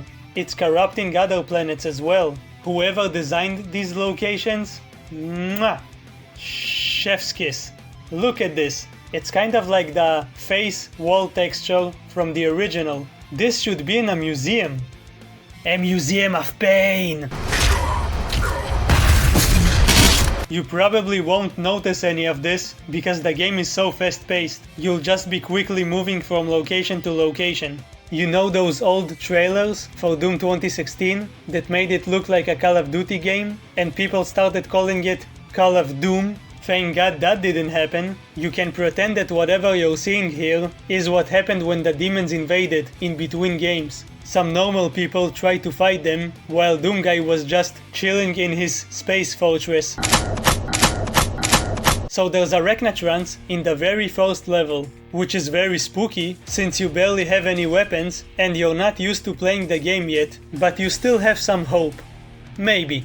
This game introduced weak points. Some enemies have specific parts that you can shoot, which will make them way less dangerous. Shoot a sticky bomb at his cannon and sploosh. Now he can't fire his annoying fast lasers at you. Same goes for the Cacodemon. As you might have guessed, they also appear in the first level. That's kind of brutal, but you can chuck a grenade into their mouth, which will put them in an instant glory kill state. This was a great source of entertainment for me. It's so simple, yet so brilliant. And then you find a shoulder-mounted grenade launcher. I don't know what it was doing in this random train, but whatever. So you can basically kill them in one hit, but it might be difficult to do that when you have big spiders and flying tomatoes in the same room, and I already lost a life. And then another one to some basic fodder. That's embarrassing. Thankfully, you can get more lives by simply exploring. I don't think there's a limit to how much you can collect. They feel kind of weird and out of place in a Doom game, yet at the same time, this game is insane, especially on the harder difficulties, so I guess it's fine. You will usually find them in secret areas. We gotta talk about the secrets. Yes, you wanna know what's going on in the story. Just wait, I'm getting to it. Stop screaming at me! I didn't say anything. I'm sorry. Maybe you should stop talking about video games and get a real job. Anyway, the secrets are kind of hidden in plain sight. Half of the time, they don't contain anything that will help you in the gameplay, but you should still find them because they are neat. You can find toys, cheat codes, yes, old school cheat codes, more toys. Yeah, the secrets are great. Ow. Albums that only have one song in them, but it's still cool. Not only from this game, not only from this franchise even. You can find songs from Quake, Wolfenstein, even Commander Keen. The other half of the secrets are usually upgrades. Tons and tons of different upgrades. One of them literally gives you slow motion, which is cool as heck. I used it a lot on my first playthrough, but now I don't use it at all. You might have noticed that everything is more colorful this time around. There's a reason for that, because the game is super duper fast paced and there's tons of items constantly flying around, our fragile human mind cannot process all of it. There's demons, projectiles, health, armor, ammo, your hopes, your dreams. You have to know which is which in the middle of combat. The developers smartly made every item have a bright and distinct color. So, for example, when you see some green shit flying around, you instantly know that it's armor. If it's blue, it's health. If it's red, well, I think that's a you problem.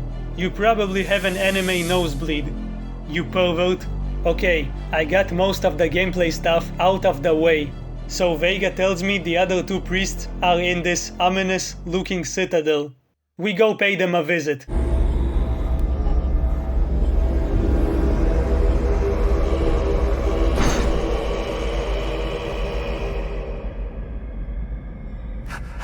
How can this be? No man can pass through the gate. Shh! Here's a present for you. This stops nothing!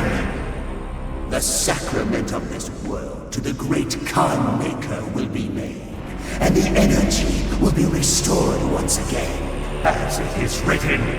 Yeah. I feel like I'm the school bully, and the teachers are telling me to behave. Just piss off, geezers. I'll kill you later.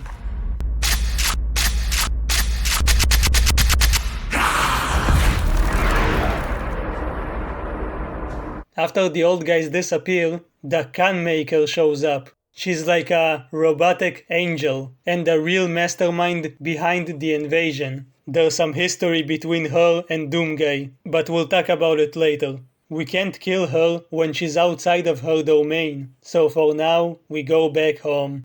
You cannot resist the will of the Khan Maker. Activating the portal now. For it was you who was meant to enforce it.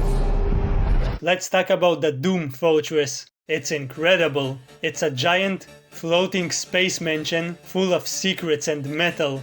And heavy metal. You can listen to all of the songs that you found. I don't know exactly where and how he got it, but we know who made it. Remember the Sentinels? Those cool space warriors that trained Doomguy? This fortress was either built by them or for them. They also appear in this game as ghosts and give you upgrade points. Thanks, dude.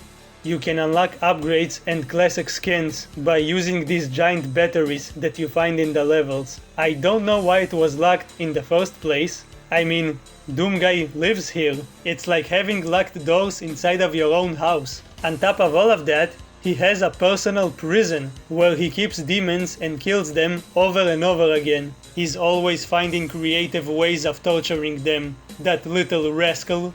But that's not important. This is important. Doomguy has a man cave.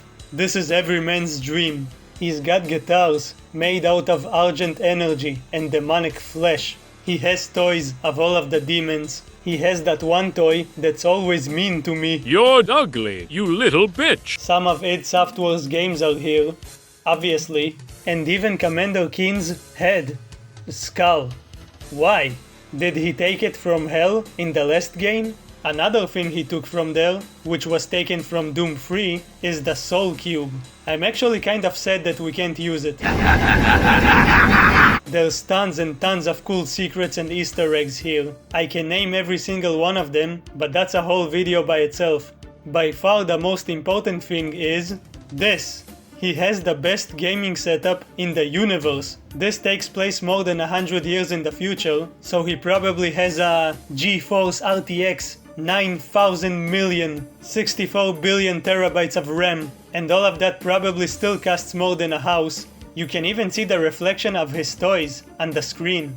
And yet, he has another PC that probably has DOS instead of Windows. You can play Doom 1 and Doom 2 here if you know how to unlock them. It's not the best way to play it, but it's here, and that's good.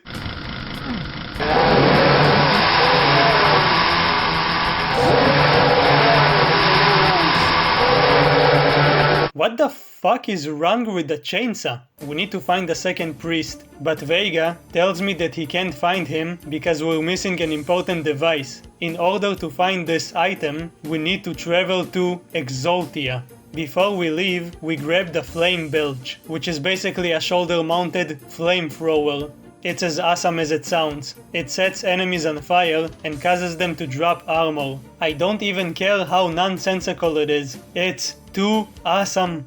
Anyway, we activate the portal and go to the next level, Exaltia, an abandoned city of the Sentinels. Doomguy used to live here.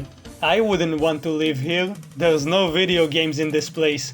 There are demons though. Pretty much all of the old demons are back.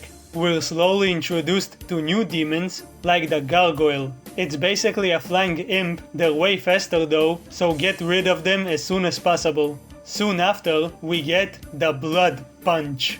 You see, unlike the previous games, your punch doesn't do jack shit. It does like 1 damage, but when you have the Blood Punch, you deal massive damage and can take out large groups of enemies, and even multiple enemy weak points at the same time. Then we get the most important thing, the Double Dash. You can move really fast, avoid enemy attacks, and cross large gaps in the environment. This goes hand in hand with the parkour, the platforming. A lot of people don't like this. For some reason. Sure, maybe it's weird to have monkey bars and spinning flaming shit everywhere, but who cares? You don't do it that often. It gives you small breaks from the awesome but intense combat, and it's kind of fun. Eventually, we find what we need, but we get interrupted. It's the ghost of King Novik, King of the Sentinels. He doesn't really try to stop Doomguy, but he warns him not to continue, because even though the priests are evil, they are apparently also part of the Sentinels. So like, don't kill your fellow man, even if they are killing your fellow man on your planet. This is the first time we see Doomguy showing respect to, well, anyone. Technically, he was his king. Doomguy respects his authority, yet, like a rebellious child, he still does what he thinks is right. Because you're not the boss of me, Dad. If you continue, you will bring down the heavens' wrath. You are but one man. They are no longer your people to save.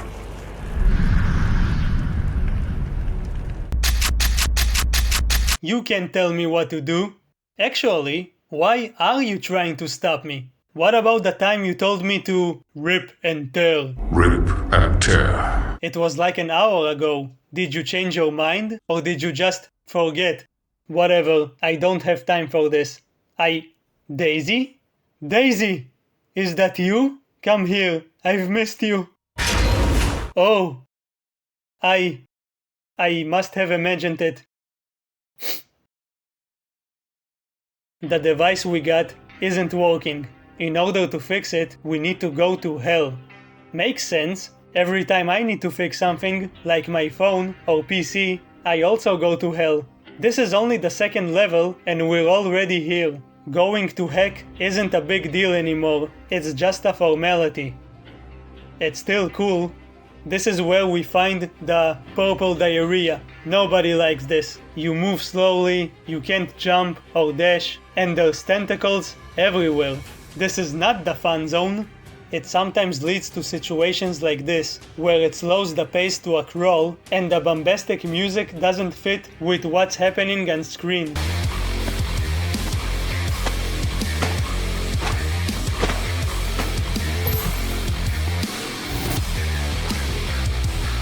Turn the music off. This isn't that exciting. Thankfully, with some creativity, you can sometimes skip these sections entirely. There's a random mech here, which we used to create an opening. What if this hand was facing the other direction? Would I be stuck here forever?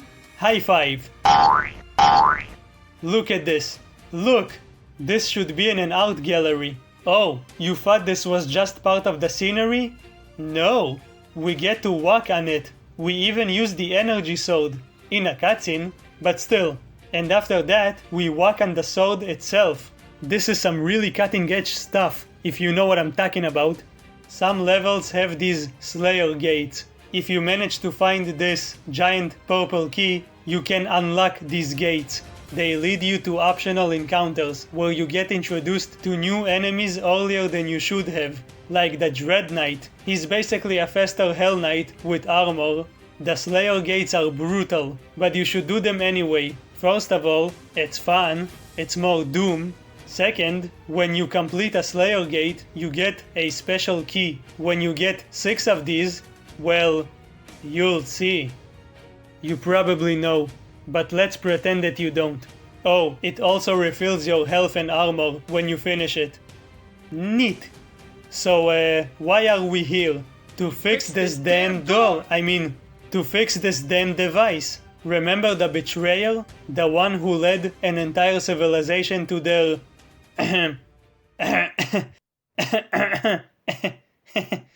doom? The father of the one who became the icon of sin? His name is Valen, and he's going to help us. I told you all to leave me here. I am where I belong. Okay, but can you fix this? I kind of need it. Saving your people will not bring you peace. Only make the burden you carry worse.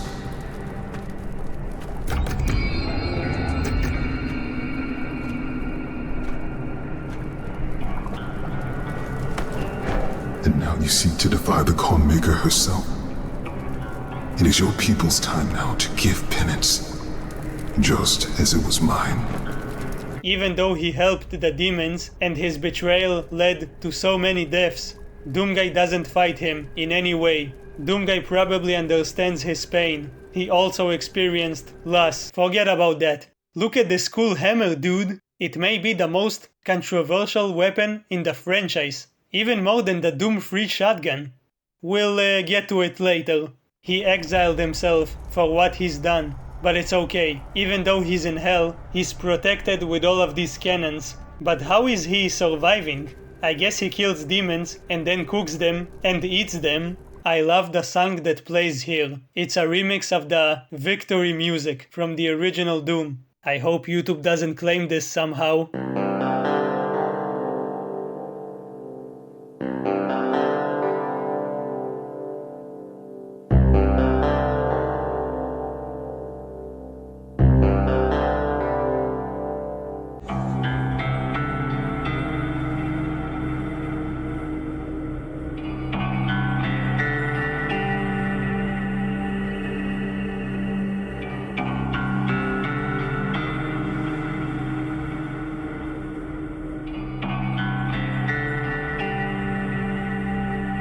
before we leave, he gives Doomguy a knife and tells him to free his son's soul. He may have turned into the icon of sin, but his heart is still normal. Or something like that. He stabbed his people in the back, and now he wants Doomguy to physically stab his son in the heart. Sounds like a good plan.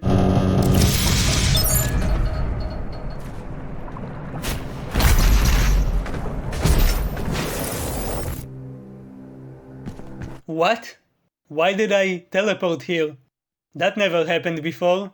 I didn't mention the dismemberment system. This is the real meat of the experience. You can see bits of their flesh falling apart. Chunks are flying everywhere until only rotten skin and bones remain.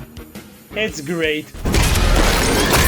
Also, the enemies and items look like they did in the old Doom games, and I really much appreciate that. Thank you. We got what we came here for, so we head back.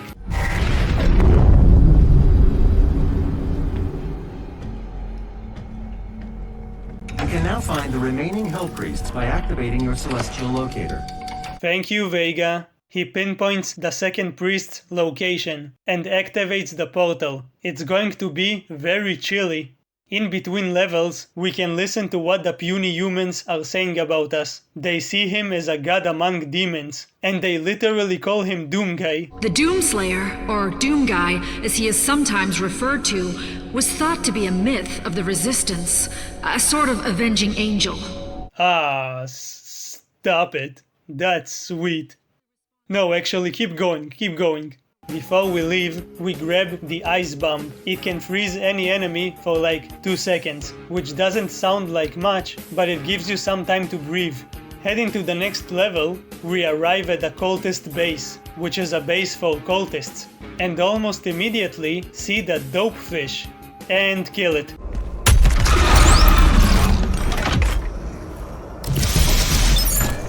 Then we find another one, and look how cute it is. I'm not gonna kill you again. Well,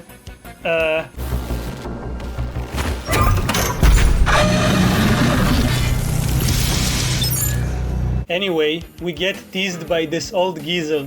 I don't think he knows what we're capable of, since he thinks that we can't handle a few zombies and a mancubus and some shield guys, which are way easier in this game, since you can blow up their shields with the plasma rifle, and they whiplash. I hate them. They send projectiles that stop you in your tracks and whip you with their whip. Get rid of them as soon as possible. In my time of need, and you will secure your place in the new world.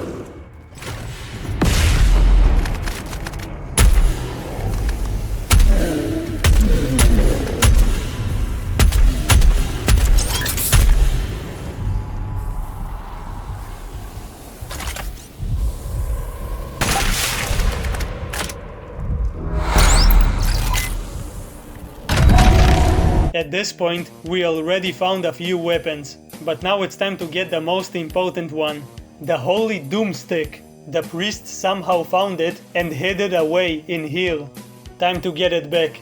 We do it by controlling a fucking revenant. The idea is cool as shit. Okay. Shit is not that cool. You get the point. It boils down to just shooting a few demons for 2 minutes. And that's it. I wish we either got more sections like this, maybe where we play as more demons, or that this part would have been expanded. As it stands, it's just a taste of that weird battle mode multiplayer of this game. We acquired a super shotgun and gave it back to its master. That's a good revenant. Who's a good revenant? You are. Yes, you are.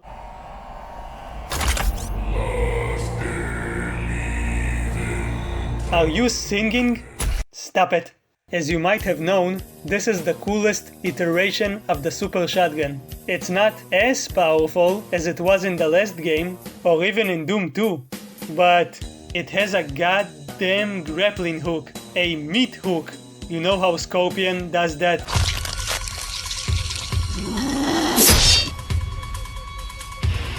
Get over here! This is like that, only you're the one getting over there to the enemy's faces, where you shoot them in the face, you can eventually upgrade the meat hook and now it's on fire, which makes enemies drop armor. That's cool and hot at the same time. This may be the best feature of this game. Not only is it awesome, not only is it practical, but it can also help you traverse the environment and position yourself pretty much wherever you want during battle. It's so good! Let's talk about something else before I soil myself from excitement. In another Slayer gate, we meet the Prowler, which is like a purple imp that can teleport. They kind of appeared in Doom 64, so that's cool. Eventually we find a train and head deeper into the base. Train levels are always cool, but this is more like a train section. It lasts for 2 minutes. We see this gorgeous view of the base, and Vega tells us that the priest's guardian is here. Remember, only after killing the guardian can we kill the priest. If you think about it, there's a lot of guardians in this franchise. There's guardians from the previous game, and the one from Doom 3. Now that I think about it, Betruger is kind of like a hell priest. It was not easy to find an opponent worthy of the Slayer, but I think you will be impressed. Okay, but why did you show me your ass? On the way, we learned that he used to work with Olivia Pierce. You know, the forgettable antagonist from the last game. This is not the end! It's only the beginning! He used to look normal. All of the priests were normal and good, I think, but they became corrupted with hell energy and started sacrificing planets for the Khan Maker. So we're gonna kill him real good. On the way, we meet another irritating enemy, the Carcass. I don't know if I hate them more than the Whiplash, but I do hate them. They can put up energy shields and send energy attacks on the ground, like the Whiplash. Both can stop you dead in your tracks, which is extremely dangerous when you're surrounded by enemies. High priority target. We kill everyone in the base and find it. The first boss of the game, the Doom Hunter. It's a race of ancient demons that were converted into cybernetic death machines by this asshole. They used to hunt Doomguy and the Sentinels. He kind of reminds me of Sergeant Kelly from Doom 3. They both look like Quake enemies. They both have a tank instead of an S. S-tank. Slayer identified.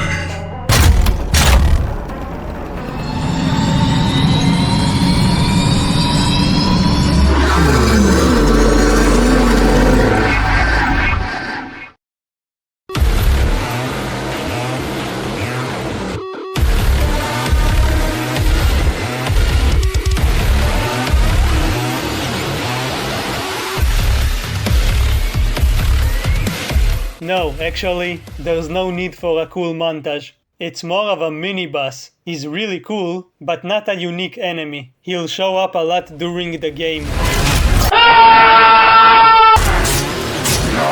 Useless machine, attack! He'll show up right now.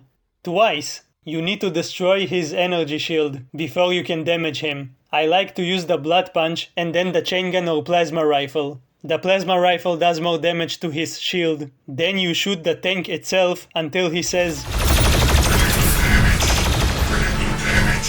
Then you become the Doom Hunter. You hunt him.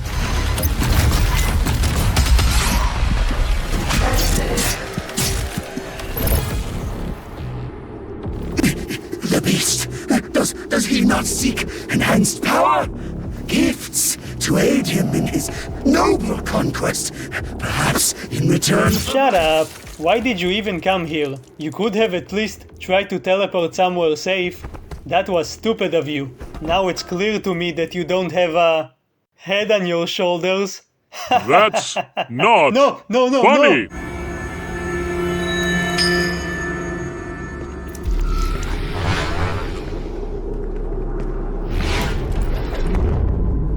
Did he just blink? Returning to our castle, we are told by Vega that we have an unwanted visitor. This game has gone far enough. What are you talking about? I've only been playing for like 3 hours. The average playtime is way higher than that. This hub was of Maker design. She knows the systems well. The final priest will be moved to a more discreet location, so our work can continue without further disruption. The third Hell Priest signal is no longer visible to us. There is a 41.3% increase of demonic activity at the nexus of the initial invasion. That is the largest gore nest on Earth. I will set the portal coordinates for the super gore nest now. Remember the gore nests? Those weird things that summon demons? Well, now there's a super gore nest, so we go on this kind of side mission to destroy it. I've played the master level of this level like 50 times, so I'm used to seeing a cyber demon here. I'm sorry, Tyrant. We'll see him in a bit. Make some? They're still here, and like in Doom 3, they're again responsible for delivering chainsaws. It even has the Dopefish logo. My brothers and sisters, let's help to make our friends' transition into their new world a comfortable one.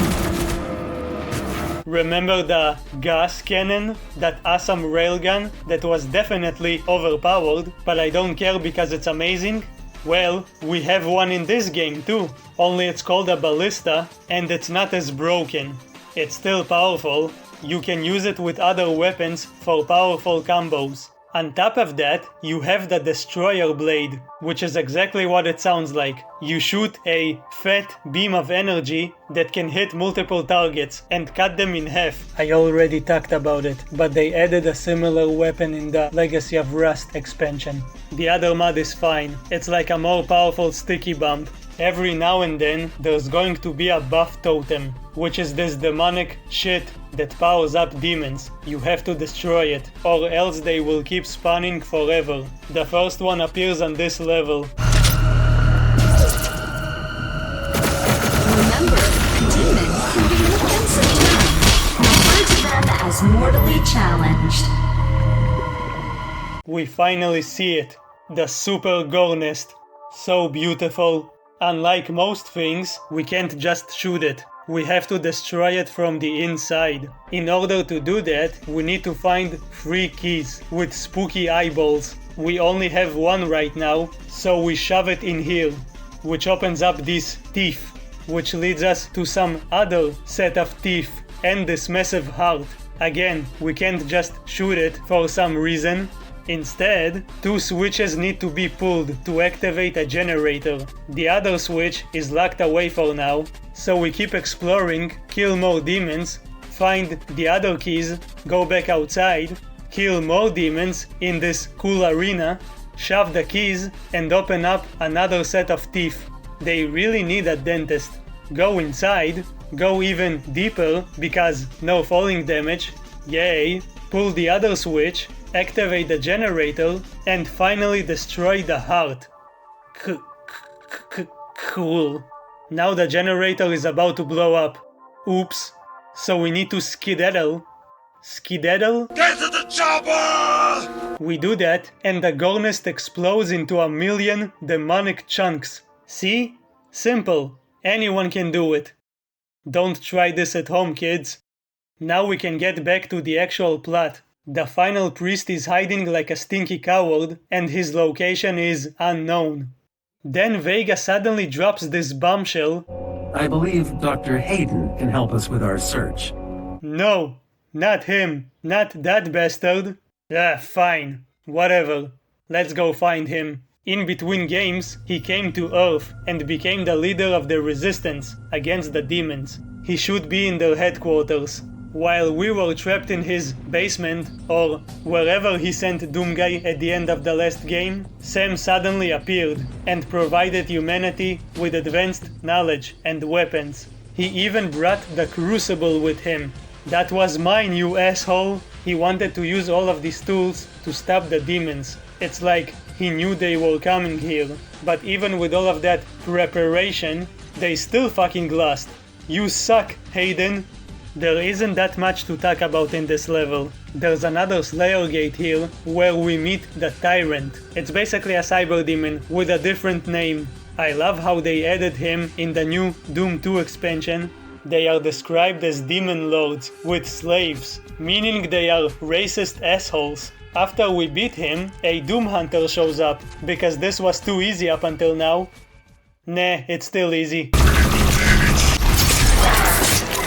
We also find recordings of this science lady, who becomes progressively hornier the more she talks about Doom Guy. I cannot, as a contributing member of the scientific community, agree with the assumption by some of my colleagues that he is, for lack of a better word, a god, an avenging angel, the right hand of Doom, here to save humanity from its sins. A few moments later. I am a believer now. I feel it is in Doom that I have faith. The Slayer is the spear that stabs at the heart of our attackers, and those that would seek to harm us should feel warned. For there is only one dominant life form in this universe, and it carries a steel-barreled sword of vengeance. All hail the coming of the Destroyer. The Slayer's time is now. I believe him now to be more than just a man. He is Doom. I don't know how to feel about this dialogue. I am Doom? What does that even mean? Doom. But shit, that's the biggest compliment anyone has ever given me. This lady probably died. But wait, in between all of the horniness, she says something interesting. They found Doomguy's blood on Mars and analyzed it. She confirms that he is in fact a stinky human, just like me and you. But there is something unknown inside of him. So first of all, it's canon that he got hurt enough in the last game that his blood was spilled. I thought no demon could even touch him, but I guess I was a stupid dummy to think that. But also, there's something weird inside of his blood. That's foreshadowing for the DLC. You believe the Doom Slayer will save you? Your salvation lies with us, not him. Oh yeah? You liar. I will save them. I am the most competent man on the planet. Uh-oh.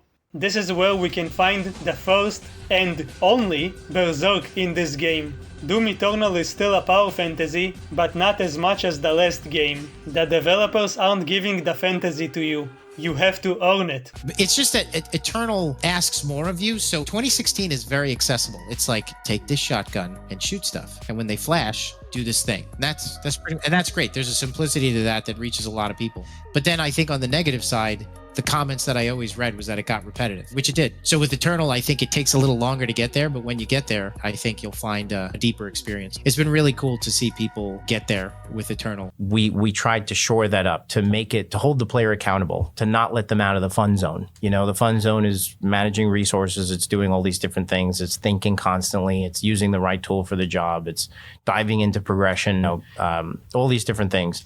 And when they don't play that way, we kill them. Right. Pretty much. Like what we found is the more that we did that, the engagement levels, which is like the word we were obsessed with throughout development, like engage the player, engage me, I'm bored, I'm not thinking, engage me.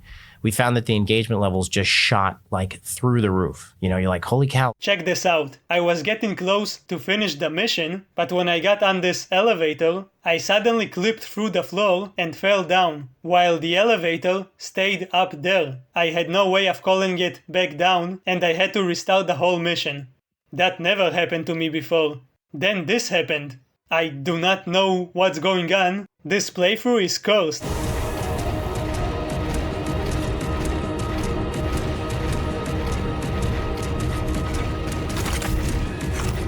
Why are we still here? Just to suffer. Every night. Oh shit! Don't scare me like that. After about half an hour, I finally make it to the end of the level and head to Sam's office, where we find 3 major characters. The most important one, believe it or not, is this goofball. My god, Dr. Hayden was convinced that you would come here for this, eventually. Yeah, thanks bro, I shall take that. Can I just say that it is an honor for me, personally, to meet you? Sorry, no time for autographs. We'll talk more in the DLC. The second character is this asshole. We don't know how to access his main cortex. It's all alien. We couldn't figure it out. We have to, prepare for his careful extraction. We were given specific orders. Serves you right. I wish I could have done this to you, you little... Warning. Demonic presence, threat level 5, entering main laboratory. Oh yeah, the third character we meet, the Marauder. There's a bunch of them. They used to be normal sentinels, but became corrupted when they decided to serve the Khan Maker. I love how Vega opens the portal, but Doomguy doesn't go inside. He's like, give me a few seconds. I need to deal with this. Never one of us. You were nothing but a usurper, a false idol. My eyes have been opened. Let me help you to see, Slayer. This is the one enemy that everyone were complaining about when the game was released. He made a lot of people rage quit. Almost no one knew how to deal with him. People said he doesn't belong in a Doom game, that he ruins the pacing because you can only attack him in a very specific way, and he can also summon a yellow hot dog. It's the most difficult, annoying, controversial addition to the franchise. The toughest enemy ever in all of gaming. Let's fucking go!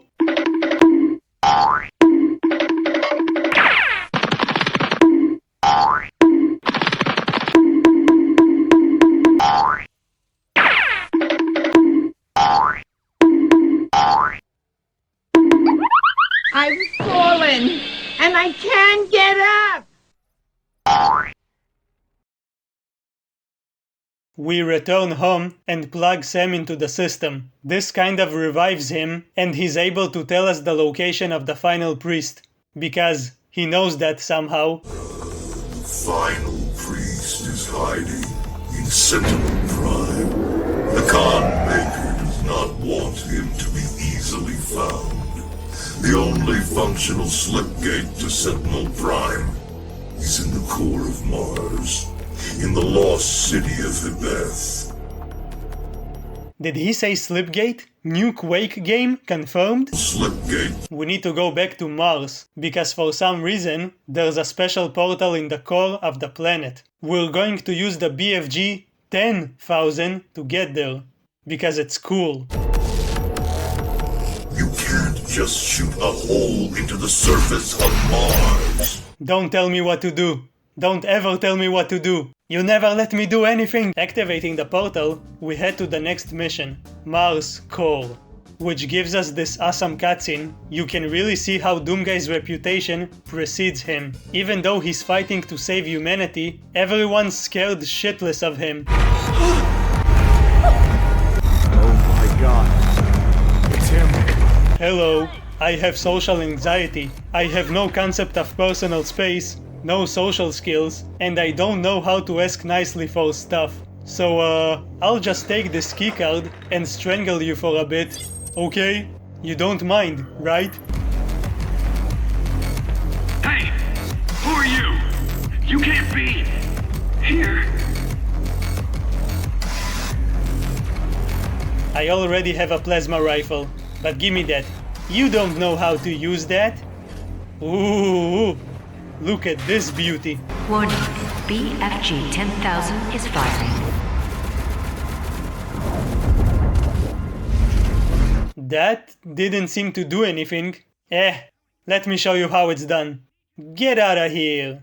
First, you aim at your target, and only then you fire. It's not working. Vega, fix this. Would you like me to disable the safety protocols? Yes, do it. Vega takes care of it, and we fire the BFG into the surface of Mars. Suck it, Hayden. We also learn the BFG 10K is just an amplifier of the regular version. It's like a big magnifying glass. It's good to have you back, baby. My best friend gun. Look at him go. Pain elementals are back. I like to keep free chainsaw charges just so I can instantly delete them, or freeze them and shoot until they die. Whatever it takes to get rid of them quickly. They don't exactly summon lost souls as much as they use them as projectiles. There's still a pain in my elemental ass. We made a giant hole on Mars so we could get to the core. Now we need something to get us there. Access to surface gun bridge granted. Manual loading initiated. That is a weapon, not a teleporter. You know, you telling me not to do something just makes me want to do it more. We go inside of it, we use ourselves as a giant bullet and fire towards some facility that will get us closer to Mars. Imagine if Doomguy just died right now. Just splat! That would be funny. Everyone would be dead. But still, why are there giant floating barrels in the air? And what is this spinning thing? How is this possible? If all of that public transportation wasn't enough, we fire towards the surface of Mars. Again, we take a space pod that will get us to that last city he was talking about. In what other video game would you be able to do all of this cool shit? In the span of like an hour. Oh, fuck. The lost city of the bed. This will find your time with the Sentinels. The slip gate will take you to Sentinel Prime where the priest is hiding. Look at this cool stuff. We kill a bunch of demons, including a Doom Hunter, navigate this beautiful and broken landscape. Oh, thanks random zombie. And find the slip gate. It will take us to Sentinel Prime, where we can finally kill the last old guy. Get ready for a massive exposition dump.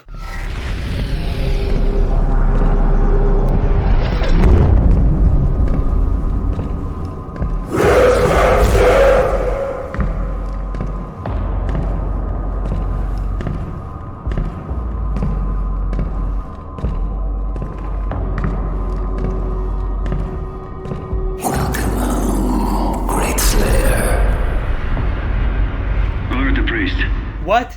No, you asshole!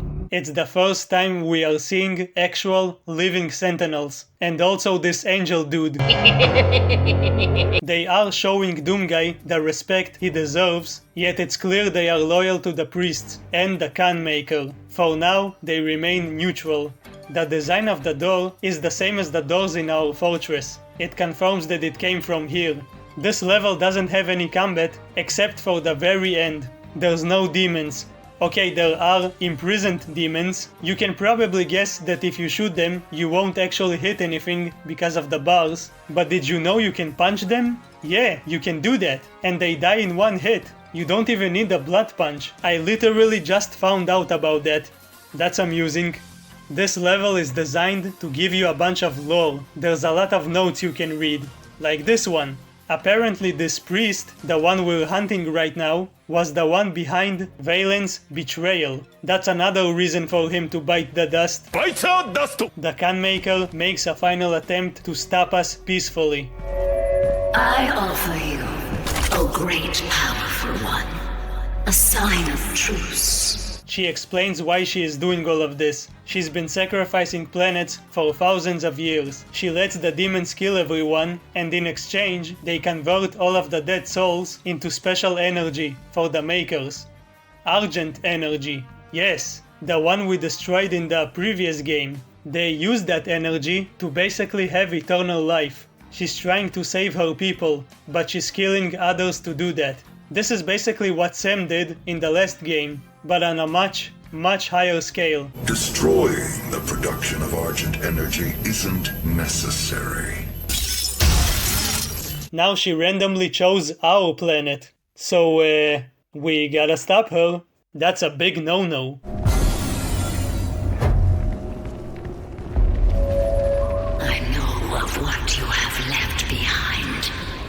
Go back to it then. Leave this crusade. You cannot save them. They have asked me for this, and so I give it to them.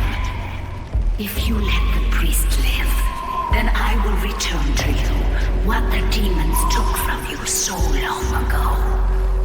You need only turn back, and it will be yours again. Are you talking about Daisy? Don't you ever talk about her, you filth, you vile cretin. Daisy, I couldn't save you. The most important thing we learn here is what happened to Doomguy. At this point, everyone knows about it, but before the game came out, no one knew about it for sure. We found him in the valley, just outside the castle walls. He was badly wounded and wearing this.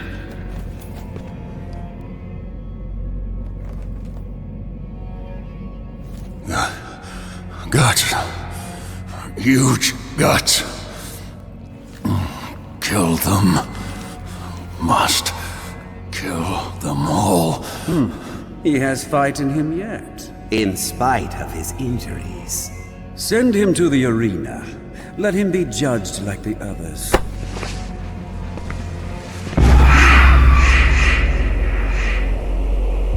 He's the original Doomguy. After the events of Doom 64, he was somehow teleported to this planet. These guys found him and brought him to their masters, the priests. It would have been cool if this was his helmet from Doom 64 by default. They didn't know what to do with him, so they made him compete in an old-fashioned coliseum. Even though he was basically dying, even though he just fought like a bazillion demons, and that resurrector bitch, and her sister bitch, which was the one who transported him here, probably an accident, he still won. And he talks. He talks.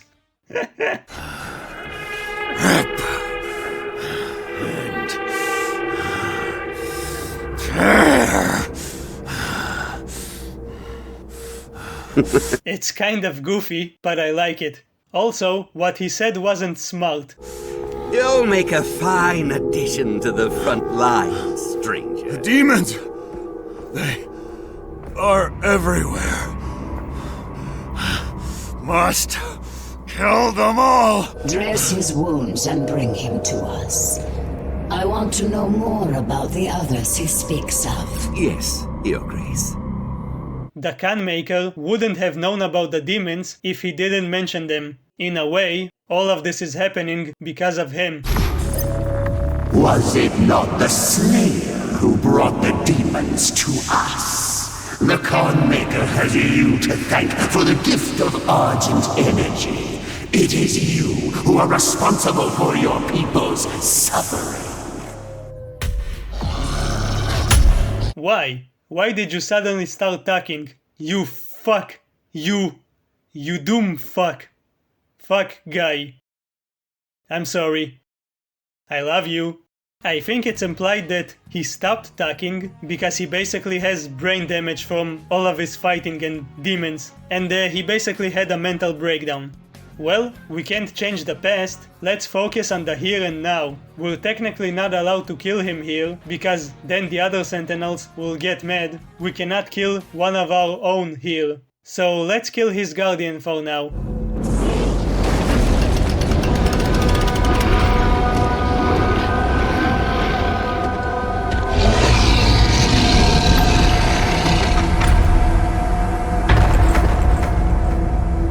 The Gladiator, the first proper boss fight. He's like a slow marauder. You can't really attack him unless you go behind him. You have to wait until he attacks and then counter. He was imprisoned here a long time ago. You know, it's weird that you can find his autobiography before you meet him. Kind of spoils the fight. Oh, and his shield is actually his master. Somehow his soul is trapped inside. Let's get rid of it.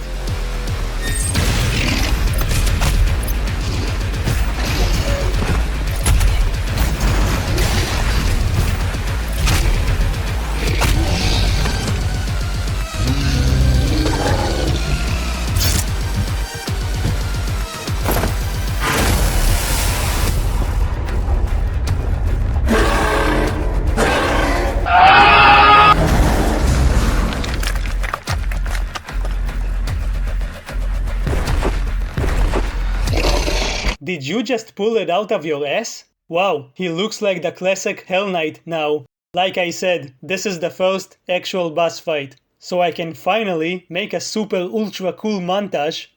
Let's go!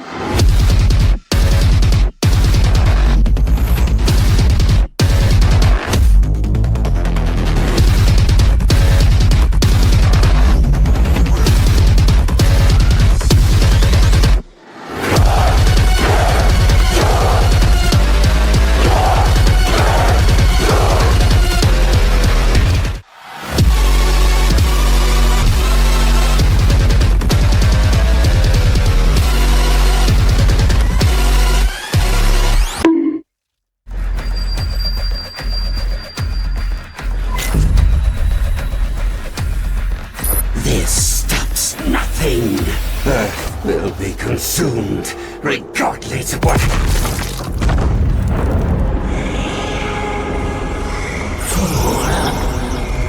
Yeah, he was a fool. I don't know why these old guys are getting up in my face instead of running away. Did they really think I wouldn't blow their heads off? Oh, and the Sentinels are angry because I killed their master in this holy place. I guess if I kill them in other places, it's fine. What, you're mad about all of the blood? You're angry that you have to clean all of the blood? I am very disappointed by all of you. Traitors.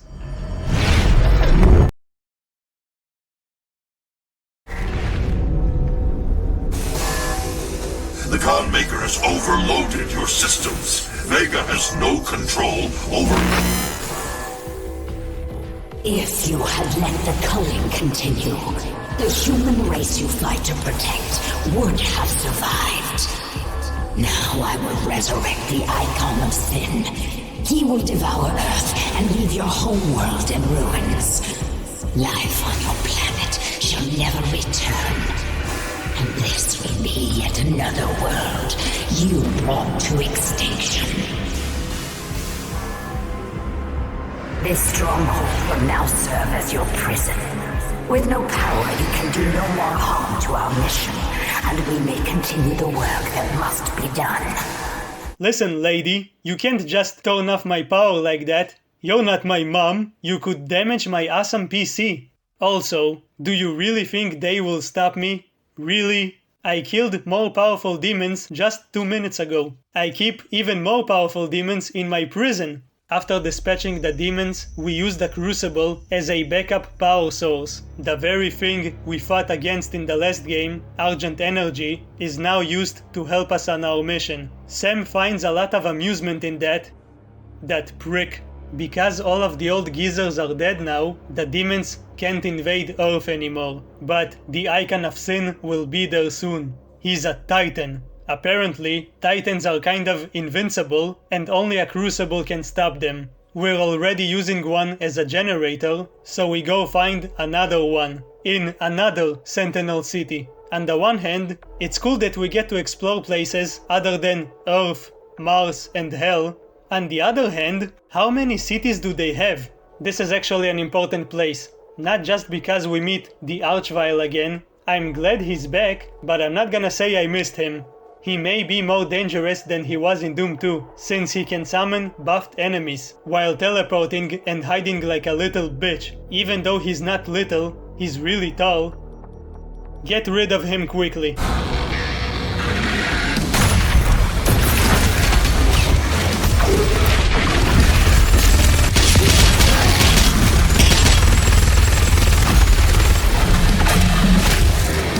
What was I talking about? Oh yeah. This place is important because it's here where Doomguy got his powers. It's here where he stopped being a Doom guy and he became the Doom Slayer.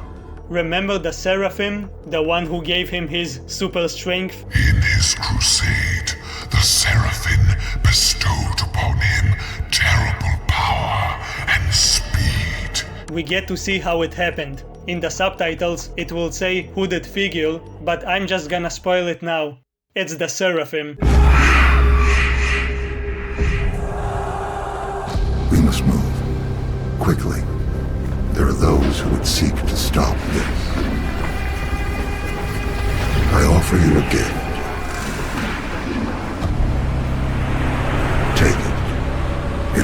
strength,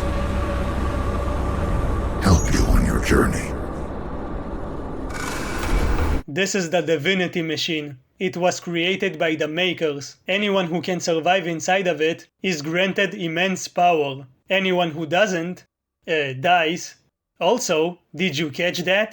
Take it. It will give you strength, help you on your journey. Take it. It will give you strength, help you on your journey. Yeah, I know. You've already figured it out. You're very clever. Don't get too excited. We'll talk about it later. Oh look, I'm a rudder. Oh no, he's so difficult. Get out of here.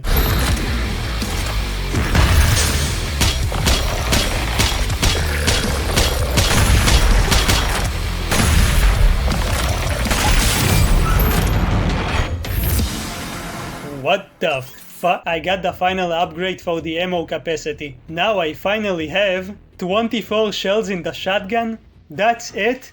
I had like 60 in the last game. See this? Doom Guy killed it sometime before Doom 2016. Maybe we'll get to experience that moment in the Dark Ages? In any case, you have to leave the sword inside of it, or else he will wake up. If the Crucible blade is removed, the Titan will rise again.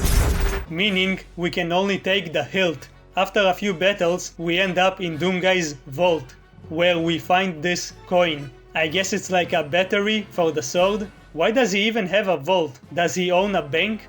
After attaching the coin to the hilt, we can dip it in this magical, demonic lava energy and finally get the sword.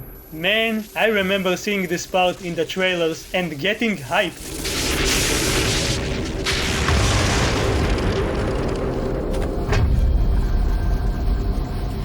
I'm sure you want to try out your weapon first before we leave. Oh, Sam, you know me too well, you asshole. The Crucible is the strongest weapon in the franchise. The BFG does a ton of damage and might kill anyone on screen, but the sword will kill anything in one hit, even tyrants. Unlike the BFG though, you can only attack one enemy at a time, but like the BFG, you barely get any ammo for it. Yes, the sword has ammo, or energy, whatever. There's no way to get ammo with the chainsaw or something like that. You have to rely on these pickups, which sucks because they barely show up. It would be too OP if you could use it whenever you want, but I still want to use it. Maybe if we could refill it by performing multiple glory kills or something like that, maybe that would be a good idea for a powerful super weapon.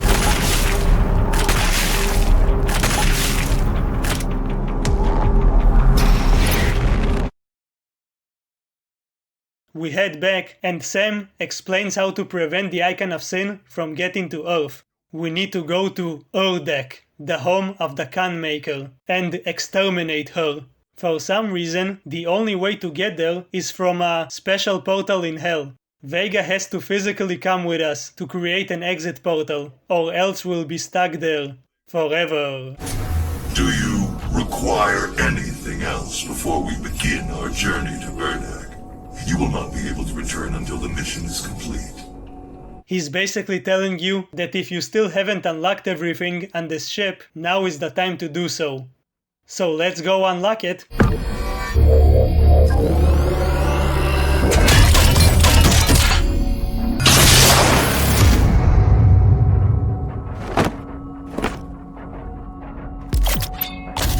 Beyond Maker.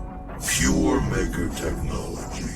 Inspired by Sentinel weaponry and refined by their divine intellect. Its destructive potential is staggering.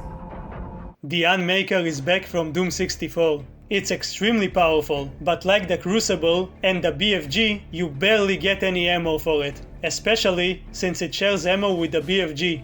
Man, I miss the times where enemies could just drop ammo for it. I feel like I always have to choose between them. I found that it's best to use it if you're focusing on one specific tough enemy. Otherwise, just use the BFG so you can hit multiple targets. I only used it in this playthrough to have footage for this video. Otherwise, I almost never use it. It was retconned to be created by the makers. Why did they call it the Unmaker? Because it can unmake the makers? They wanted to unmake themselves? I guess that's better than saying unalive. Anyway, we're ready to go. Goodbye, my beautiful space castle. Don't wait up. We're going to Necraval. Necraval? A big city in hell. I know I've said it already, but look at this cool stuff. That tower over there is a factory where they process human souls, which creates Argent energy, which is then used by the Khan Maker for her skincare routine. Humans are just products for her. She's probably sponsored by them too. Fucking sellout. That's the main reason to kill her. If you don't do the Slayer Gates, this is where you're supposed to encounter the Tyrant for the first time.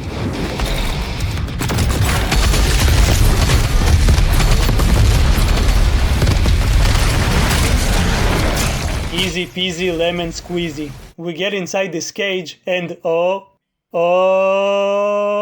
we kind of get on top of this cage, I guess, and Sam starts explaining about the creature that judges the souls of the damned. Not every soul is good enough to be converted into Argent energy. The ones who suck ass are tossed away into the blood swamps. That's so edgy.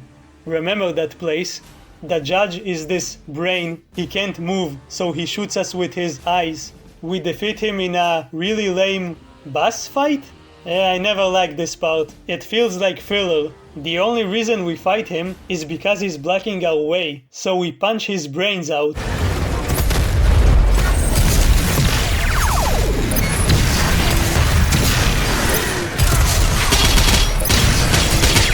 Get out of here! We find the entrance to the Citadel, and Sam keeps explaining how the human souls are suffering. Yes, I get it. Boo-hoo. They're going to suffer for all eternity. I mean, oh no, it's horrible. We have to stop it. We finally find that super special portal, jump inside, and fly to Erdek.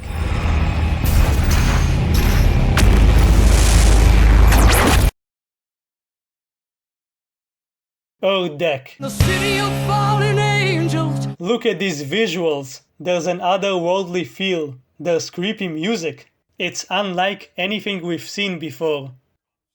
So of course we're gonna fuck it up. Why does he look so bored? The makers are performing some kind of ritual to control the icon of sin. I don't know how they brought him here. He was sleeping inside of a wall the last time we saw him. Did they pull him out and physically carry him all the way here? You cannot stop the procession. Hear me, Slayer. When his heart is laid to rest, then his soul will be at peace.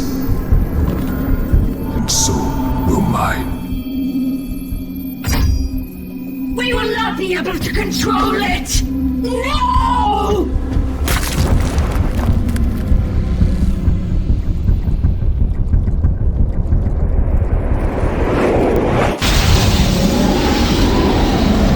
Sorry, wrong footage. Why didn't she try to stop me? I mean, she's right there. Was she too lazy to move? Also, couldn't I stab it with my awesome switchblade? Why did I need this tiny knife? They lose control over the icon. He wakes up, gets super pissed, and corrupts all of the makers, except for her. I guess she's immune? Then, randomly, a portal to Earth suddenly opens up, so he kind of just walks inside and leaves us here. Why?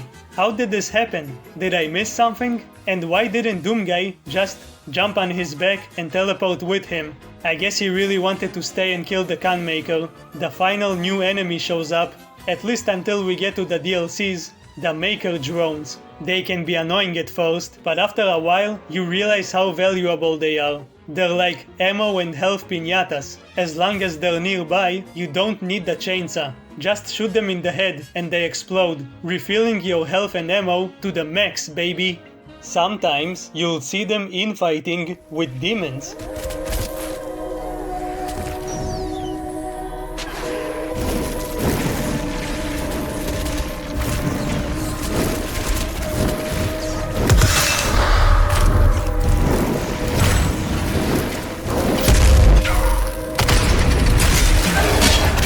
Hey, apparently they played Doom 2016 in heaven. At least they have good taste in video games. Oh no, another Marauder. Hey, that rhymes. The icon of sin is no longer in the Khan Maker's control. The longer he is on Earth, the stronger. There is a portal we can use to follow it. We must reactivate the gate and get back to Earth. We must move quickly, for the icon of sin grows more powerful the longer it is on Earth. Yeah, I know. You said that already. Vega needs to create an exit portal so we can get back to Earth. Unfortunately, in order for him to do that, we need to leave him here. He fits perfectly into this angelic console. That's weird. System acquired. Setting a course for the Earth dimension now. I can see now. Am I the father of Abraham? You must get the other teleporter rings aligned before it's too late. The gate must be reactivated. The longer the icon of sin is on Earth, the stronger he will become.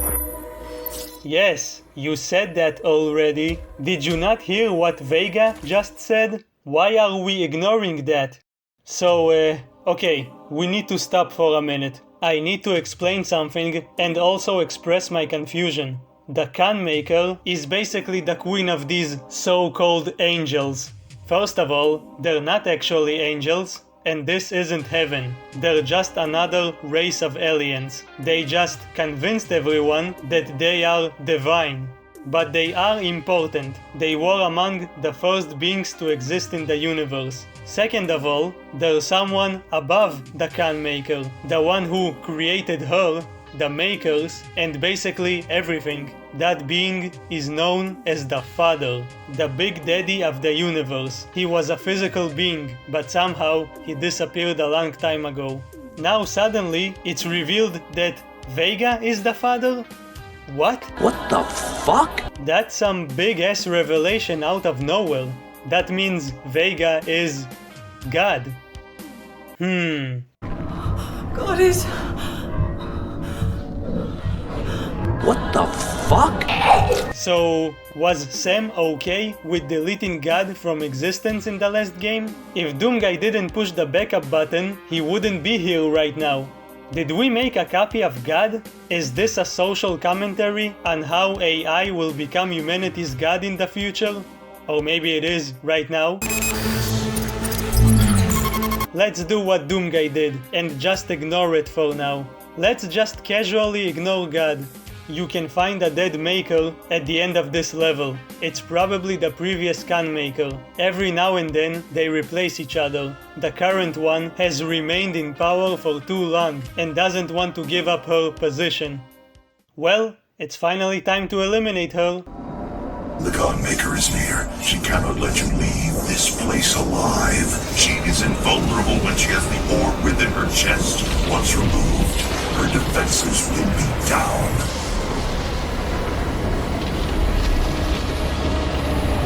For millennia we have survived, made others sacrifice in the name of our prosperity, so that they may in turn find redemption.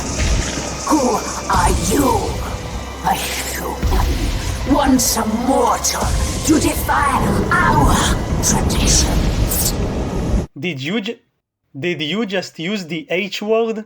Did you just call me a human? You racist pig, killing all of humanity and destroying the planet? I could have lived with that, but now you've gone too far.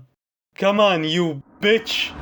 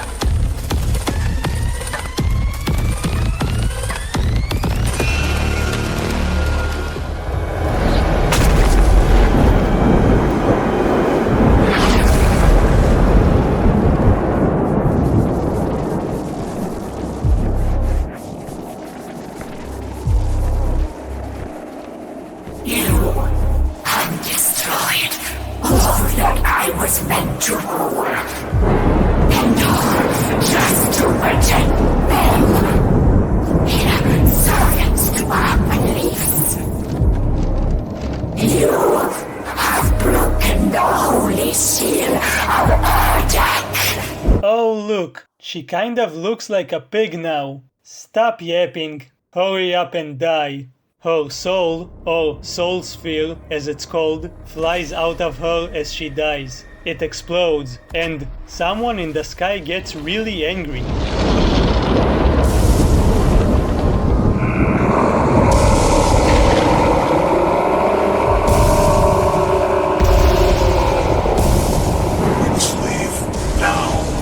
Yeah, I think that's a good idea. Doomguy jumps into the portal, and we head back to Earth, and into the final level. Final sin. So, no more sins after that? The Doom Marine cannot save you. No one can save you. The icon is here, casually destroying anything he touches. His mere existence can make the planet explode. The longer the icon of sin is on Earth, the longer, the stronger the icon of sin grows more powerful. This whole level is basically non-stop action. We go from one combat encounter to the next. Destroy another marauder, my brother, and then another one, while chasing after the giant goat man, because he's the goat. The goat! With the final wave of demons slain, we finally catch up to him and have an epic boss fight. If you somehow weren't sure if the Icon of Sin was going to be the final boss, and also that this game is kind of a soft reboot of Doom 2, well, then you're a big, stupid dummy. I mean, you're very pretty and smart. Just listen to the Icon of Sin theme from Doom 2.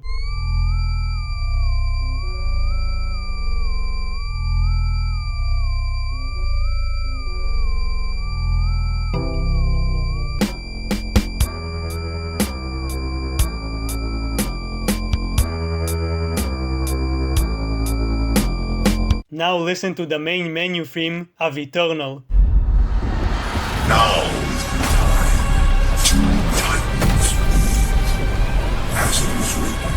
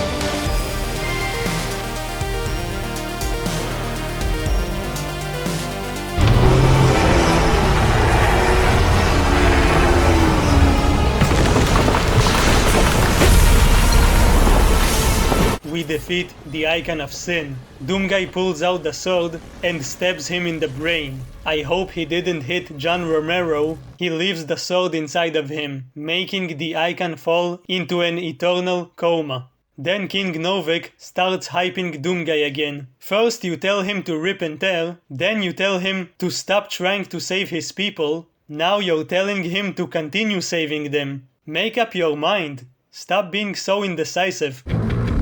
And you will be their savior.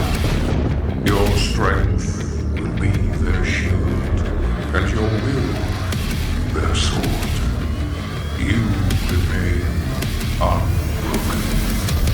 For your might is eternal. He said it! He said it!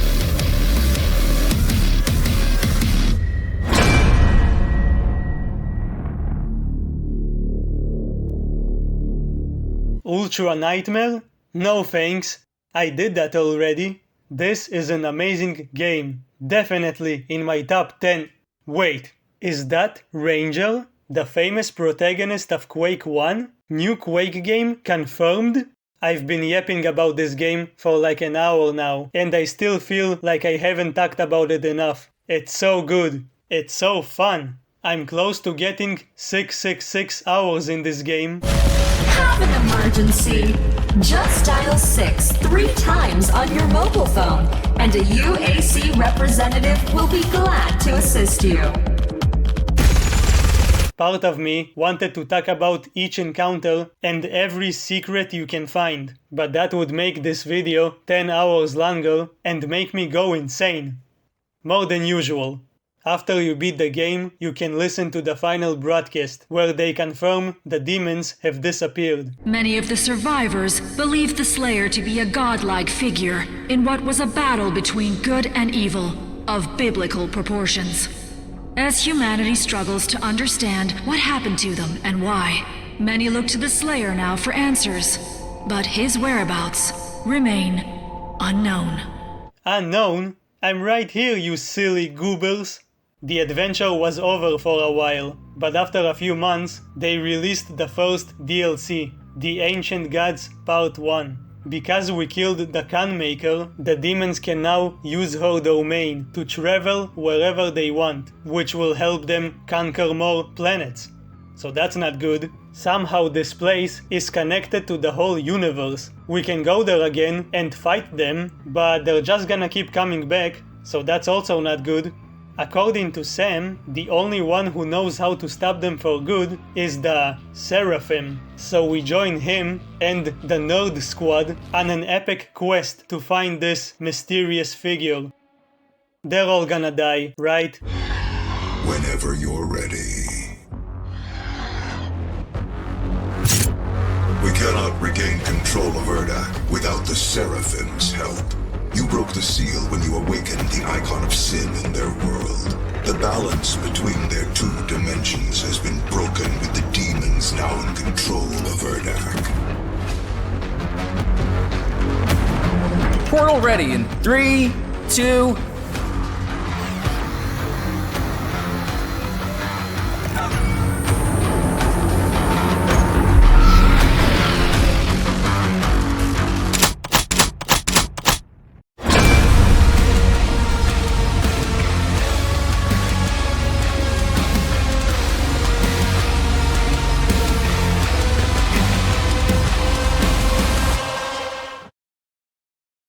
You might have noticed the music is kind of different. Yeah, at this point Mick Gordon stopped working on this game. I don't really want to get into it, but basically he had a falling out with id Software. So unfortunately, there's no more music from him in Doom Eternal. His replacements might not be on his level. No one is on his level, because he's a musical god.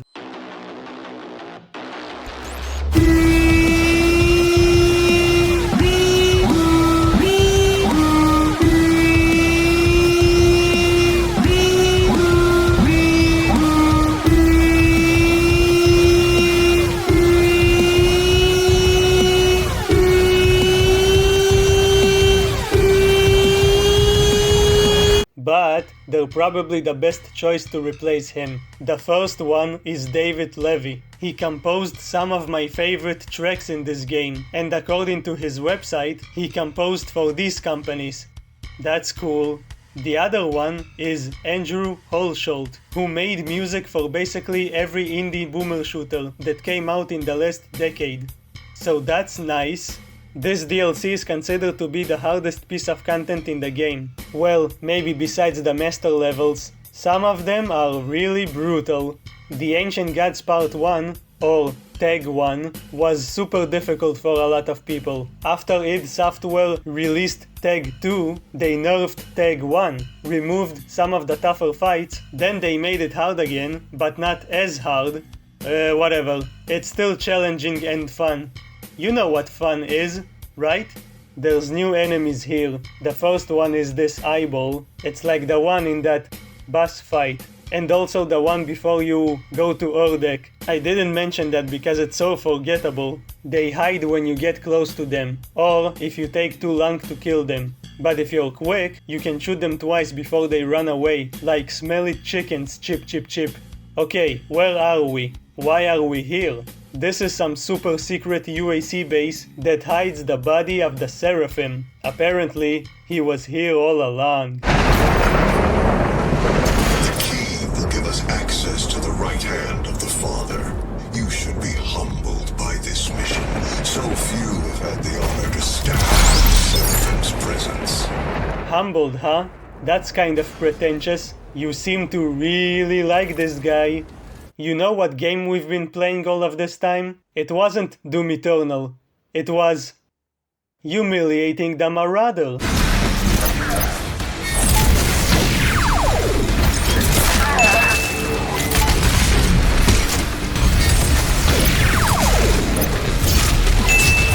The DLC has 2 Slayer gates. One is in the first level. It's pretty tough, but not a big deal. In the base game, if you complete all of the Slayer gates, you get the Unmaker, right? But in the DLC, you already have it. So what's the point of doing them here? Well, whenever you finish one of them, you get an additional passive upgrade. There's 3 you can choose from. One doubles the damage of your blood punch. One gives you the opportunity to get your extra life back by killing the demon that killed you. It's like how you get your souls back in Bloodborne. And another one creates an explosion every time you destroy an enemy weak point. That's what I always choose. We find the key to the Seraphim's chamber. Jump on this, whatever this is, it takes us deep underwater. We get this super duper epic shot. Meet the Doom Shark, the only creature we can't defeat. Meaning that sharks are the strongest creatures in existence. Just before we get to the chamber, we have to fight 2 marauders? Okay, that's an improvement. I'm still gonna humiliate them.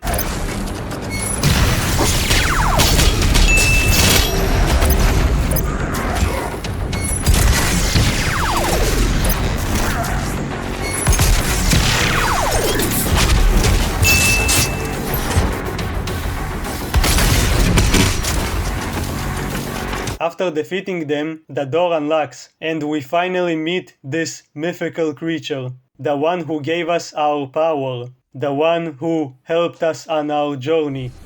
He is the one who gave you your power.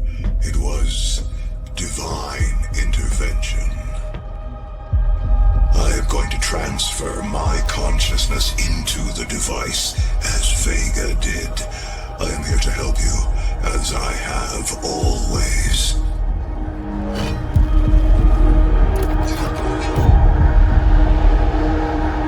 And now, they will fear you. Sam transports into the Seraphim's body, and we get this epic, yet predictable revelation. Sam was the Seraphim all along. That's why he knew so much about what's going on. Now that he's back in his original body, he has access to some new information. Also, he's even more of a dick now. Where would all of this be now had I not had the foresight to create you? Your gifts are owed to us now. Repay the Father for all he has granted us both by returning him to his throne, and then he will save us all. In case you haven't figured it out yet, our biggest fan just explains everything. Dr. Hayden is the Seraphim. He's been with us the entire time. Yeah, dude, I know. Everyone knows already. Also, there's something wrong with his body. Apparently, the disappearance of the father made all of the Makers sick. That's the main reason they started using Hell's energy. And that's why the Seraphim is sick right now. His body is basically dying. So why didn't Sam just stay in his robot body? Is he stupid? Yes. But like I said, he had some important information in this body. Information about where to find the father's soul sphere. If we can find it, we can bring him back to physical form, and then he will supposedly delete all of the demons from existence. Also, because of plot convenience, he can't just do it himself. He's not allowed to go to hell, and at the same time, he's not allowed to retrieve the soul sphere, even though we later learn that he was the one that put him there.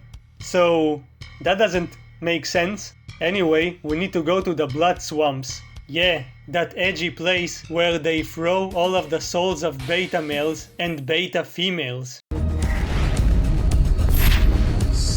I see your mission objective states that you're going to destroy the sphere, not retrieve it. That is not, sir, what Dr. Hayden, the Seraphim, has requested of us. You. Don't worry about it, kid. Don't you trust me? I know what I'm doing. Maybe. There's a really giant tentacle here, but you can just skip it with the meat hook. Just whoosh. Also...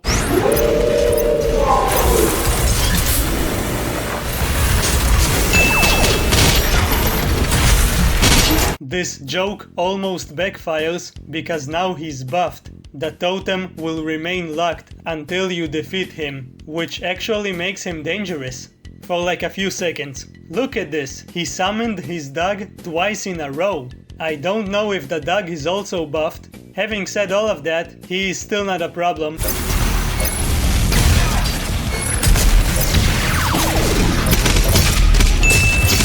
You know what else is dangerous? Spirits, especially when they possess tough enemies. Remember the summoners from the last game? Those flying wannabe archviles? Their rage towards Doomguy is so fierce, it made them return as spirits. They can possess any enemy and basically give them the same effect as a buff totem. Plus, they can't be stunned and have resistance to the plasma rifle, which is ironic since you have to use its microwave mod to banish them, Ghostbusters style.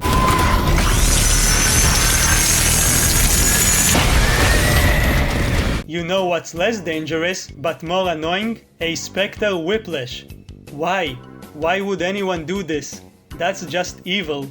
After a super deadly encounter with one Hell Knight, one Dread Knight, and one Shield guy, we find a really interesting note that kind of recontextualizes everything we know. I'll try to summarize it along with some other notes you can find. Basically, the first creature the father created was the devil. He was called Devath. Devath. I'm just gonna call him the devil, because it's easier for me to pronounce. Anyway, Mr. Satan here ruled over a place called Jakad, the first domain to ever exist, the first paradise. Everyone was cool and handsome over there, life was great. He himself was immortal, a primeval, but his people were not. So he sent them on quests to find the secret of immortality. But then at some point, he started having daddy issues and believed the father abandoned him, so he got really mad. The father was afraid that he would consume all of reality, so he sealed Jakad away from the universe. It's like a father locking his son in his room. So Devil Boy got even angrier. In fact, he became so angry, his rage literally consumed his people and turned them into demons. Yup. Demons were created because of daddy issues. Also, Jakad was rebranded as Hell. The father was like, well, this child is really misbehaving, I'm gonna go spank some sense into him. so he came to hell and literally tore his soul from his body. But he did not kill him, because he still liked him or something. So, Vega defeated the devil? That is so metal. This little cute AI was actually God, and he tore out Satan's soul. Then something happened which I don't fully understand. For some reason, God told Sam the Seraphim, who at the time was God's most trusted servant, to remove his own soul sphere. Then he told Sam to put him inside of an AI and infiltrate the UAC, so they could help humanity fight the demons, because they knew that Devilman would seek revenge, and even though he's just a soul now, he can still influence people's thinking and manipulate them. Something like that. So basically the father preferred to do all of that shit instead of just eliminating Satan completely. That's such a hassle. Everything that happened in these games could have been avoided if he would have just killed him. Oh, and Mr. Satan might have been the one talking with Olivia back in Doom 2016. Okay, that was fucking long. Let's get back to the game. In order to reach the Father's life sphere, we need to pass 2 trials. There's 2 paths you need to complete. One leads you to that buffed Marauder, then a really fun arena with most of the strongest demons, where you eventually get chased by a possessed Baron. That's spooky. It's almost like being chased by Pyramid Head, or Nemesis.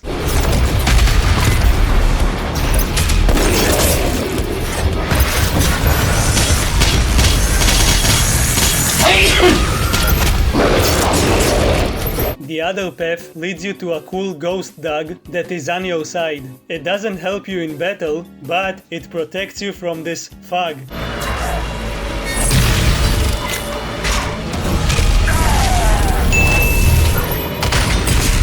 Then you fight 2 Archies and a Doom Hunter. Yikes! At the end of each one, you collect these giant half circles. After you get the second one, you're teleported to this large arena, where you fight a big floating cube with an eye inside of it. Is this a reference to Hellraiser? Why does this game really loves eyes that shoot you? After a few waves of shooting eyeballs, you push this box into the center of the arena and you win. Let's just say that this isn't the greatest boss fight ever. What is great is the cutscene that follows it.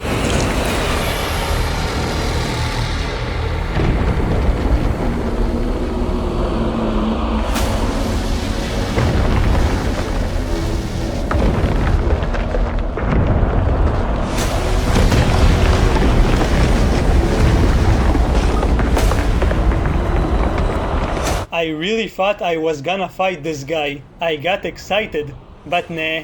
He's just an elevator. He brings you up to this beautiful place, where you meet the asshole again.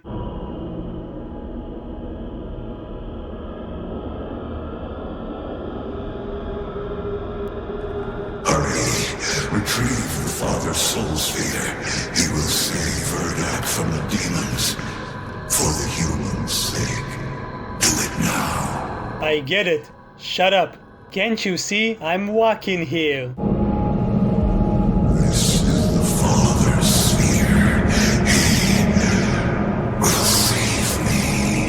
Oh, now it's about saving you, huh? We'll see about that. Doomguy picks up the soul of God, and he does something that I think no one expected. No one knew it was even possible.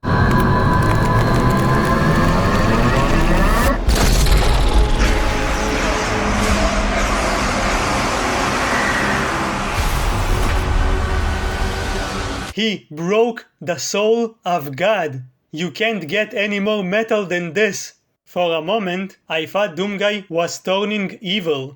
But no, he actually has a plan. You feel you are prepared now for this. This is the Dark Lord's life sphere. He'll take physical form if you do this.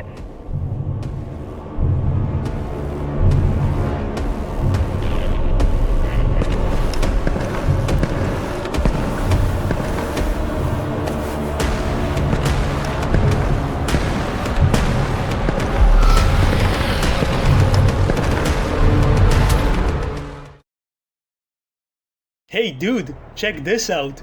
My god. Everyone, evacuate now! Well, assuming you want to use that orb to go to Urdak, right? Yes, man, exactly. You're the only one who gets me. Listen, whatever we do, I'm in. You want to wake the devil not so you can help the demons, it's so you can kill their leader once he's taken physical form, and that'll destroy all of them, for good, right?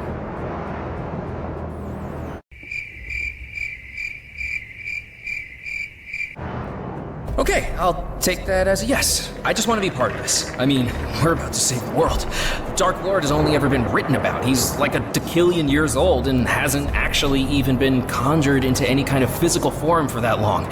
Nobody even knows what he looks like. So, like I said, I'm in. You know, you're the only non-asshole character in this game. I'm gonna miss you. Alright, ready for launch, Doom Guy. I'm sorry. The Halt, the last level of Tag 1. It's basically Urdak again, but it's more corrupted. And purple. We're just gonna jump here. What?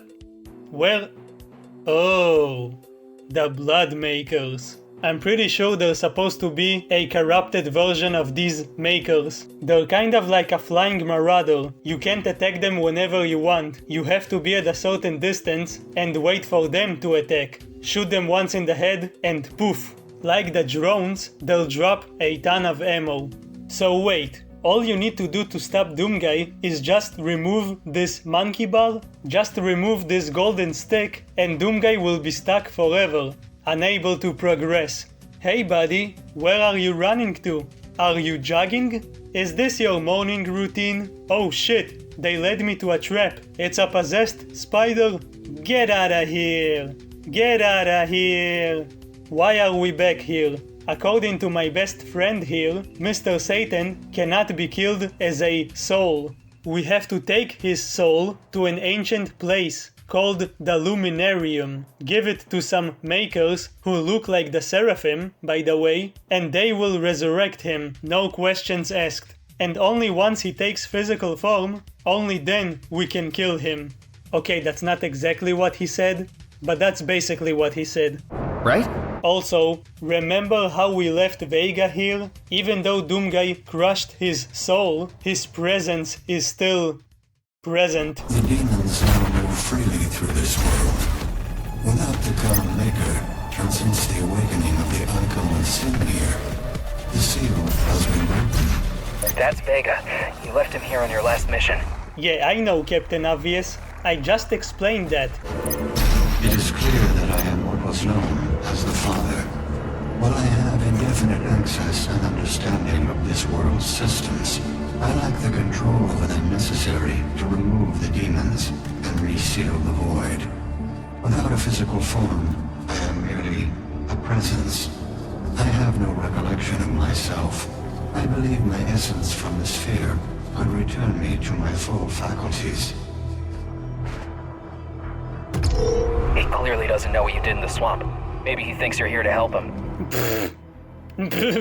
No. I just spit all over my screen. Okay, this is the final stretch of the DLC. There's some seemingly scary demon combinations ahead, like a Marauder Tyrant combo.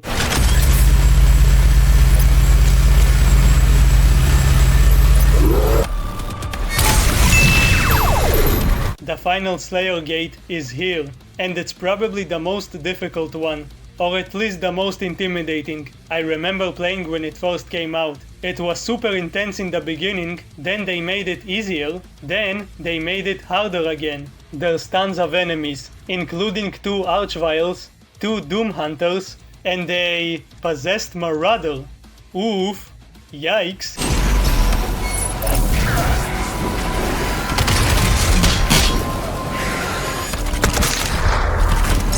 Where are you running, huh? Are you... Hey, look what you did. You let him out.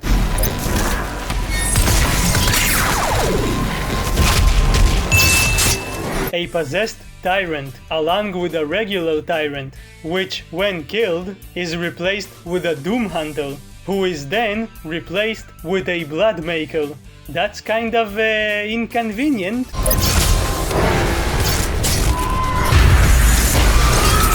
finally reach our destination, but are stopped by Sam. You've probably forgotten about him at this point. He kind of tries to talk to us. Bitch, do you really think you can stop me? You know what I'm capable of. His mutation takes over him, and he becomes, well, basically a Lovecraftian demon. This is the hardest boss fight in the game, but it's not because of Sam himself. He's easy, you just shoot at him quickly before he teleports. No, it's because it has 5 phases. The first one is just him. In the second one, he summons 2 possessed demons against you. I don't know how he can control them like that, but that's kind of spooky. Fighting 2 really quick enemies who can't be staggered is intense. When you kill them, you can then punch the shit out of him, but he survives. This is for telling me not to shoot a hole into the surface of Mars. The next phase is basically filler. He summons a bunch of geckos and eventually a laser wall. In the fourth phase, the arena shifts again. You need to shoot him while he summons bloodmakers. And again with the eyeballs? Why do you need so many eyeballs? Do you need glasses or something? After that, you get to the final and most brutal part of the fight. You know how like a minute ago I said fighting 2 really quick enemies who can't be staggered is intense? He does it again, but with way tougher and faster demons, while a Bloodmaker and 50 eyeballs are floating nearby. This is where Ultra Nightmare runs come to an end, but eventually, with enough hard work, with just 1 life remaining, we survive, we persevere, we kill the demons, we banish the spirits of the damned, and make Sam fall on his pathetic, pretentious ass. He was my servant. On my command, he removed me from this place. Welcome. I'm Dr. Samuel Hayden. I'm the head of this facility. I'm Dr. Samuel Hayden. I'm willing to take full responsibility for the horrible events of the last 24 hours, but you must understand. I can't kill you, but I won't have you standing in our way. I'm sorry for the jolt. It is not required that you end his life. Your mission here is now your own. Until we see each other again. It was nice knowing you, Samuel. We get to one of the most ancient places in existence. We're about to revive the Dark Lord. You know, I expected the devil to look like a devil. Satan, El Diablo, a giant beast with horns who plays metal and sings about how cool he is. Okay, maybe not that. The point is, I expected the main antagonist of the entire Doom franchise, the boss of all demonkind, to look like a demon. It's something that I've been thinking about since I was literally a child, since I played Doom 2 at like 4 years old, which may not be the most healthy thing to do for a little kid, but I'm glad it happened. These games mean a lot to me. So when I realized I was about to meet the big bad of the franchise, after all of this time, I got goosebumps. Finally, I thought, I'm finally gonna fight a super big demon monster. Maybe not as big as the Icon of Sin, but something intimidating. What we got instead is something completely different. But it's something very interesting.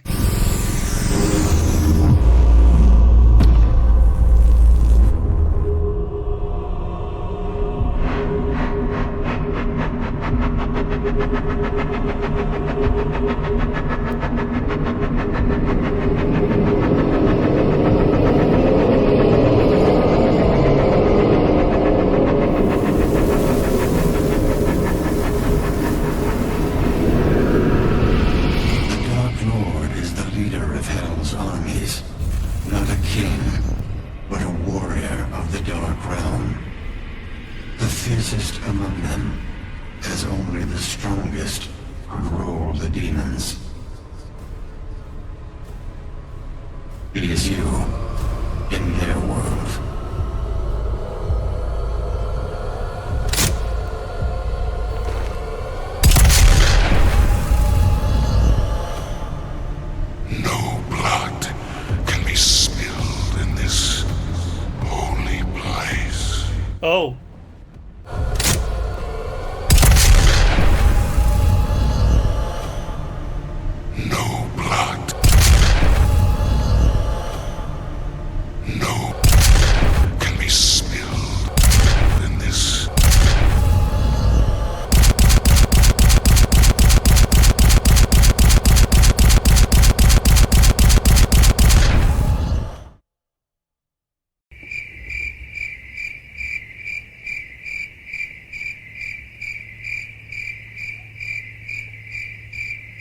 Well, I'm out of ideas. Our time will come.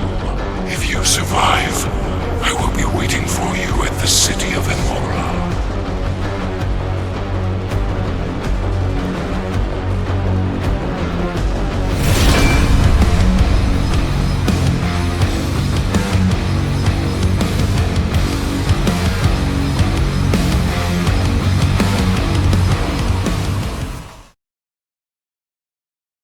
The Ancient Gods Part 2 was responsible for a lot of drama when it came out, mainly because of the difficulty, or lack thereof, and also the final boss fight.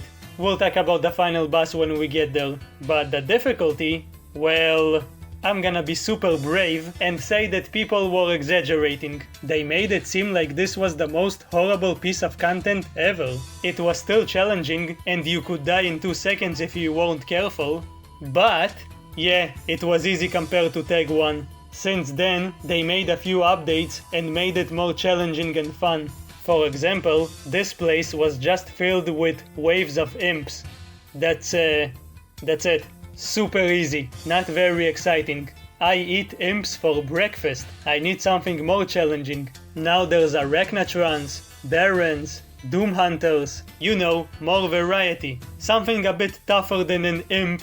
There's a few examples like that throughout this DLC. I'm glad they made it harder. However, for the most part, it still doesn't hold a candle to Tag 1. Not only are the encounters easier, but you also get something that makes them even easier. The freaking Sentinel Hammer. Valen just randomly gives it to you. Yeah, remember that hammer he had behind him? Wait a minute. Wait a goddamn minute. He looks like a spirit, like King Novik did, but he's not dead. He literally gives us the hammer. He will also show up later, so we know he's alive. Does that mean Novik is alive? I always assumed he was dead, and it's just his ghost. You fucking asshole. Were you just sitting somewhere this whole time and watching your people succumb to corruption and madness? Anyway, the hammer. The fights in Tag 1 were harder because of the types of enemies you faced and the cramped spaces you were fighting in. Also, you didn't have the crucible because we left it inside the Icon of Sin. But here, the arenas are much larger with lots of space to maneuver. The enemies are easier to deal with, and you have something that replaces the crucible, and it's way more effective. Okay, the hammer doesn't one-shot enemies, but okay, are you ready for this? It does decent damage, stuns anyone nearby, makes the enemies drop ammo, making the chainsaw kind of obsolete. If you use it after you freeze or burn enemies, they will drop health or armor. Heck, freeze and burn them to get both. And you don't need to hope that you'll find ammo for the hammer, like with the crucible. No, you can quickly and easily recharge it by performing 2 glory kills or breaking 2 weak points, or one of each, which is normally an easy thing to do. But it becomes stupidly easy when you remember the enemies are stunned, meaning you can just shoot their weak points or damage them enough for a glory kill, without any resistance whatsoever. It's almost literally just mindless fun. Basically, it breaks the game the second you get used to it. You just press the button and boom, recharge, press the button, boom, and you can just keep going until everyone's dead. This weapon was the most controversial thing in this game, even more than the Marauder. Speaking of which, it shreds the Marauder, shreds him, making the humiliation even more humiliating.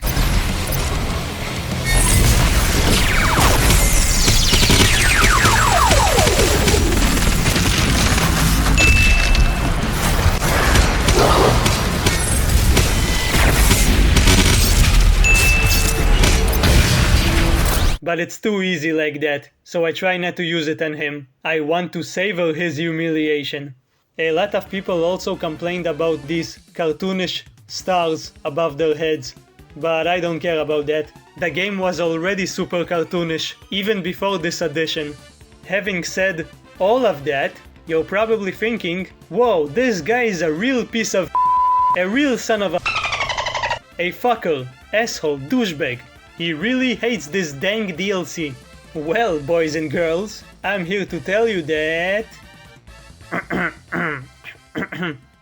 No, I actually really like it, even when it first came out. While I would definitely prefer something more challenging, especially when we're talking about, as of now, the last official chronological part of the franchise, I still enjoy it. I replay it when I want something more relaxing and casual, and not something intense as the previous DLC. The hammer does break the game when you know how to use it, but it's still very fun to use it, and we play video games to have fun, right?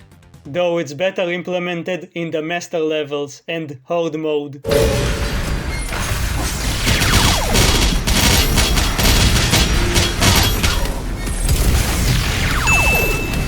And in general, the hammer brings you closer to the power fantasy we had in Doom 2016. Yes, it's a bit jarring to just get the power fantasy instead of owning it after all of this time, which is what we've been doing throughout the whole game. But whatever, they wanted us to just have fun towards the end.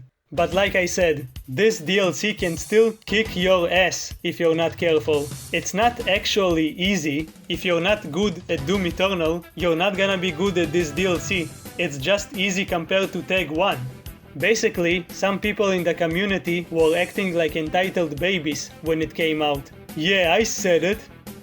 Please don't hit me. The DLC was a bit disappointing here and there, yeah, but it's still very good. There was no reason to lash out at the developers, especially since they were all working from home and did not have much time to implement everything the way they wanted to.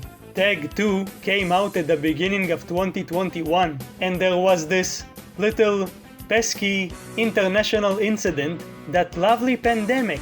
Okay, let's summarize the plot and finish this. I am going to yap a lot about the story now, so if you do not care about that, what are you even doing here? Just get out. Get out of here! No, wait. Please come back. So Mr. Satan looks like Doomguy. Why? There isn't really an answer to that, but let's try to figure this out. Apparently, Devilman had plans for Doomguy, maybe since before he was even born. You know that symbol we kept seeing over and over again? It was the Devil's sigil all along. The mark of the beast. Why would Doomguy have it on his helmet? Well, first of all, we know that his armor was made in hell, so it makes sense that it would have this symbol. But also, are you ready for this? El Diablo here is actually God. Yes, he's the original creator. The Father is just the leader of the Makers. He's not actually God. He's an imposter. The Makers basically lied about everything. They went to the history books and made a few edits. They rewrote them. They made everyone believe the Father was the creator of the universe, and they were his angels. But in reality, the Vaf was the first being to ever exist. He created everything. Not only that, he created the Makers specifically to help him find the secret to immortal life. He wanted to save his people from death. He genuinely cared about them.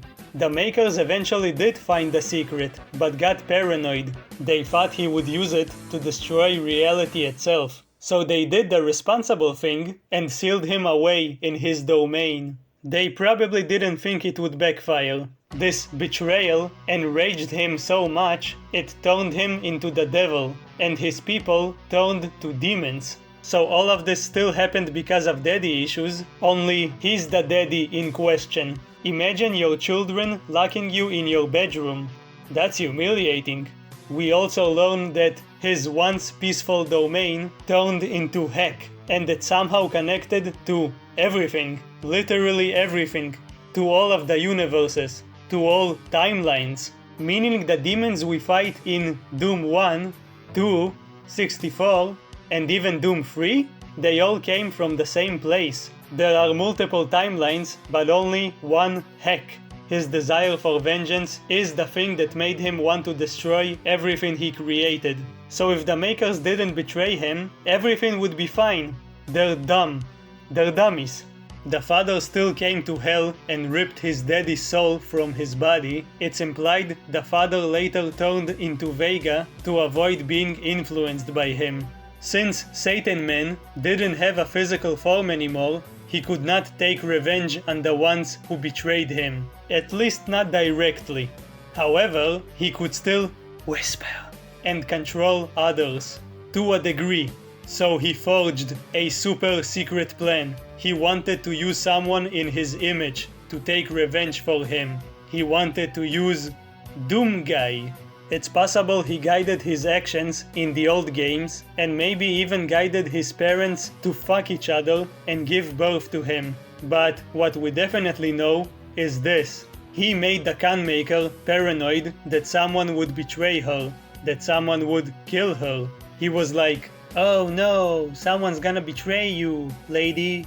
Being betrayed is awkward. Trust me, I know." So she built this machine, and inside of it, she put a piece of the Dark Nerd himself. Apparently the father took part of his DNA before destroying his body. He didn't want to destroy him completely, because of some weird sentimentality. So locking him away forever, and then leaving him without a body is fine, but killing him completely? No, that's too much. The angelic bitch wanted to use the machine on the Sentinels, because somehow that would reveal if one of them is the traitor. It's kind of like a deadly lie detector. Eventually, when Doomguy arrived in this place, Diablo started whispering to Sam, "Hey dude, the Khan Maker is a bitch, and she will destroy everything. So put this random guy inside the machine, and he will stop her." So that's exactly what happened. Doomguy got inside the machine, became even cooler, and eventually killed the Khan Maker after finding out she was messing around with the demons. So everything happened exactly according to Mr. Satan's plan, all according to Keikaku. Maybe everything that we'll see in the Dark Ages was also planned by him. But what does that machine actually did to him? Remember the horny scientist? She said Doomguy had something unknown in his blood. It was the devil's DNA. When Doomguy got inside, he got part of the devil's essence. That's the source of his power. That's why he's so strong. And maybe that's why they look the same. Or at least that's why his hair color changed. He was blonde at first. Or maybe it was ginger? He was already immensely powerful. But he was still a human. A mortal. A fucker. The Khan Maker even said that he was once a mortal, confirming that he basically became a demigod, or even something greater. So basically everything that happened in these games was more or less orchestrated by the Dark Nerd. Everyone who betrayed him is either dead or dying. And he got his beautiful, muscular body back. Now there's only one thing left to do. To destroy all of reality. You know, nothing too important. But he knows Doomguy won't just let him do that, so they need to fight and determine the fate of the universe. Whew. Now that we got the whole backstory and explanations out of the way, I can finally talk about what's happening in this DLC. So the Prince of Darkness goes to Hell and waits for us there. In order to get to him, we need to find a super special crystal that will power up a super special portal. Remember those wraiths from the last game? Well, they are strange and powerful aliens. No one knows where they came from, but people worshipped them. So much so, they created trials, and only those who pass them are granted access to their spaceship, where they have that crystal we need. No, unfortunately, it's not the same crystal they used in Breaking Bad, even though it's also blue. On the way there, we see the new additions to this DLC. We finally have the grapple point.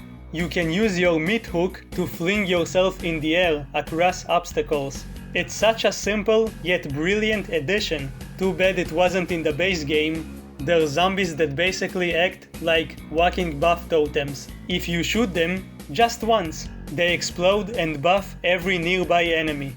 There's armored barons. Who built this? What size are you? Extra large? I find him way easier to handle than a regular Baron of Hell. You just shoot his little mace hand, somehow the armor explodes, then you shoot him before the armor can regenerate. Easy.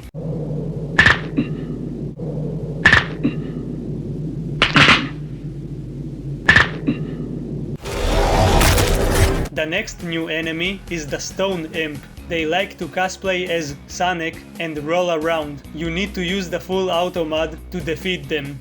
Okay, you don't have to use it, but it's the most effective thing against them. Or just use the hammer to one-shot them, because the hammer wasn't powerful enough, or even just use the chainsaw. They're actually all of the imps we killed during the game, so now we get to kill them again.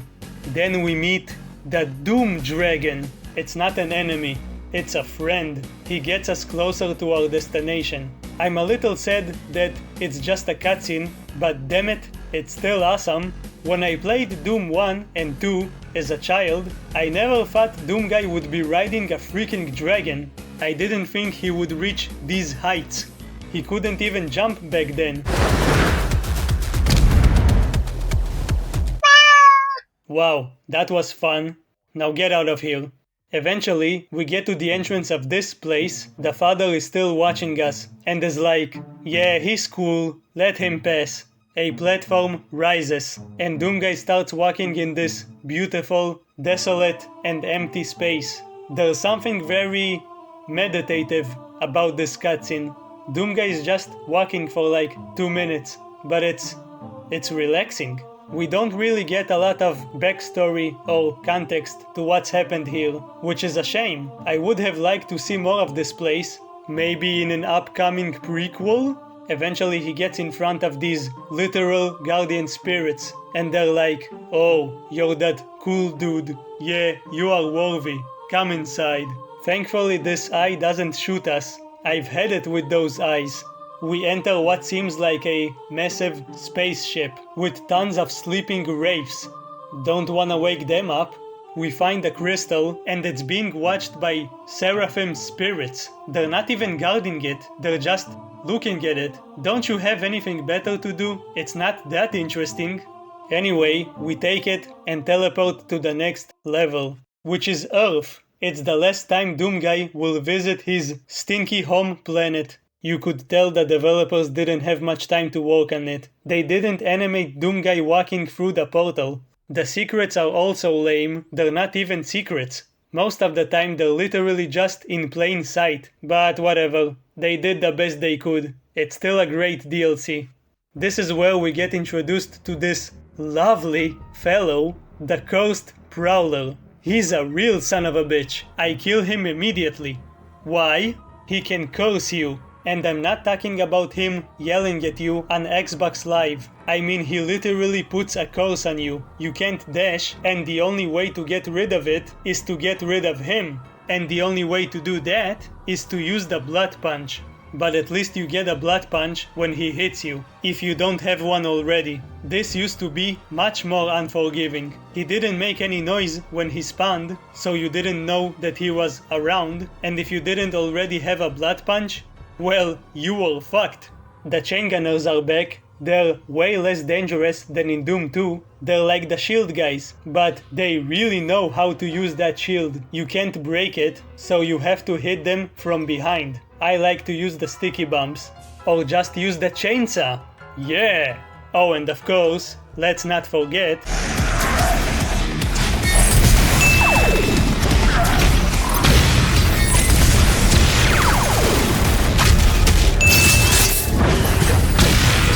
Look at that! They're bullying the Mancubus. Why are you just taking it? Here, I'll help you out. Oh, you're still stuck. Yeah, okay, I'll just kill you. There. Oh shit! Bye! Wow, look at that. Someone actually climbed all the way here to a destroyed, demon-infested building just to paint this. That's one dedicated delinquent. Anywho, we find this mysterious gate. Apparently, it was built by the father himself. I do not know why he built it on Earth, but okay. He made it so he could travel to Heck whenever he wanted. But we've used tons of portals in this franchise. What's so special about this one, I hear you ask? Don't ask how I can hear you. Well, this one doesn't just take you to Heck. No, it takes you to the capital city. Yes, there are cities in Heck. It was called Jakad at first, and there were supposedly a lot of beautiful cities. Hell yeah! I mean, Jakad? Yeah? Whatever, let's go. The portal takes us to Imora. It's like immoral, but without the L. I don't know. It's not important, because we get one of the best and coolest cutscenes in gaming. They went all out on this one.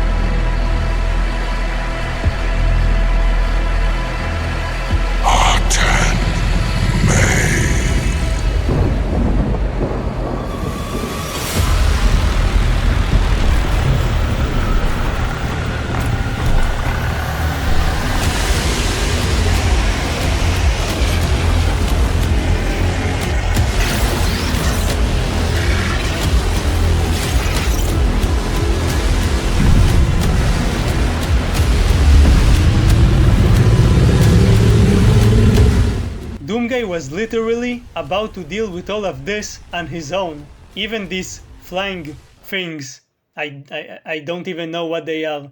We know he can handle all of this. But then, multiple portals open up, and from one of them comes out the one and only Valen the Betrayer. He has a blue hammer now. He's here to try and make up for all of the bad stuff he did. But he didn't come alone. Multiple ships exit the portals, along with many Sentinel warriors, with access.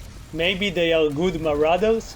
There's also this guy. He's so nonchalant. It's like he doesn't care that he's in the deepest part of hell and is about to fight a battle that will determine the fate of the entire multiverse. We should all aspire to be like him. Don't ask me how they managed to get here. I mean, we needed to ride a dragon and get a magical crystal to power up a secret portal specifically designed to take us here, but they can just randomly show up. Maybe they followed Doomguy's signal? I don't know. It doesn't matter. We're about to end this. It's on, baby!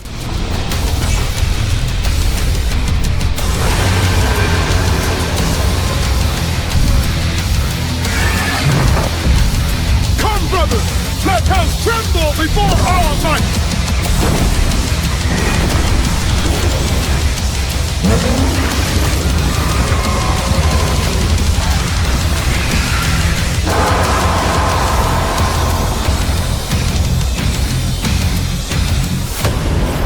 My hands law. If the Dark Lord is defeated in ritual combat, any demon outside his realm will be destroyed.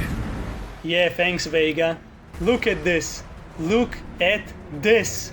Look. Look. Look at those little guys charging in. This is too awesome. Even the Doom Dragon is here. Okay, the final stretch. This level is pretty short. It's pretty much a sprint to reach the Dark Lord. It's filled with cool moments like this.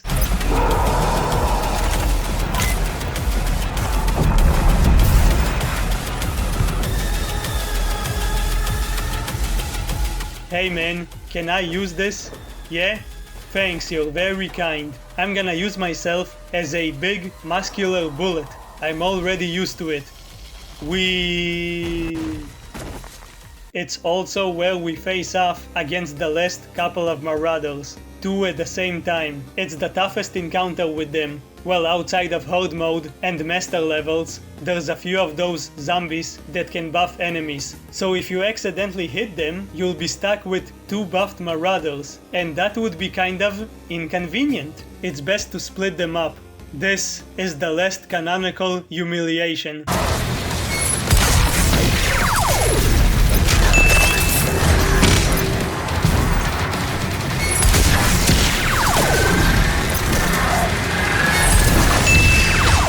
I'm sorry, but I need to complain about something. This feels lazy. Again, the developers did the best they could under the circumstances, but come on, this has to be the lamest enemy in the franchise. They're Call of Duty soldiers who just run and shoot at you. They barely do any damage, they don't do anything special, they barely have any health, and they barely have any animations. That's probably why you can't chainsaw or glory kill them. They are so lame, they're listed as ambient. At least it's a bit better than it was on release. They used to die from just one hit. They're supposed to be Hell's elite soldiers, yet they don't add anything special to the combat, and they are one of the weakest enemy types. I'm pretty sure a zombie is stronger than them. Now that's pathetic. Okay, back to loving this game. After we massacre everyone, a spaceship shows up to take us to the final battle. Couldn't we just do it from the start? Anyway, we get on, we go up this tower, it's like the White House, but in hell. The Red House? Anyway, Doomguy decides that he wants to be a majestic bird of death.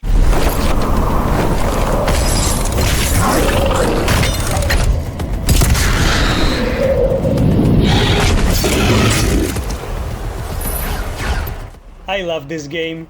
We get perhaps the goofiest encounter in the game. A horde of Sonic cosplayers that just spin around all over the place. The devil chose them as his last bodyguards.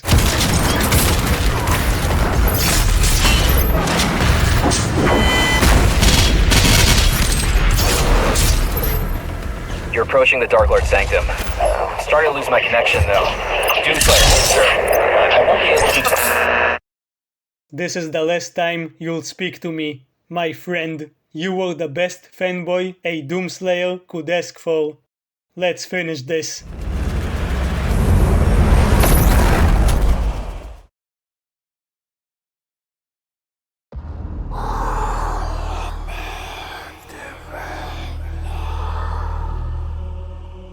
You bring violence and war to thwart the Dark Realm.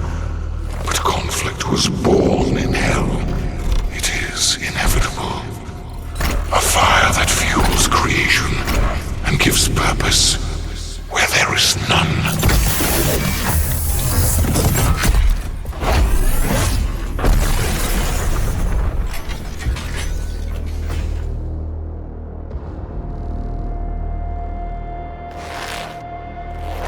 Stand and fight, Slayer. Honor your true god. Fight and show me your purpose.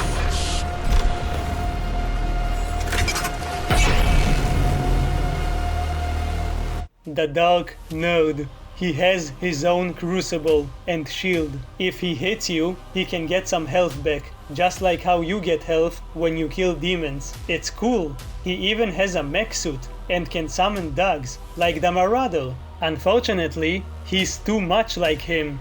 Yeah, besides the hammer time, this was the thing that people really hated about this DLC. Like I said earlier, I think people were exaggerating. It's not a bad fight, it's just kind of disappointing. You expect the final boss of a Doom game, of the Doom franchise, to be something intimidating and spectacular.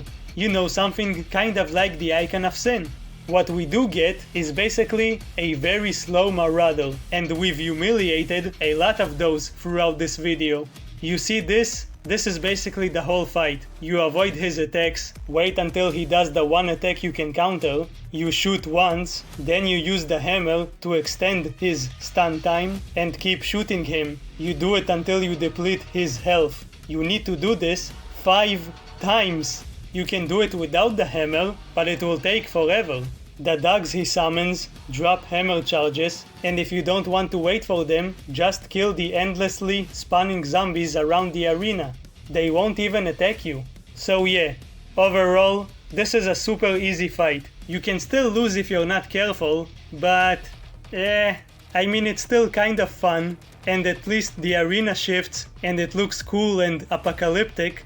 In interviews, Hugo Martin basically said that he accepts the criticism about this boss fight, and that if they had more time, they would have made the Dark Lord ride a dragon and do other cool stuff. Kind of goes with the Devoth feedback that I got. I talked to the guys today, and they were asking me. They're like, why wasn't it like, he was in a mech and then he got out of the mech and then there's and I'm like, guys, these are awesome ideas. It's a DLC. Like, you're putting base game expectations. I'm like, a boss fight takes like a year to make, at least minimum. Yeah, of course, I'd want him to turn into a dragon, and I jump into a mech and we fight. Like, who doesn't want that? Like, it's just a DLC, But I have to make sure that I might not always do it right, or as a team we might make mistakes, but like, it'll not be due to a lack of effort. I promise you that. Like, that's that. I don't mind making a mistake if we do our best. You can never make a mistake because you didn't try hard enough. So like, for the time being that we hold the responsibility of this brand in our hands, I do treat it like it's this precious thing. And that's why some people ask me like, why, how come he's riding a dragon or all this? Because he deserves everything. So as they say, it is what it is. Even though he's God, the most ancient and one of the most powerful creatures who can create and destroy whatever he wants, he still wasn't confident he could defeat Doomguy, so he decided to wear a mech suit. Having said all of that, this is still a boss fight, and it's the last one. So, for the last time...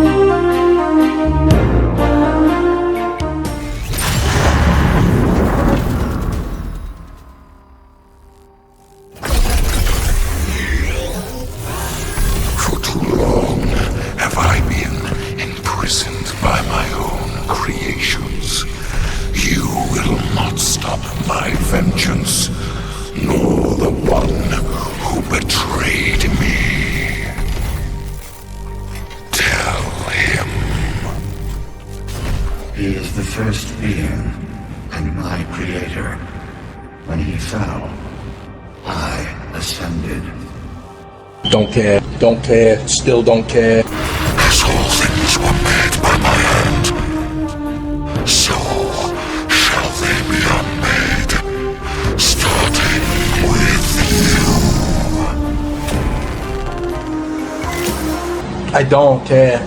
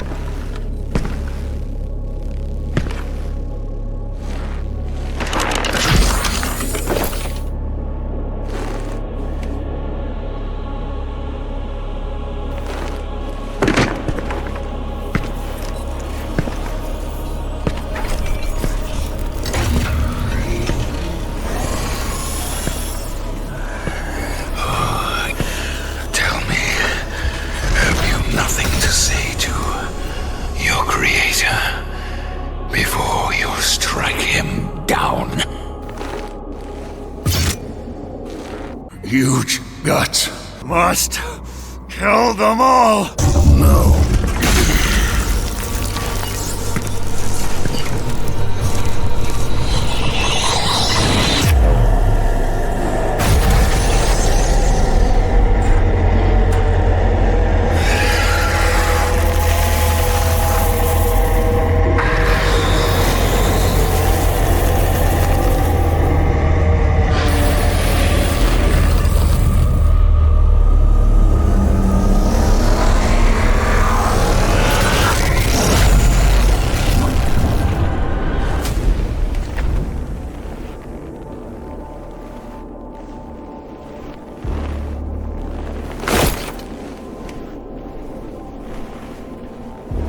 His hand, all things were made.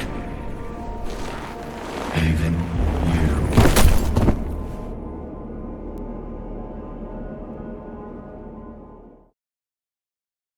So what do you think happened? He exterminated the antagonist of the entire franchise. Thanks to that, all of the demons outside of Heck have also been eliminated. Because that's how it works, I guess. And then he falls down because he's just tired, right? He's been fighting for a long time. Okay, so remember how Mr. Satan's power was inside of him? When his soul was destroyed, everything that was connected to him was destroyed as well, including the small piece of himself that was inside of Doomguy. That's why he fell down. He suddenly lost most, if not all of his power. He faints from the shock. And what do you think will happen to him? Is he gonna wake up and go home? Will he revive Daisy and then adopt other rabbits? Will he go live in hell because he really got used to that place? It's like a second home to him at this point. What do you think happens to him after he spent his life slapping the crap out of all of these demons and ancient creatures? He's gonna get some kind of reward, right? No! I banged my head on the table. But no, these assholes take his paralyzed body and put him back in his sarcophagus. I get it. His only purpose in life was to kill demons. If there are no demons, there's no need for him to exist. But come on, give him a break. Give him something. I don't know if I expected some kind of happy ending, but I definitely did not expect him to go back to sleep. It's like the third time this happened to him. Dang nabbit, they leave him at the place where he found the souls of the Father and Mr. Satan. And then the game ends with an ominous quote, implying that they will wake him up only if there's some kind of big danger. But pretty much all of the demons are dead, so that means he's never waking up. I don't really like this ending, but I don't know what they could have done instead. We'll see him again in the Dark Ages, but chronologically speaking, this is the last time we see Doomguy. That's sad. I'm back! Oh, shh! Don't scare me like that. I was just burying your counterpart. How you been? You disappeared for a while. Oh, that sucks. I have been fine. Good, good. You're ugly, you little bitch. Ooh.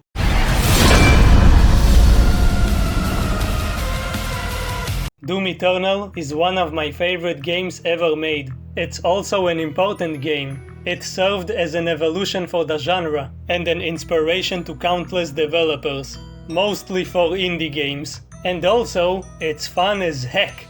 The story gets more and more wacky the more it goes on. Vega and maybe Sam are still out there. Maybe we'll get to fight him someday. Vega is probably the second strongest character in these games, after Doomguy. The devil is actually God, and he's a tragic figure that just wanted the best for his people, but then he wanted to destroy reality. So...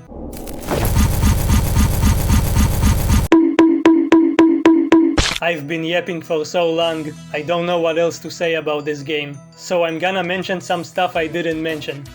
That's a smart sentence.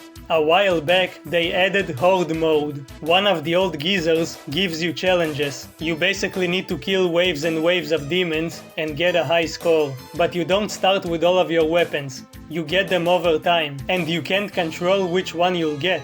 so sometimes you won't have the plasma rifle and won't be able to banish ghosts. So you wait until they possess someone else, kill them, wait until they possess another one, kill them, and then kind of just wait until they disappear. Fuck this shit, I'm out. There's one big change here to the gameplay. The hammer requires 4 charges instead of 2, making it much more balanced. It gets progressively more and more difficult until you're stuck fighting 2 buffed marauders at the same time. What? You really thought I was done humiliating them?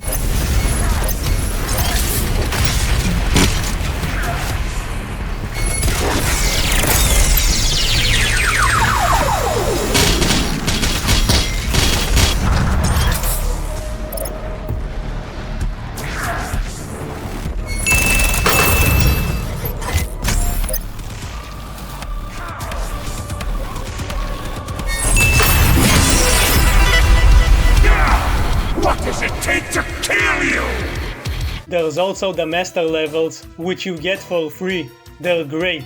The one from the DLC is my favorite. Okay, I'm tired. Thanks for watching up until now. Do all of the YouTube stuff. You know what to do. I trust you. Now, it's finally time for the Dark Ages. I can't wait to fight that Cthulhu monster. I need to take revenge after what they did to me in Call of Cthulhu Dark Corners of the Earth. Get up!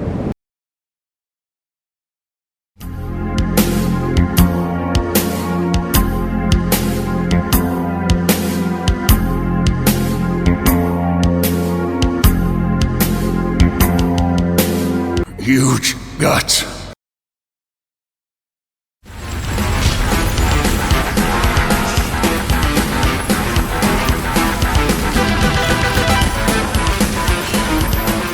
Oh, sorry, that's the wrong footage. There we go.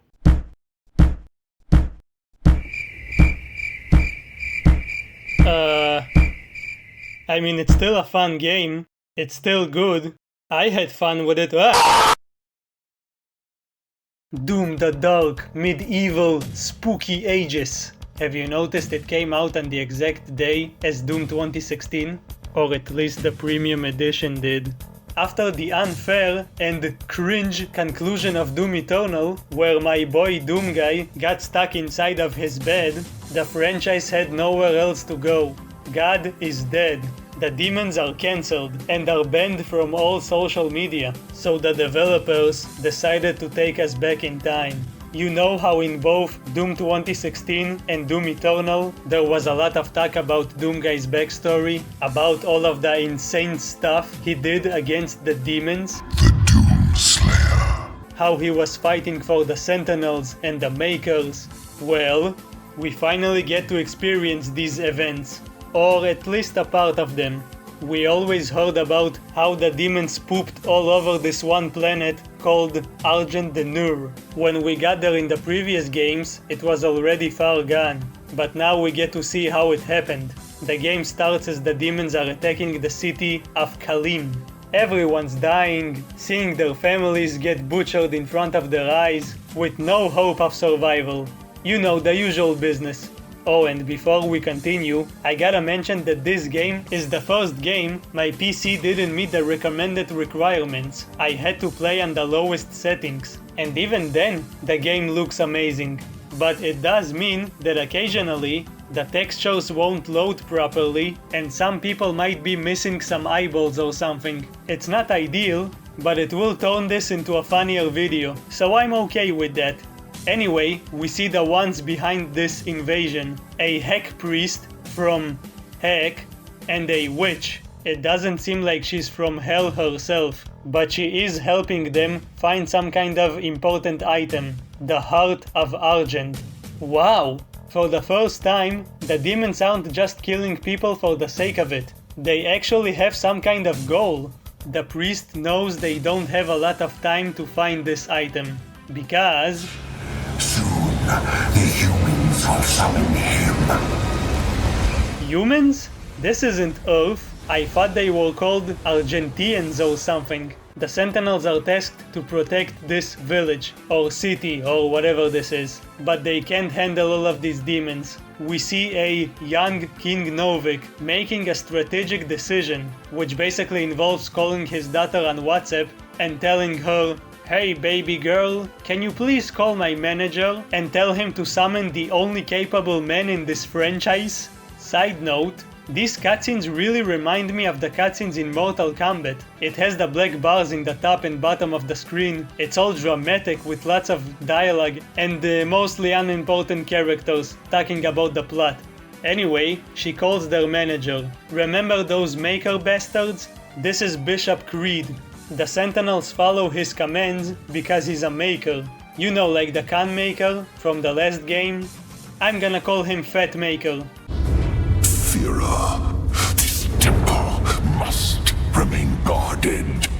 The village of Kalim is a mining settlement. If it falls, everything will be destroyed, including your Sentinel energy reserves.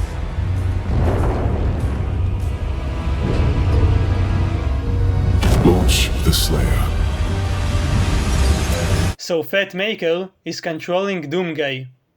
Yup. He has yellow eyes now. It's like when he had invulnerability in the original games. Anyway, Fat Bastard here sends him to assist the Sentinels, meaning he's going to do all of the work. But this asshole is not doing it because he's a kind soul. He sends Doomguy because he wants to protect his own butt. He's afraid the demons will get him. Man, Doomguy can't catch a break. Everyone's manipulating and controlling him in these games in one way or another. Samuel, the Makers, Mr. Satan, he's just a pawn. He always has been. But you know what happened to them in the end.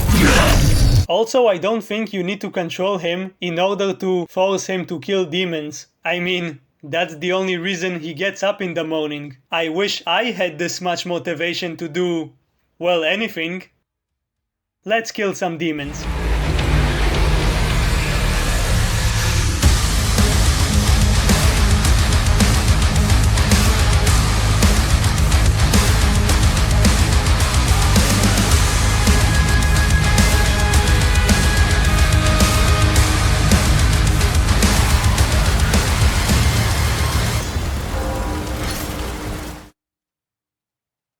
Because this is my first playthrough, I did not play on Nightmare difficulty. I chose Ultra Violence. Yes, I know, very shameful.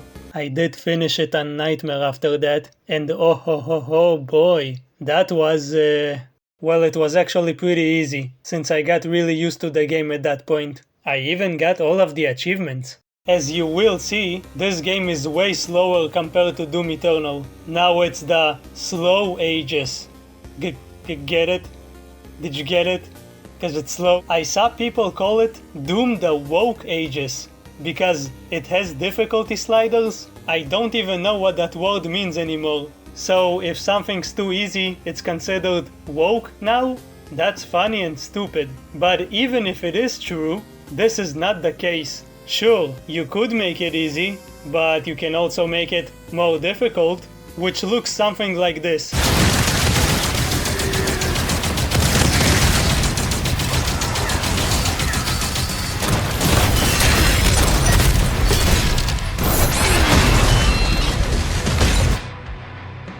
The point is, just because there's more difficulty customization, doesn't mean the game is automatically easy. You control the difficulty. That's literally the purpose of these sliders. Look, it's the classic HUD. Look at that face. But wait, it gets better. Now look at this. The original face, with all of the suspicious eye movements and the bloody nose. That's very nice. You have a shield now, which you can use to solve puzzles and break walls, but you mostly use it to launch yourself at demons and deflect their attacks. Also, the original imps are back. I love that. I love their design with the spikes. They are really tall and horny. Why do they sound like the Doom 2 Archvile? The new imps are here as well, and they have hair now. I guess they went bald after this game.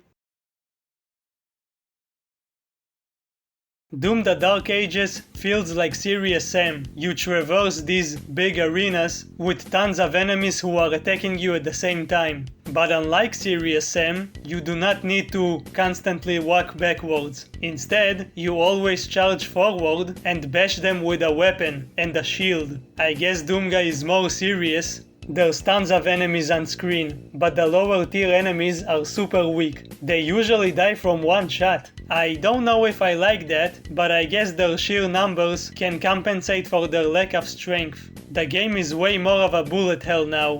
You have an actual sprint button now, which wasn't the case in the previous two games, and that's because you move slower than you did in Doom 3. You feel heavy, like a tank. Maybe you are a tank, because when you drop down, enemies just explode from the impact. Even though there's lots of enemies, the action itself is kind of slow. Probably still faster than other normal shooters, but it's significantly different from Doom 2016 and Eternal. For those of you who play the Souls games, it's kind of like going from Dark Souls or Bloodborne to Sekiro. You're still a badass, but you're more slow and defensive. There's more focus on parrying attacks. Yeah, you can use the shield to parry, which is kind of a weird mechanic to have in a Doom game, but I love it. Whenever you see a green projectile or some kind of green attack, you can send it back and stun them. You have a melee weapon now. Like the chainsaw in the previous games, they have limited charges, but they make enemies drop ammo. Imagine you're punching someone in real life and suddenly bullets drop from their body.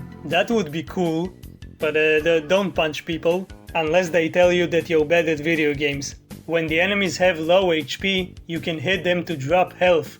If you're wondering why the classic glory kills aren't here, Hugo Martin gave an answer. It's all about player freedom, and there's more enemies on screen now than we've ever had before. If we're asking the player to stop and play a synced animation for every one of those, it was getting very, very tedious. And we wanted, in this game for you to be able to perform multi-glory kills. You know, that scene in the opening of 300, not the opening, but in the Hot Gates, the battle scene in 300, the Zack Snyder film, you know, when Leonidas breaks the phalanx, and it's just that beautiful side shot that tracks with Leonidas, and it goes into slow-mo as he's taking out all these guys in one fluid action, and he throws away the spear, and he picks up the Spartan sword, and he just starts wrecking people. That was a major touch point for us. We wanted to make you feel like that in this game. Doing multiple glory kills in succession was something we tried to do for like 10 years, and just didn't really fit in the other games. Put it this way.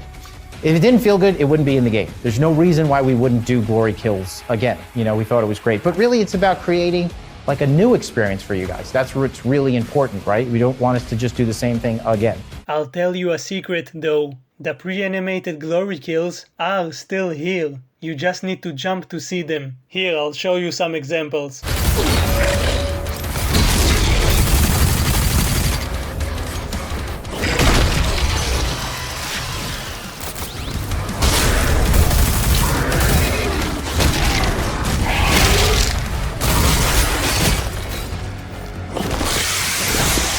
They are less frequent, but they are majestic. The destructible environment is also majestic. You can't destroy everything, but you can destroy enough to go to jail for vandalism. Eventually we meet the Pinky Rider. I never even considered it, but if you had to pick one demon to use like a horse, it would be the Pinky. It's basically two enemies at the same time. After enough damage, you whack the driver away and then deal with the Pinky itself. Oh fuck, I can't believe you've done this. The levels in this game are huge. They feel like mini open world games. At least some of them. There's a big emphasis on exploration. If you're a kleptomaniac, you'll feel right at home. There are even optional bosses for you to kill. They're basically regular enemies with more HP. When you kill them, you rip their hearts out, crush it in front of their eyes, and increase your maximum HP, armor, or ammo. Cool. Even though it's the medieval times, they still got toys.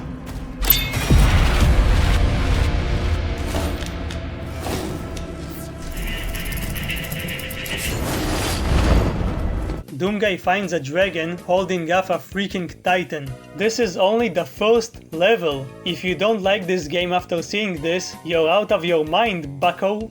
As cool as the dragon is, he's not strong enough to stop the Titan, which means we have to do a turret section. I don't know why. I'm sure all of you know this, but turret sections aren't exactly the most fun mechanic in video games. It basically becomes a point and click game. At least it's cool seeing his limbs and all of the meat chunks flying out of him. We kill him and wait, what about having to use a crucible on Titans? I thought they were invincible. Am I the only one who remembers this plot point? We just kill him with a turret. And lightning. Titan down. All remaining enemy targets have been neutralized.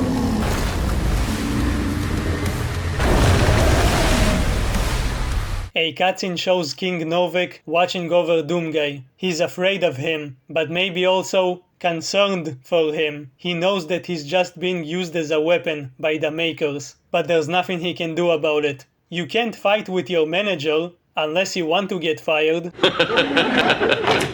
That's it. This is it. I'm done. Through. It's over. I'm gone. Finished. Over. I will never work for you again. Look at you. You think you're an important man? Is that what you think? You are a laughingstock. You are a joke. These people are laughing at you. You're nothing. You have no brains, no ability, nothing. I quit.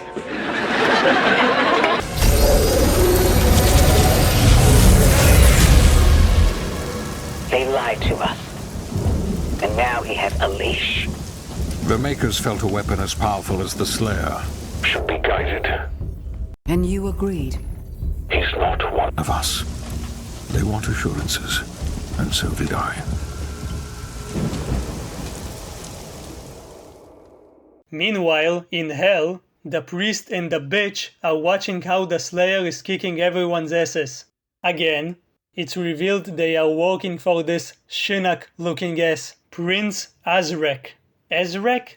Unlike pretty much every other demon, he's not just using brute force. He's kind of pissed that nobody can stop Doomguy. That's why he's working with this witch to find an item that will supposedly grant him immense power.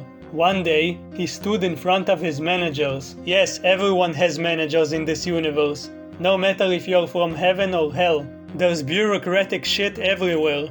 Azrek told them, "Look, I have ambition and a strategy to defeat Doomguy." They immediately came in their pants and gave him a whole army. He wants to be the king of heck, but he can't do that as long as Doomguy is ripping and tearing. He's going to try and stop him. Good luck with that. The next level is Hebeth. The lost city of Hebeth. This was the time in the Sentinels. What? No, it wasn't. Doomguy was literally there, defending the city with the Sentinels. Demons are attacking again, and of course, Doomguy needs to come and help. The fat bastard doesn't want to send him at first. Well, listen up, City Jim! I is a baby! He wants to keep him close for his own protection. You know how they're treating Doomguy? They just make him stand at the center of this place, surrounded by a force field. At least give him a chair or something. Because he's a badass with an iron will, he manages to break free of their control. But that doesn't last long. Slayer vitals increasing.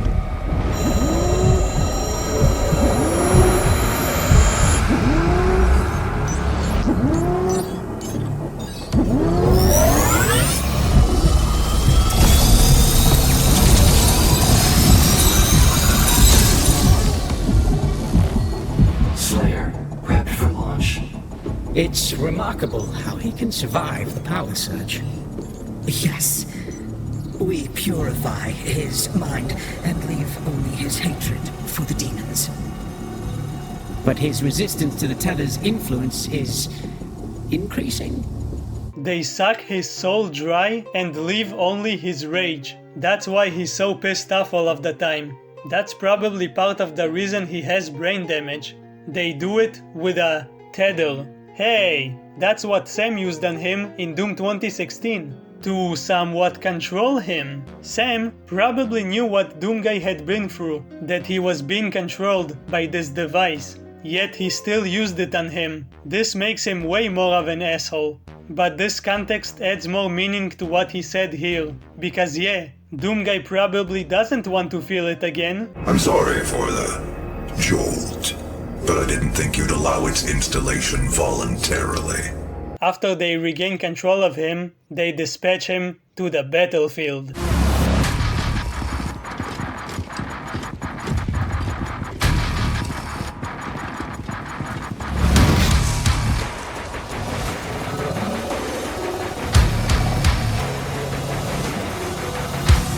Huge guts.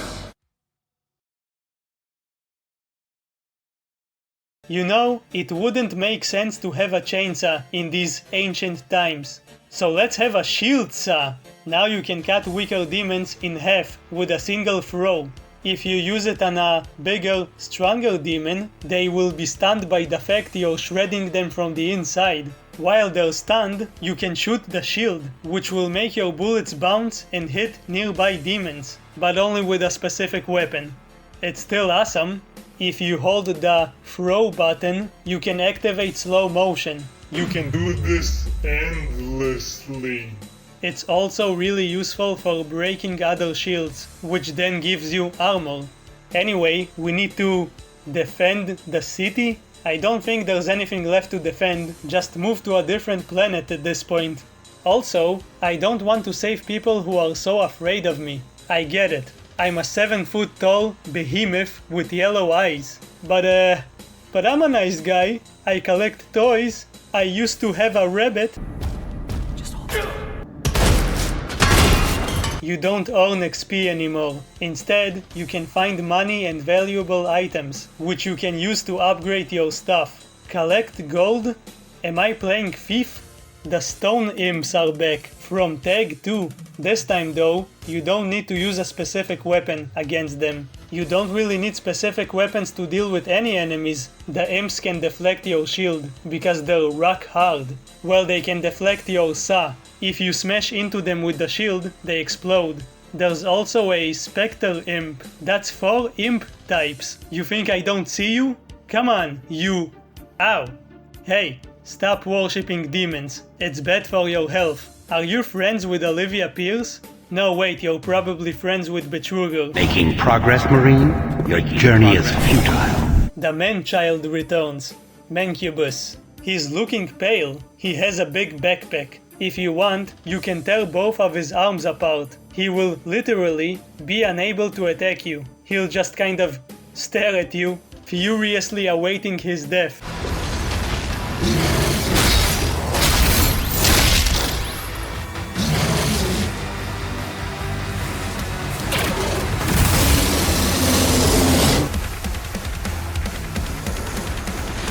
Same goes for the Hell Knight. I almost feel bad for them.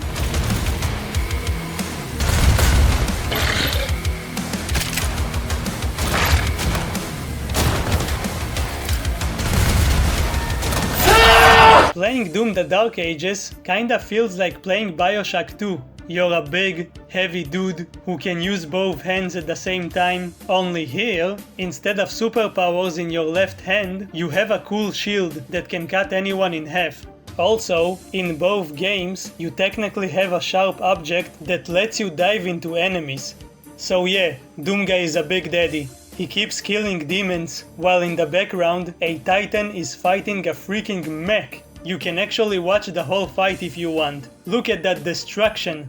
Oh no, the Titan is winning. No, leave him alone, you big bully.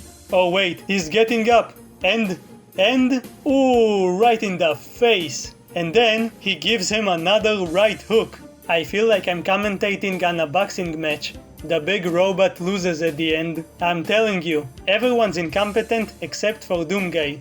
You know what? Let me show you how it's done. Doomguy gets inside a freaking mech, a giant robot. The Doombot? There was a mech in the Doom Fortress. Maybe it's this one. We know Doomguy can build the best PC in the universe, so piloting a big robot is nothing to him. If you did not feel like an indestructible death machine before, you will now. Everything is crumbling and exploding around you. You're like a kid in a playground playing with his toys. Everything is so squishy and tiny in comparison to you. You can literally just punch the environment and disintegrate everything. It's very fun. Unfortunately, and unsurprisingly, controlling a robot doesn't compare to the regular gameplay. It's cool and fun for a few minutes, but there's not much variety. You punch an enemy for a while, until you can do a finishing move, you do it, and move on to the next target. It feels like a really simple beat 'em up. If you avoid an attack at the last second, you can charge up your finisher move quicker. It's a fine system, but it becomes repetitive pretty fast, and I guess the developers realized that because the robot sections are really short. You do get a giant gun, the sentinels just drop it for you. Now if you dodge at the right time, your gun somehow becomes empowered, which allows you to shred anyone in seconds. I don't know why avoiding attacks makes your weapon stronger, but I'm not complaining. All of these shootings and explosions have caused the nearby reactor to overheat. So Doomguy decides to casually take out the core, but it's about to explode and blow the whole city away, so that's not very good. What to do? Oh, I know! I'll just shove it inside of this guy and then shove him into the abyss. I am so smart.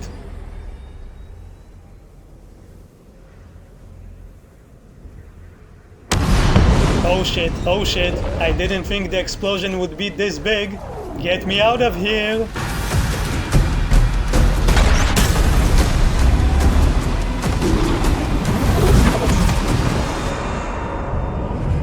Fira saves us, but the Fat Maker wants her to give him his annual report, so we head back to base. I told you there was bureaucrats everywhere. We see Azrek intimidating a priest. He wants him to tell him the location of the Heart of Argent. Based on every priest we've seen so far, you'd assume he's also a treacherous asshole. But no, he's actually pretty chill. He sealed it away from him. He doesn't even really care about all of this shit. All he actually wants to do is just spend time with his lower class family.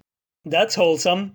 While all of them are talking about all of that boring stuff, Doomguy finds a new weapon, the Skull Crusher, which is exactly what it sounds like. You use the skulls of your enemies as ammo. You put them in a meat grinder and shoot out tiny shards of skulls. That's whoever came up with that is an insane genius. Imagine you're a demon and you get killed by pieces of your friend's head. Well, I don't know if demons can be friends. Maybe Calyx. You also find the Impaler, or what it should be called, the Nail Gun or the Penetrator if you're feeling naughty. It shoots giant spikes. They do a ton of damage and can pin enemies to walls. It's like in the first Fear game. It is awesome. How's it hanging? Looks comfortable. This is where I had my first death. The extra lives return once again, but this time they don't activate automatically. You can choose if you want to use them or not. I think that's for the best. Sometimes it's better to just reload your checkpoint and not waste them. Also, you can only have 3 of those this time. Why are the Lost Souls so big now? They're bigger than Doomguy. I could hold them in my hand in the previous games. Up until now, it felt like the developers were being forced to stick to the source material. Doom 2016 was basically Doom 1, but with more jumping. You know, a stupid company opened a portal to hell, demons are here, kill them all. Must kill them all. Doom Eternal was basically Doom 2. There's demons again, but now they're on Earth. Obviously there's more characters and plot in the newer games, but the basics are the same.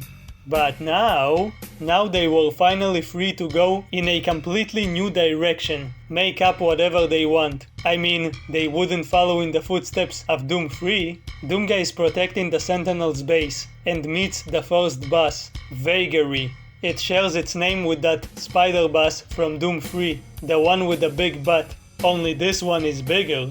In this game, bosses have a stun meter below their health. If you fill it, they will get stunned. Shocking, I know.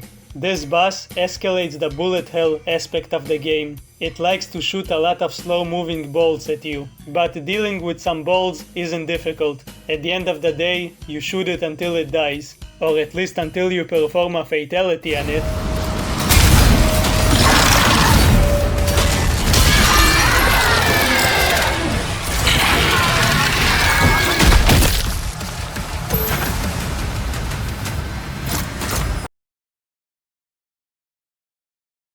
The demons are closing in. They're using spaceships from Hell, which might sound weird, but it was established in Doom Eternal that Hell is actually technologically advanced. Doomguy is a total badass, but he can't really deal with a spaceship. I mean, he could probably punch it until it explodes, but he can't jump that high. So he summons some help.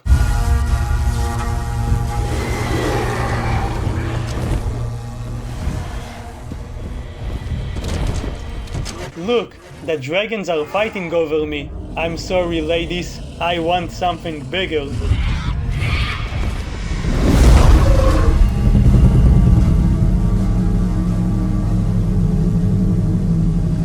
Oh, hi, Mark. A giant dragon with a mounted turret. I don't know if there's anything more awesome than this.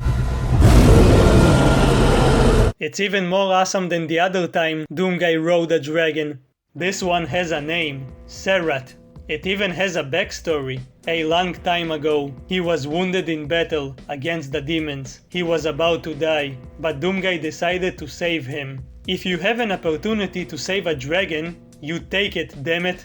Since then, he became loyal only to the Slayer, and they became best friends. Doomguy is a man of extremes. He either has the most masculine, dangerous pet ever, like a dragon, or the least threatening pet, like a rabbit. Look at these tiny enemies, they can't do shit against me.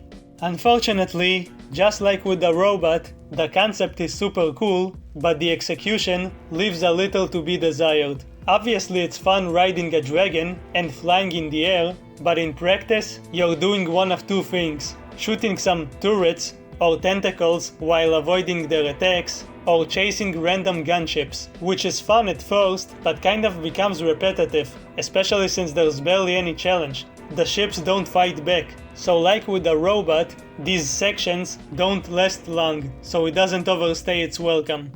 You play as a fast, mobile beast, but ironically, you spend most of the time standing in one place and shooting an enemy that's also not moving. I think this was a missed opportunity to have battles against really giant demons, where you actually need to use your enhanced speed to avoid their attacks. You do fight a really big Keko demon, like twice, but it's the same as the turrets. If nothing else, it's at least worth it for these brutal fatalities. Just watch.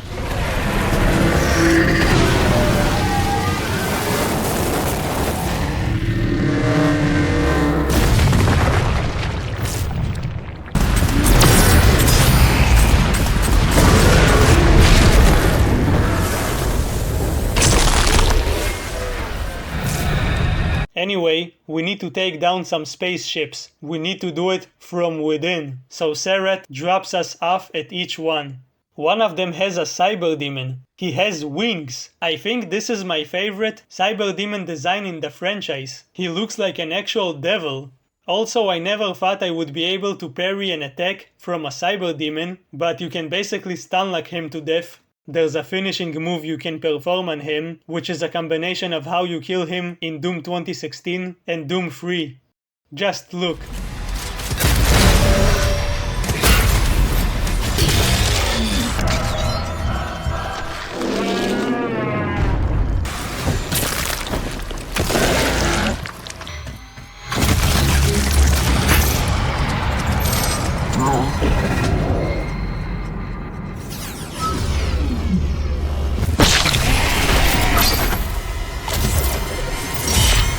On another ship, we find a new plasma gun. And what are you doing?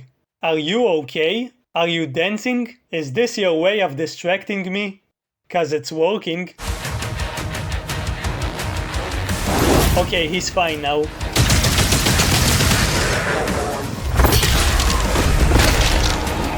This is where we find the super shotgun. It's always a great moment in a Doom game when you find the super shotgun.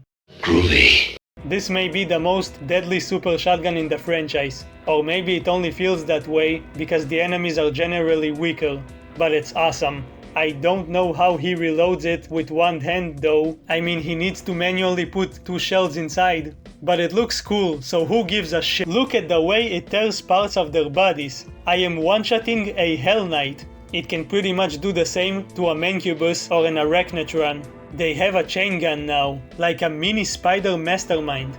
No, it's actually like the ones from Legacy of Rust. It's exactly the same.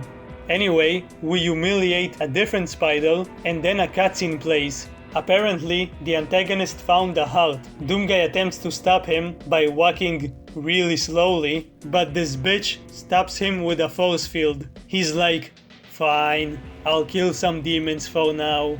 They finally found it. The heart. It will give Ezrek the power he needs to defeat Doomguy once and for all. But then, Novik shows up? He has a plan. How brave. Ignite the charges. Ah man, look at those textures popping up. That's unfortunate.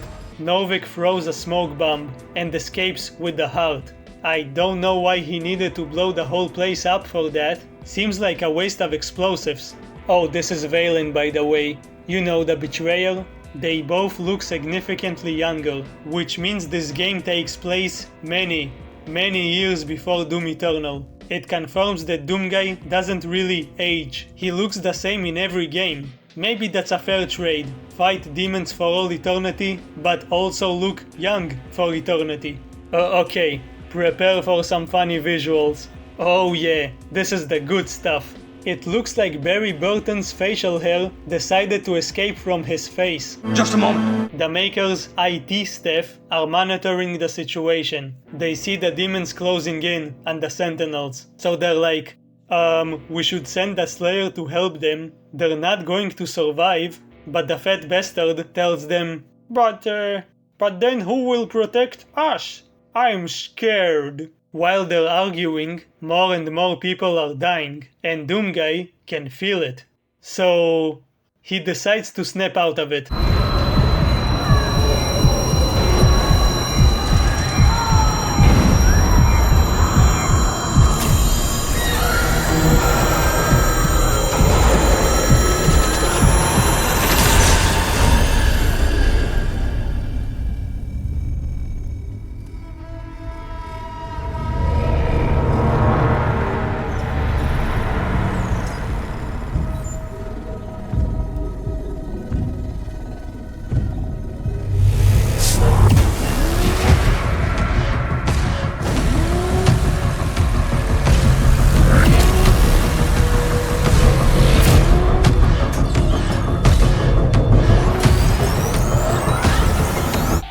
Invaded my mind and my body, but there's one thing the Doom Slayer always keeps his pride!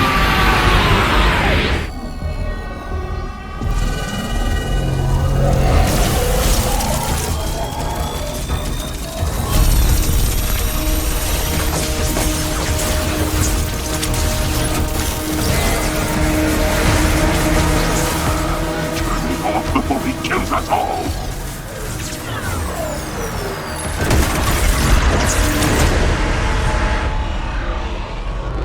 They decide to threaten him with some turrets, but he doesn't give a flying fuck. He starts walking towards them and punches the wall.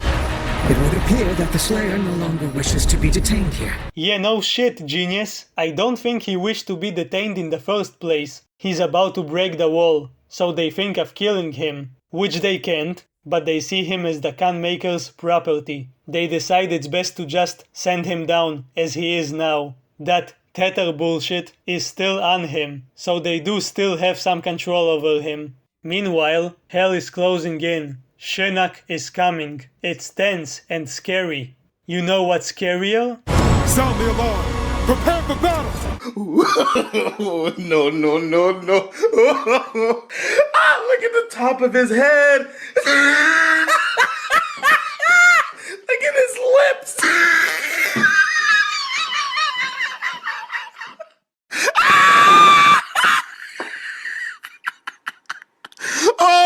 This fucking face. Even if I was a powerful demon, I would have run away if I saw this monstrosity. The Slayer is here. Everyone decides to hide behind a big force field, while he goes and takes care of business. Hey, there's some marauders here, training some noobs. What have we got here? A fucking comedian, private joker. Hell, I like you. You can come over to my house and fuck my sister. You had best unfuck yourself or I will unscrew your head and shut down your neck. You're so ugly you could be a modern art masterpiece. I will gouge out your eyeballs and skull fuck you. Why am I so short compared to them? Are they all like 8 feet tall? How tall are you, Private? Sir, 5'9", sir! 5'9", I didn't know they stacked shit that high.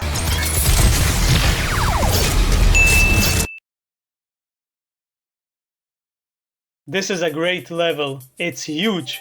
It's like a little open world game. There's tons of enemies and places to explore. This is where Doom the Dark Ages really started giving me God of War vibes. At least the newer God of War games. We get to visit secret caves and collect treasures in big open environments. How is there fire underwater? Not to mention, we have a shield that can parry attacks, we can stick it into different machinery in order to solve puzzles, we can stick it into enemies, we can throw it and make it come back to us, just like the Leviathan X. There's a lot of similarities between these games, only instead of a whiny little kid, we have a super shotgun that cries bullets into the enemies' faces. Before heading outside, we get a new melee weapon, the flail, and then we get to reenact that scene from the first trailer. Bam! Like with the fists, the flail has 3 charges. Though, unlike the fists, it can hit multiple enemies at once. It also deals more damage to shields. After a few upgrades, it will also light enemies on fire, which will make them drop armor. Give me your juicy heart. Yeah!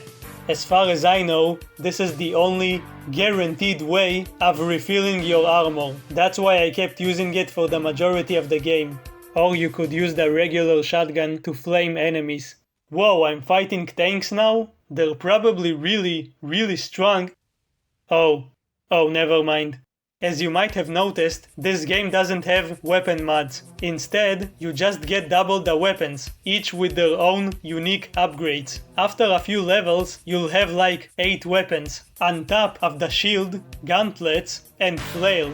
Unlike Doom Eternal, you're not really encouraged to constantly switch between weapons. You constantly get ammo, and you can mostly use one weapon for the whole game. I stuck with the super shotgun for like 95% of the time.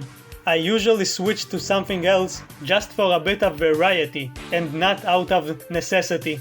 It does make the game less strategic and way easier, but whether that's a good or a bad thing, it's up to you. There's a lot of people who were crying about how Doom Eternal forced them to use different weapons. So hey, this is for them.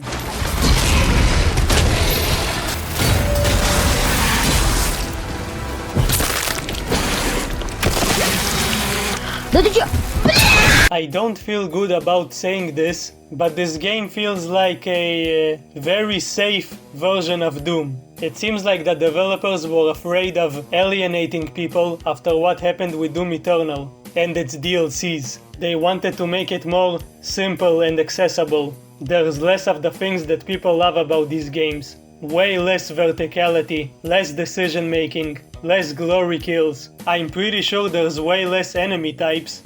It's a very simple game. I get it, they wanted to bring it closer to the classic games, but it doesn't have the same impact as Doom Eternal and Doom 2016 had. Even the new stuff like the shield are really easy to master. It's still really cool and fun, but there's not a lot of challenge. It's not necessarily a bad thing. If you're the kind of person who hates the complexity of Doom Eternal and you just wanna shoot demons with the super shotgun, then you will love this game.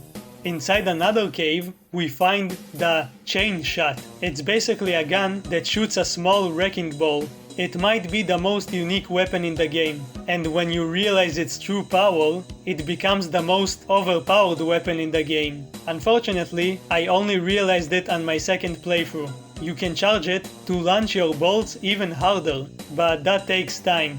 Almost 1 second. But get this, if you parry an incoming attack, it will automatically charge your next shot. Meaning, if you're fighting against an enemy that constantly hits you, like the Cyber Demon, and you parry his attacks, you will basically always have a charged attack, which means you can shred him in less than 15 seconds.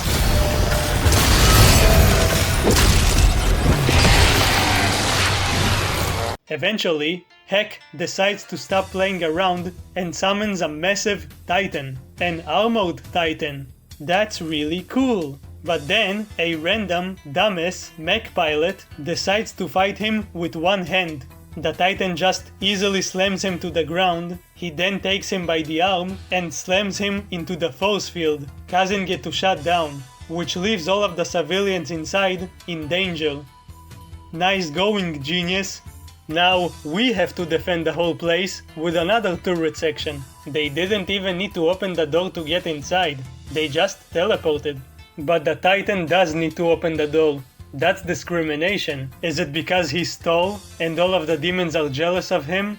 Eventually, we break off his armor and then we break him. I've fallen and I can't get up! The Revenant is waiting for us. He can fly without a jetpack this time, and he wears a robe, like he's trying to cosplay as the Grim Reaper. He also gets demolished by the super shotgun, almost instantly.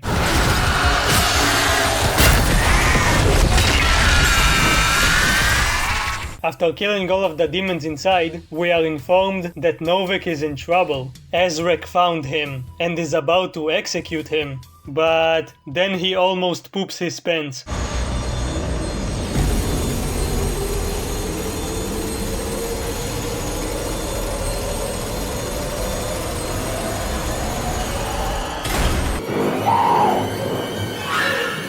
Here's Johnny!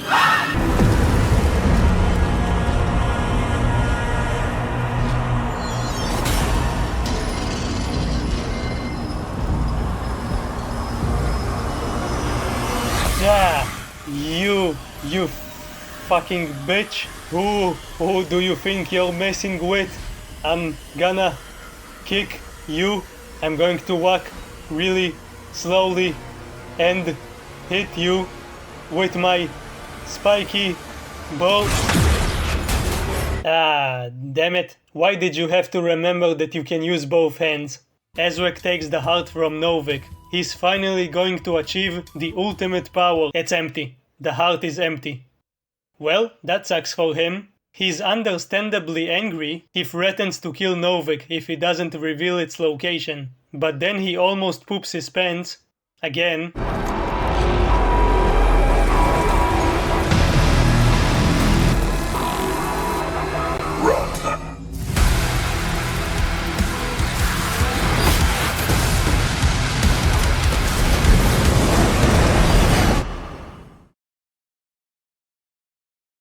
I'm not sure if he said it to Novik or to Ezrek to scare him, but that was the most badass run I've ever heard. Novik survived, the villains escaped. Now Fira wants to help Doomguy herself. She tells him that this tether thing is wired to a detonator, meaning if he removes it completely, he will probably die. Doomguy, my guy, have you thought about just taking the armor off? She then explains that if Ezrek gets the heart, he will become super duper powerful. And then she says that line from the trailer. Anyone who wields it, they'd have the power of a god. Stronger than maybe even you. I think that's the longest conversation anyone has ever had with him. And of course he doesn't say anything throughout the whole thing. He just kind of nods at the end, like, yeah, don't worry, I'll kill that bastard. Meanwhile, that same bastard somehow took control of a maker drone and massacred the other IT workers. He then attempts to seduce the fat bastard by telling him to join his side. He basically wants to use him to defeat Doomguy.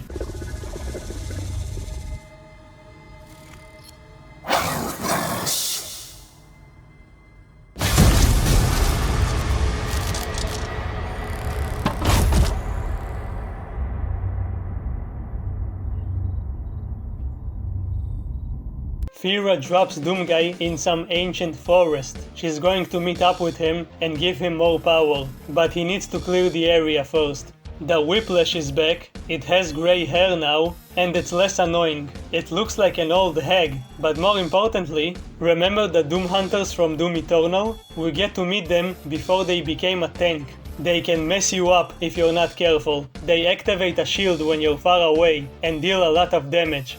But when you get good at parrying their attacks and you stay close to them, they become a joke.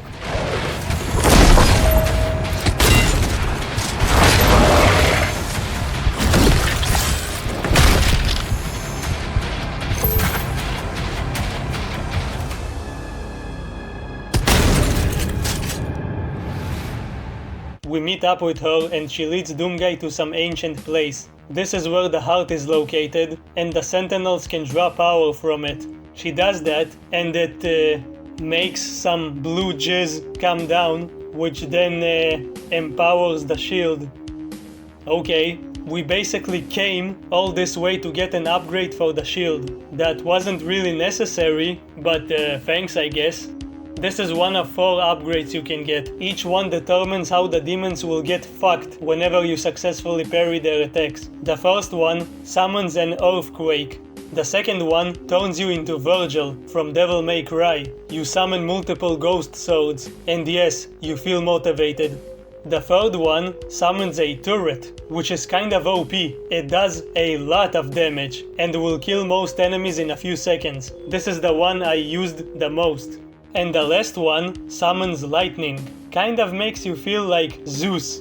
Wait, is that another God of War throwback? Zeus! After this little side quest, Doomguy is finally going to his favorite holiday destination. They can just open portals to hack whenever they want. He needs to find the antagonist.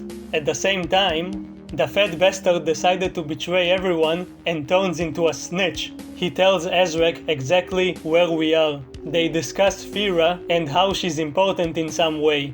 Hey, I thought Doomguy was the main character. Why are you talking about her? But yeah, she is important. Anyway, we're in hell. For the 20th time in this franchise. Oh hello, Titan! Our objective is to find a robot. The Sentinels tried attacking this place in the past, which they failed to do, of course, because everyone's incompetent except for Doomguy. Anyway, they left at least one robot here, so we need to find it and fix it. We need to do it in order to get to this spooky castle. So we find a battery, find the robot, fix it, and get inside. I'm skipping over some stuff, but there's not much to talk about at this point. It's mostly fighting. You get another big freaking gun and eventually have to get out, because the big bad robot can't climb a few rocks. Come on, man. At least you find a robot toy on the robot's head.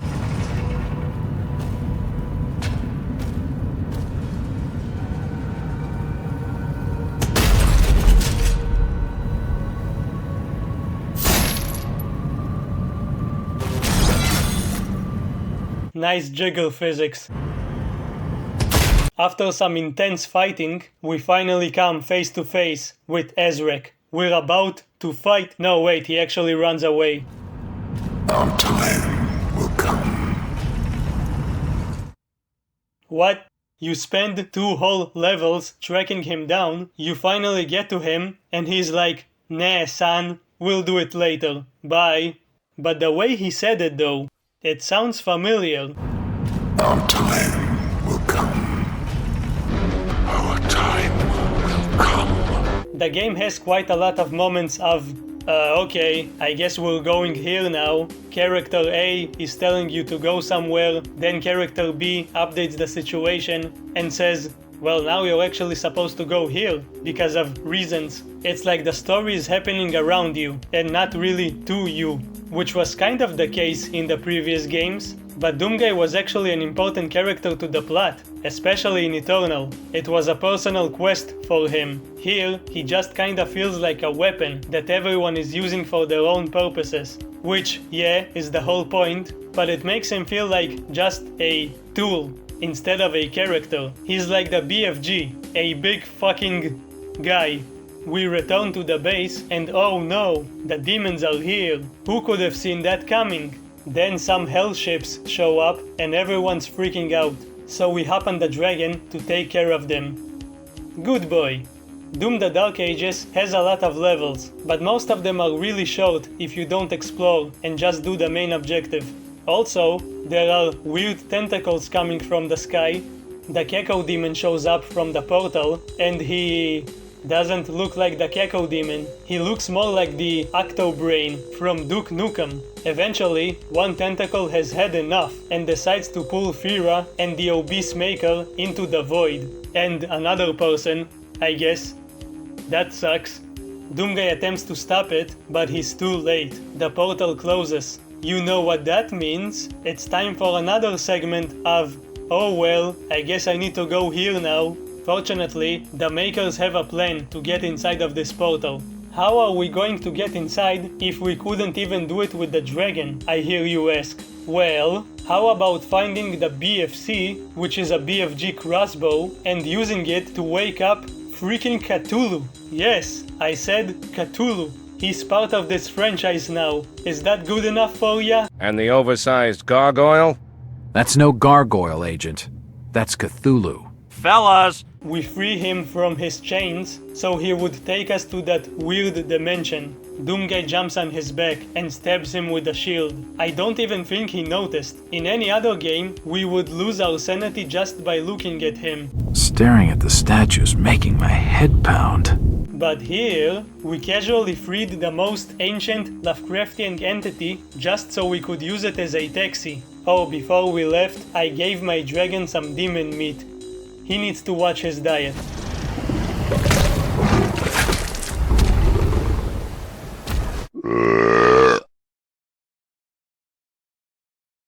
Everything's green. There's tentacle monsters. Yup, this is my backyard. Haha, I'm kidding. I don't have a backyard. There were some Lovecraftian influences before, but now it's not an influence anymore. A Lovecraft dimension with eldritch gods is just part of this franchise now. In any other case, this would have been a survival horror game. But when you play as Doomguy, even Cthulhu is afraid of you. By the way, the Gecko demons look like this because they were corrupted by this Lovecraftian dimension. Now they live here. Good for them. Are you sad that some of your favorite demons aren't in this game? There are some new and unique enemies here, but a lot of the older ones are gone. Like the Baron of Heck. We all like the Baron. He's not here, but say hello to his Lovecraftian brother, the Cosmic Baron. He's by far the toughest enemy in the game. He's fast and hits hard. He has a ton of HP. However, you can humiliate him by parrying his attacks and abusing the chain shot.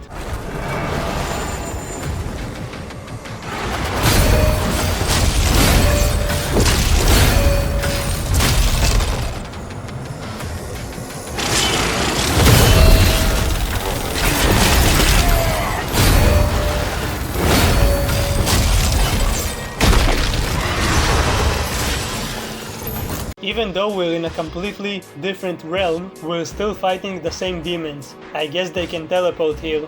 We also fight this wizard guy. He can make a clone of himself, and I guess he's the archvile of this game.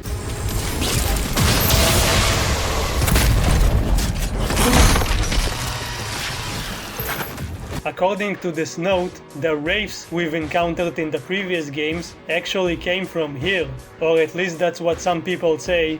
Also, they're not kidding about the impossible geometry. Look, there's water on the walls. You jump inside and now you're swimming. Now you're not.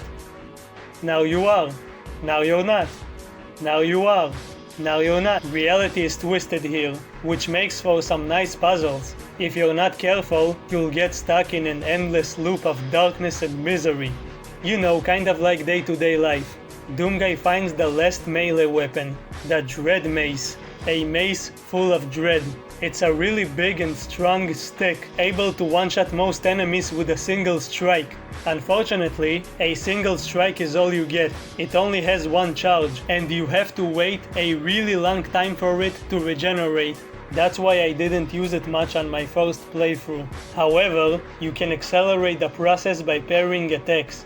On my second playthrough, I kept using it until the end of the game. You eventually get an upgrade that gives you an additional charge if you parry an attack. Then you can dismantle a cyber demon in 5 seconds.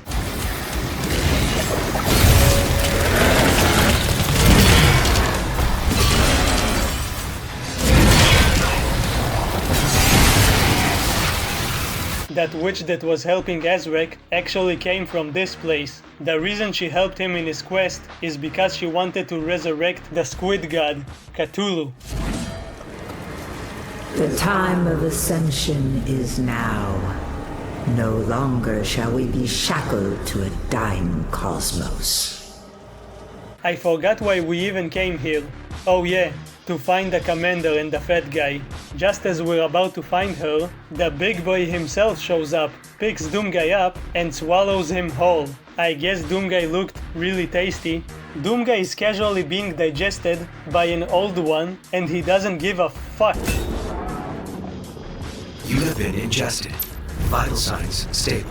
When you're trapped inside a giant beast, the best thing you can do is find a nearby organ and blow it up. That's a little life hack for you, in case a Lovecraftian monster eats you. You can thank me later. Doomguy uses his big, fantastic crossbow to destroy whatever this is. It was probably his heart, because, well, Cthulhu dies. Yup, it was nice knowing you. I never know what to say in these situations, but the witch is kind of upset.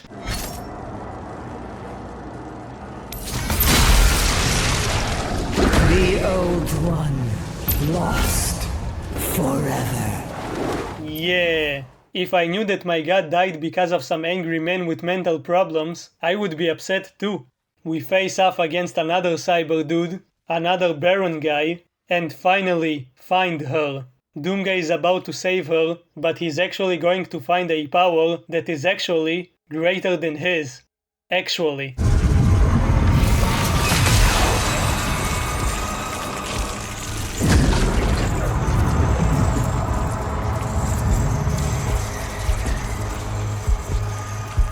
Her energy is too powerful.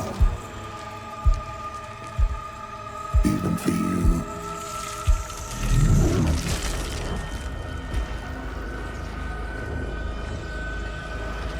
The Sentinels know so little about themselves. She has the spirit of an ancient Sentinel god within her. A wraith who are descendants of this realm. Here, her energy becomes fully realized.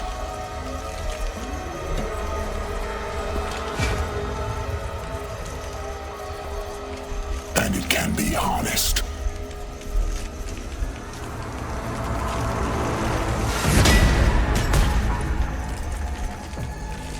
We should kill him.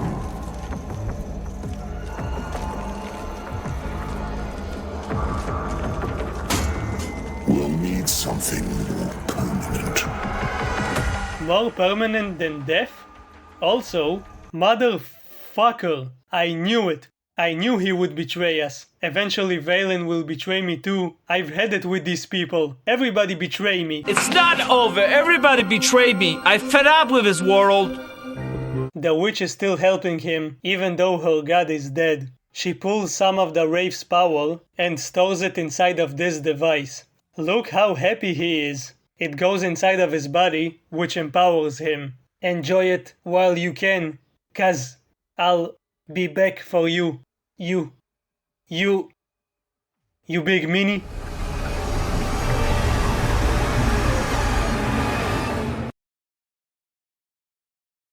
King Novik and the Sentinels aren't too happy about his daughter being trapped, so they talk with the Large Maker, but there's not much they can do. Bishop Creed. Where is Thera? The Slither came, and there was a struggle.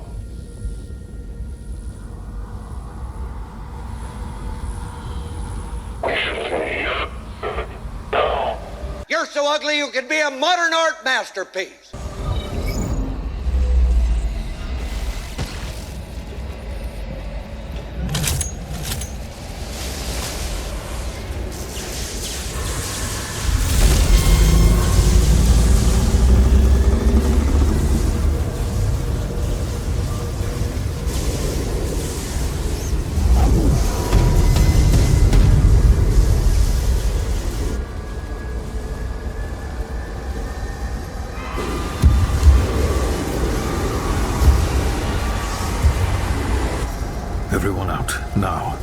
This asshole broke my helmet. He also became hornier. Look at those horns.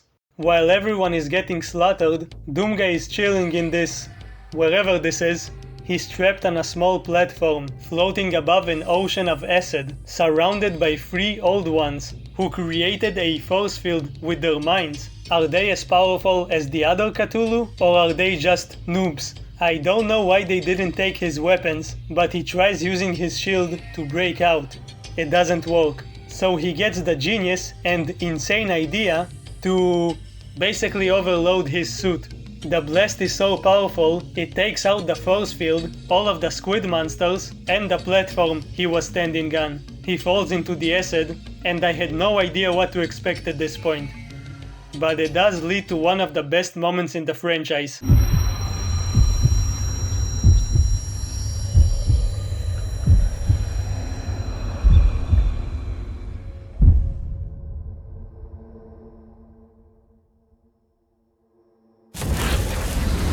They are rage, brutal, without mercy. But you will be worse. Rip and tear until it is done.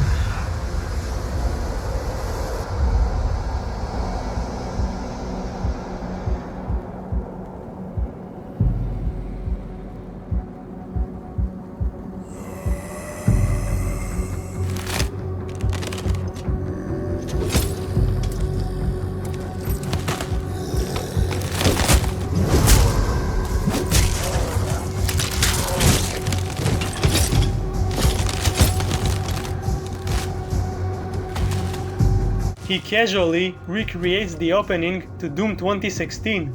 That was awesome, right? Nostalgic even. You know what's not awesome? Having a zombified, melted face.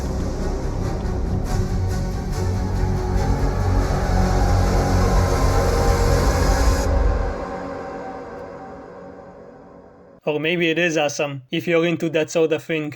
Did he die and became a zombie? Or is he alive, and his face just melted from all of that lovely acid? Well, actually, he did die.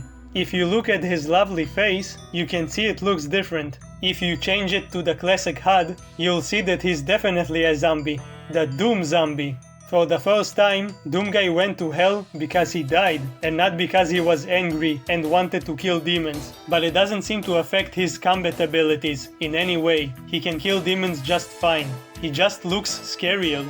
I don't know if he died from his suit exploding or from the toxic green stuff. I guess his weapons died with him too. To be honest, I was kind of upset at first when that greasy meatball told him to kill Doomguy and he was like, nah, let's do something else. I thought, oh, here we go. Another villain who doesn't kill the protagonist when they have the chance. Welcome to the dumb villain club, you dumb dummy. But no, he actually gave him a fate worse than death. I think. What I think happened is that he trapped him in a place where the only escape is death. And if you die here, your soul goes to the deepest parts of hell.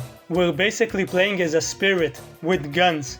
I gotta point something out. Seeing him in this cutscene without a helmet really reminds me of Guts from Berserk. They look almost identical. They're both big angry dudes with black hair, a similar haircut, and a muscular chin. They both been fighting demons for years, and nothing seems to be able to stop them. Speaking of Berserk, did you like that segue? Berserk is back, and it's the only power-up in the game. It works differently here. It's like a combination of Berserk and quad damage. You get a damage boost to all of your weapons and melee attacks. And you can use your melee weapons as much as you want, meaning you can take out the mace and just one-shot everything. Just keep swinging that baby until everyone's dead.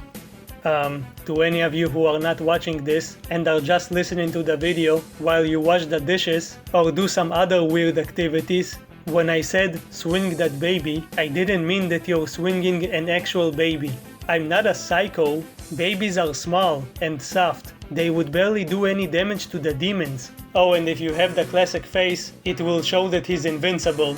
This place is literally located in the very deepest butthole of hell. All of the souls are herded like cattle. awaiting their eternal damnation. There's literally a line. It's like waiting in the grocery store, and just like in a grocery store, they expect you to pay at the end.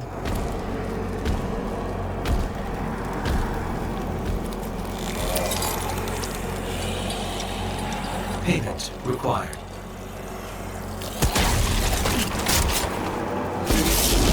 Sorry dude, that's all I had. I hope that was enough.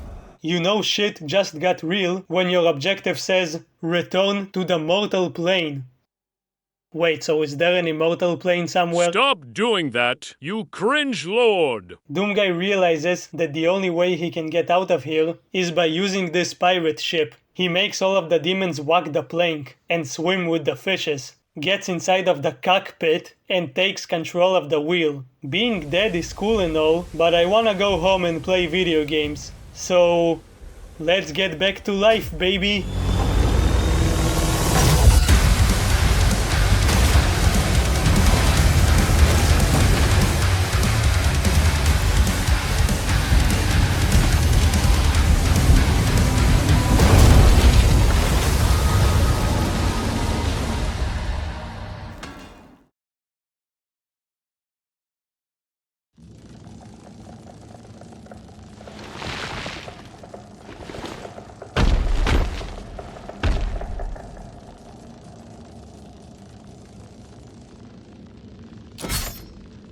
Doomguy awakens in some kind of limbo. He did escape from hell, but he's not really alive yet. No, for that he needs a demonic ritual. Wait, what?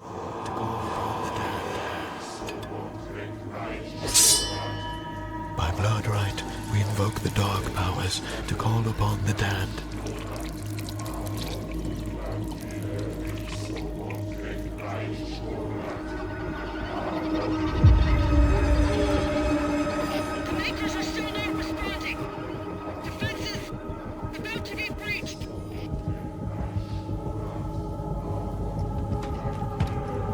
I'm going back. The coffin gets filled with blood, and Doomguy rises from inside of it. Getting out of a sarcophagus will become a trend for him. This moment mirrors the part from the end of Take 2. Red hooded figures are watching Doomguy, only there they wanted to put him inside of the coffin. Valen goes to greet him, but when he steps on the pentagram, it lights up, a foreshadowing of his pact with Hell and eventual downfall. Hey, you fixed my helmet. Thanks, but I don't like all of this. He's looking around like he's thinking about killing them. He doesn't really like it when people perform satanic rituals. I wonder why. By the way, that was Valen's son. We learned that his name is Merrick, and he's not important in this game. The outer defenses were slaughtered. Novic's forces are surrounded. The Creed just surrendered. He's not responding. The Creed. I'm gonna go pay a visit to that white meatball. Remember how Novik was kind of trying to stop Doomguy in Eternal, which takes place after this game? I'm starting to think that wasn't King Novik, and instead was some kind of hologram designed by the demons to manipulate Doomguy. He survived in a fucked up Lovecraftian dimension, survived in the deepest parts of hell, got resurrected, not to mention how many demons he killed all by himself. At this point, Novik knows all of that. Also look at how many times he hypes him up, kindly encouraging him to rip and tear.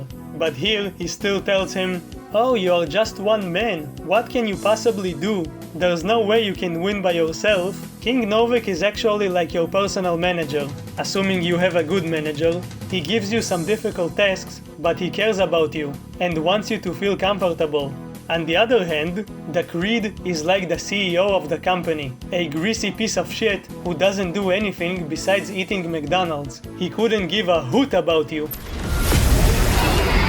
The Creed ship is powering up. The Makers won't allow this. The Slayer will decide his fate. You're damn right. With the help of our pet dragon, we fly all the way to the Maker's ship, destroy their puny defenses, and land safely. Thanks dude, give me like 5 minutes. I've got an asshole to kill. Remember this symbol? Remember the Maker drones? This is the only time they appear in the game, outside of cutscenes. They're even more of a joke than last time. They're mostly here to die in one hit.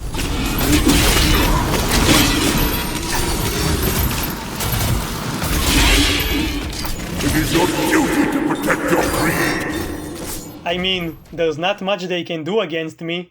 Oh yeah, look at these graphics. Prince Ezric, please, help me. I could still be of service. You will be of service. Of service to my bullets when they hit your fat, disgusting, lying ass. I'm gonna beat you up like I did with the Khan Maker. Well, I didn't do it yet, because this game takes place before Doom Eternal. Whatever, time to die. I want my baby back, baby back, baby back, baby back, baby back ribs.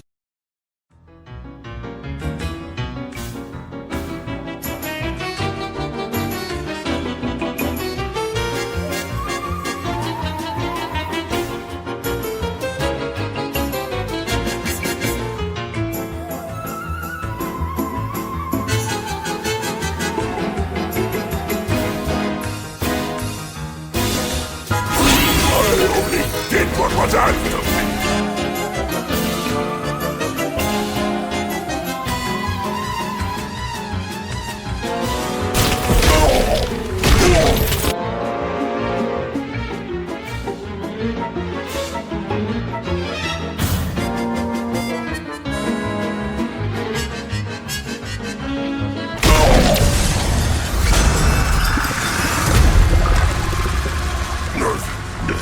I'm worth more to you alive than dead. I can bring you Prince Ezric.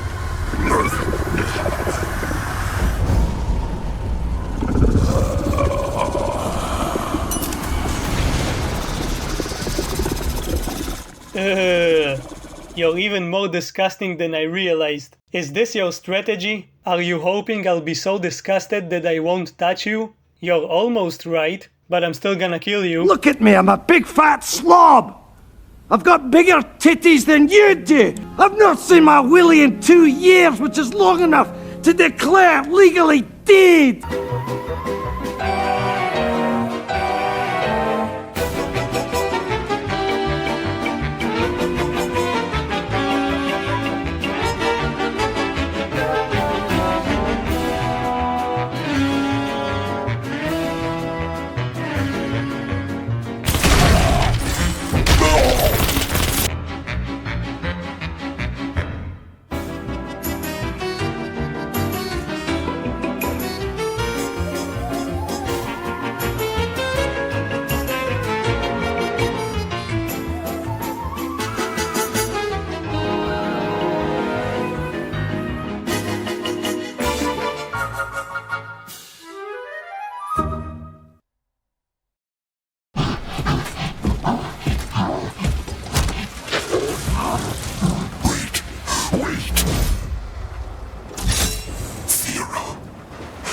Ezric is keeping her alive on his ship. If she dies, his power would die with her.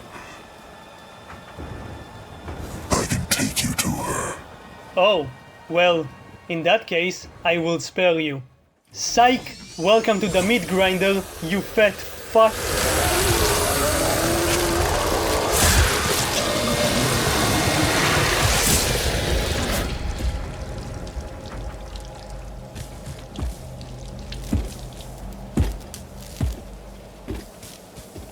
Are those the Dragon Balls? Fira is trapped inside of an Iron Maiden, which is probably not very comfortable. As long as she's inside of it, Ezric gets to keep his newfound power. Or at least I think that's how it works. Not only is he stronger, but I guess he can also control more demons. He can summon titans whenever he wants. He sends them to hunt and eventually destroy the Sentinels. Things aren't really looking good for them, so of course they need to wait for Doomguy, like always, but Doomguy needs to wait for his robot to be finished. This always happens with tech support. They always take too long. It won't be ready in time, sir. Refueling complete. Royal Atlan online. Fine, I'll go out like this. It's not ready, so we only have one hand. It's gonna be difficult to fight, but I have to defend these people.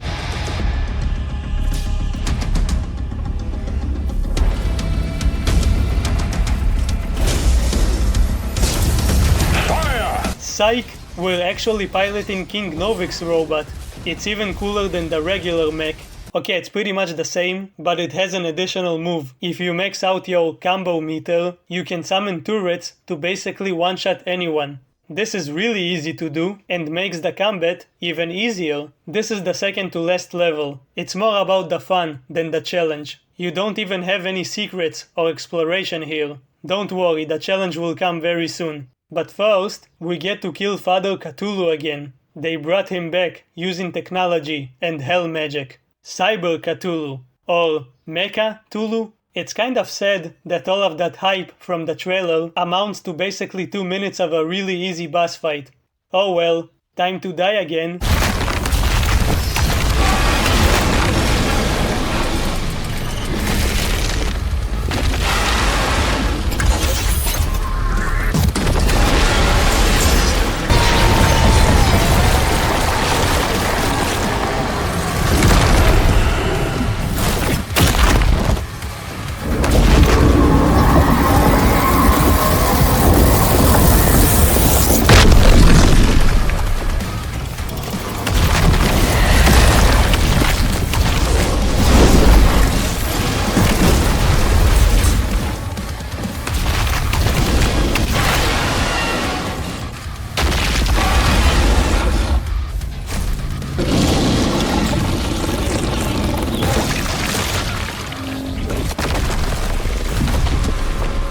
I don't think he'll be bothering me again. Maybe he should have checked the menu first.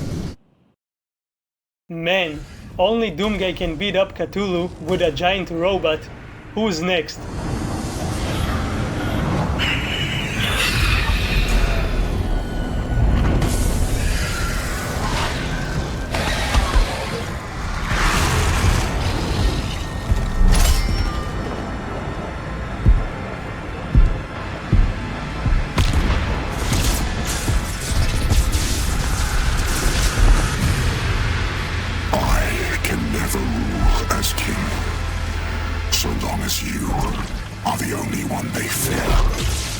Doomguy literally tore the head of an old one, and we know he can kill the devil god who created everything, including the Lovecraftian Squidward.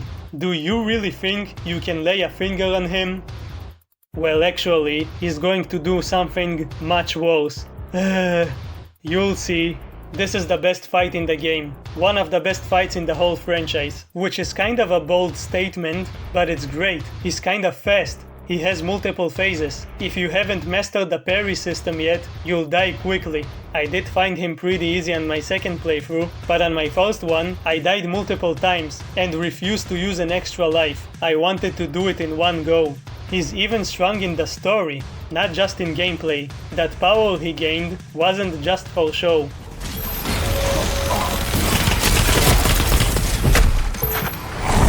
This is true power. After enough damage, he transforms and becomes even stronger. Canonically, this is probably Doomguy's hardest fight. Maybe it's the only difficult fight he had. He didn't even break a sweat against Mr. Satan. Ezrek's power comes from the Wraith, and he did say that it's more powerful than even Doomguy, so it makes sense that Doomguy would struggle. In fact, he struggles so much that eventually, this happens.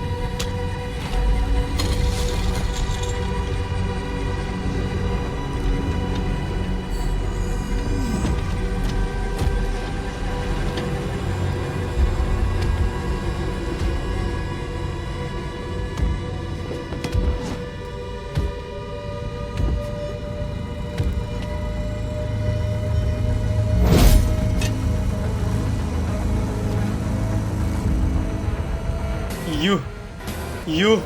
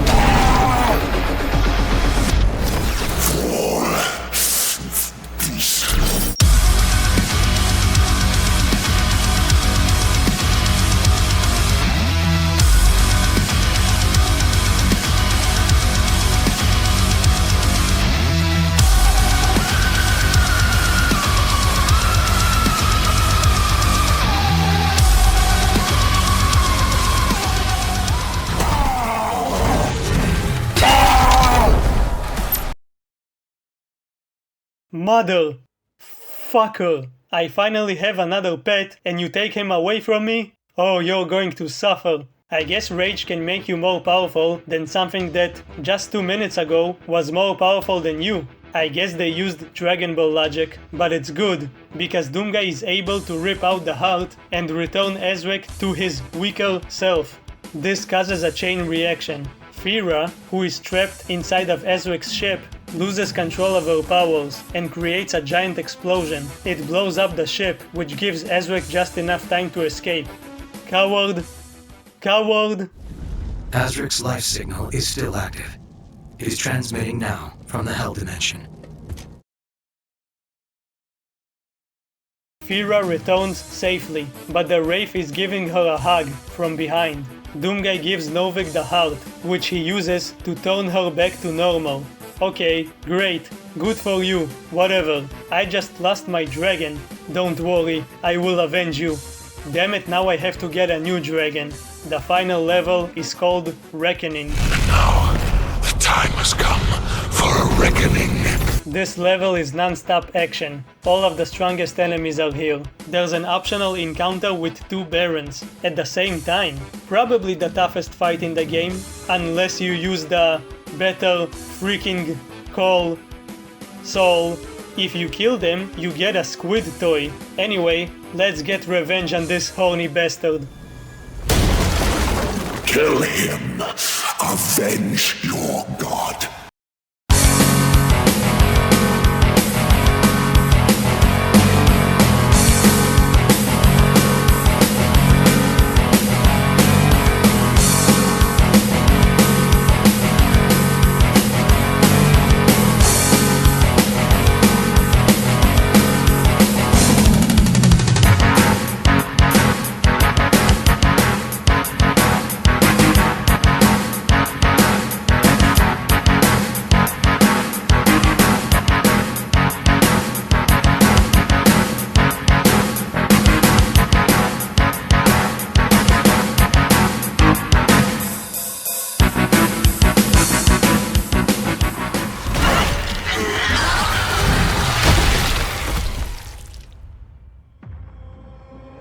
I command the Horde. Kill me, and this war will never end.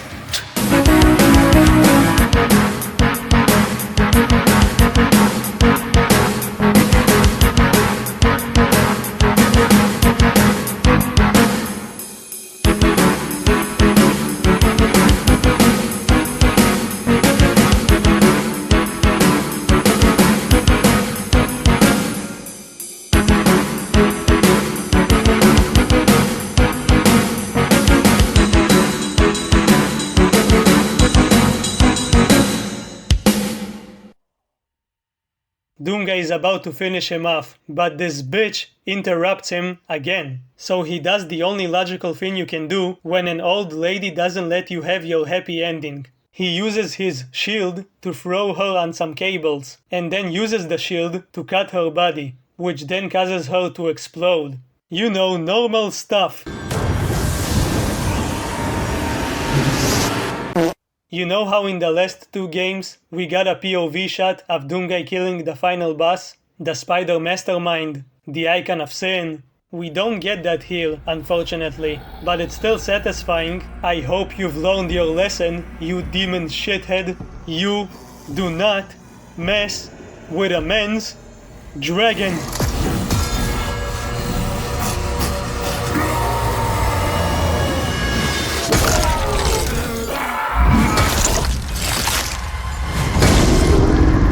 Fatality. While Doomguy was getting his happy ending, all of the Sentinels were being surrounded by demons. Even though Valen has the hammer from Tag 2 and Fira has her Wraith powers, how did you let this happen? Stop being so useless and incompetent. Doomguy shows up to save them like he always does, but this time he doesn't fight anyone. I think he's tired. He just throws Azrek's head and is like, yeah, I killed your king. Checkmate. According to the rules of chess, you have to fall back. They're like, yeah, I guess he's right. Let's go. Wait guys, wait for me. They go back to the base. The makers insist that the obese meatball was walking alone and they have nothing to do with his actions. Then Fira says some motivational stuff about how they should only trust themselves and not the makers. Yeah, that's not gonna happen. We then cut back to Heck. Doomguy basically took control of that maker ship where he was imprisoned. He now uses it to launch himself on the surface and attack the demons, just like he will eventually do with the Fortress of Doom. Old habits die hard, and killing demons never gets old. He was doing it before he became a demigod, and he was doing it after becoming a demigod. He was even doing it when it wasn't even him. At least until they locked him up in a fucking coffin for the 20th time, but at least, for now, he gets to enjoy himself. Slayer, prep for launch.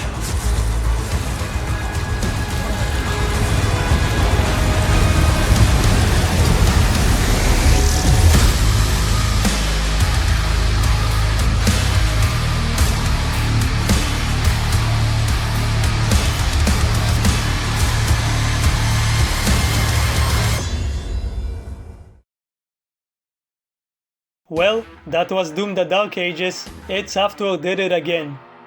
Kind of. For now, there's no bonus content, like Classic or Master levels. Maybe they'll add something in the DLC. Speaking of which, I'm calling it now. The name of the DLC will be The Betrayer's Saga, or The Betrayer of Sin, or something like that. It's going to revolve around Valen, his son, and how he betrayed everyone. Regardless of all of my complaints about this game, it's really impressive how they managed to mix up the formula every time. Every game is significantly different, especially this one, yet every single one of them is so good. I'm probably not going to replay this game as much as I did with Doom Eternal, but I still love it. I love the designs of the enemies, especially the classic ones. They are timeless. You could say they are eternal. I like that there's an actual antagonist. Someone you can point your finger at and say, hey, you smelly joke. We had that in Doom Eternal, and I guess Doom 2016, and even Doom 3. But those were always stupid humans and creatures who messed around with hell, like naughty children, playing with something they shouldn't have. Which is nice. This time though, the antagonist is an actual demon, with the personal goal of eliminating the Slayer. Everything else is kinda forgettable though. We got some new lore. Having the Wraiths and Cthulhu be from the same dimension is cool, but that's about it. The characters aren't really interesting. Like always, the best part of the story is how Doomguy cuts the limbs off his enemies and hangs them on his wall. He probably does that. Doom Eternal fanboys, like myself, are probably going to complain that it's not as hardcore as Eternal, and there's not much decision making. You can just choose one weapon and stick with it until the end of the game. Yeah, it's kind of weird that there's a bigger emphasis on being slow and defensive in a Doom game, but as long as it's fun, I don't really care. And it is fun. It seems like the main purpose of these games, other than to give you a really fun video game, is to make up a story for the purpose of giving you the opportunity to do some cool shit. This franchise was never about having a hardcore difficulty, it was about having fun.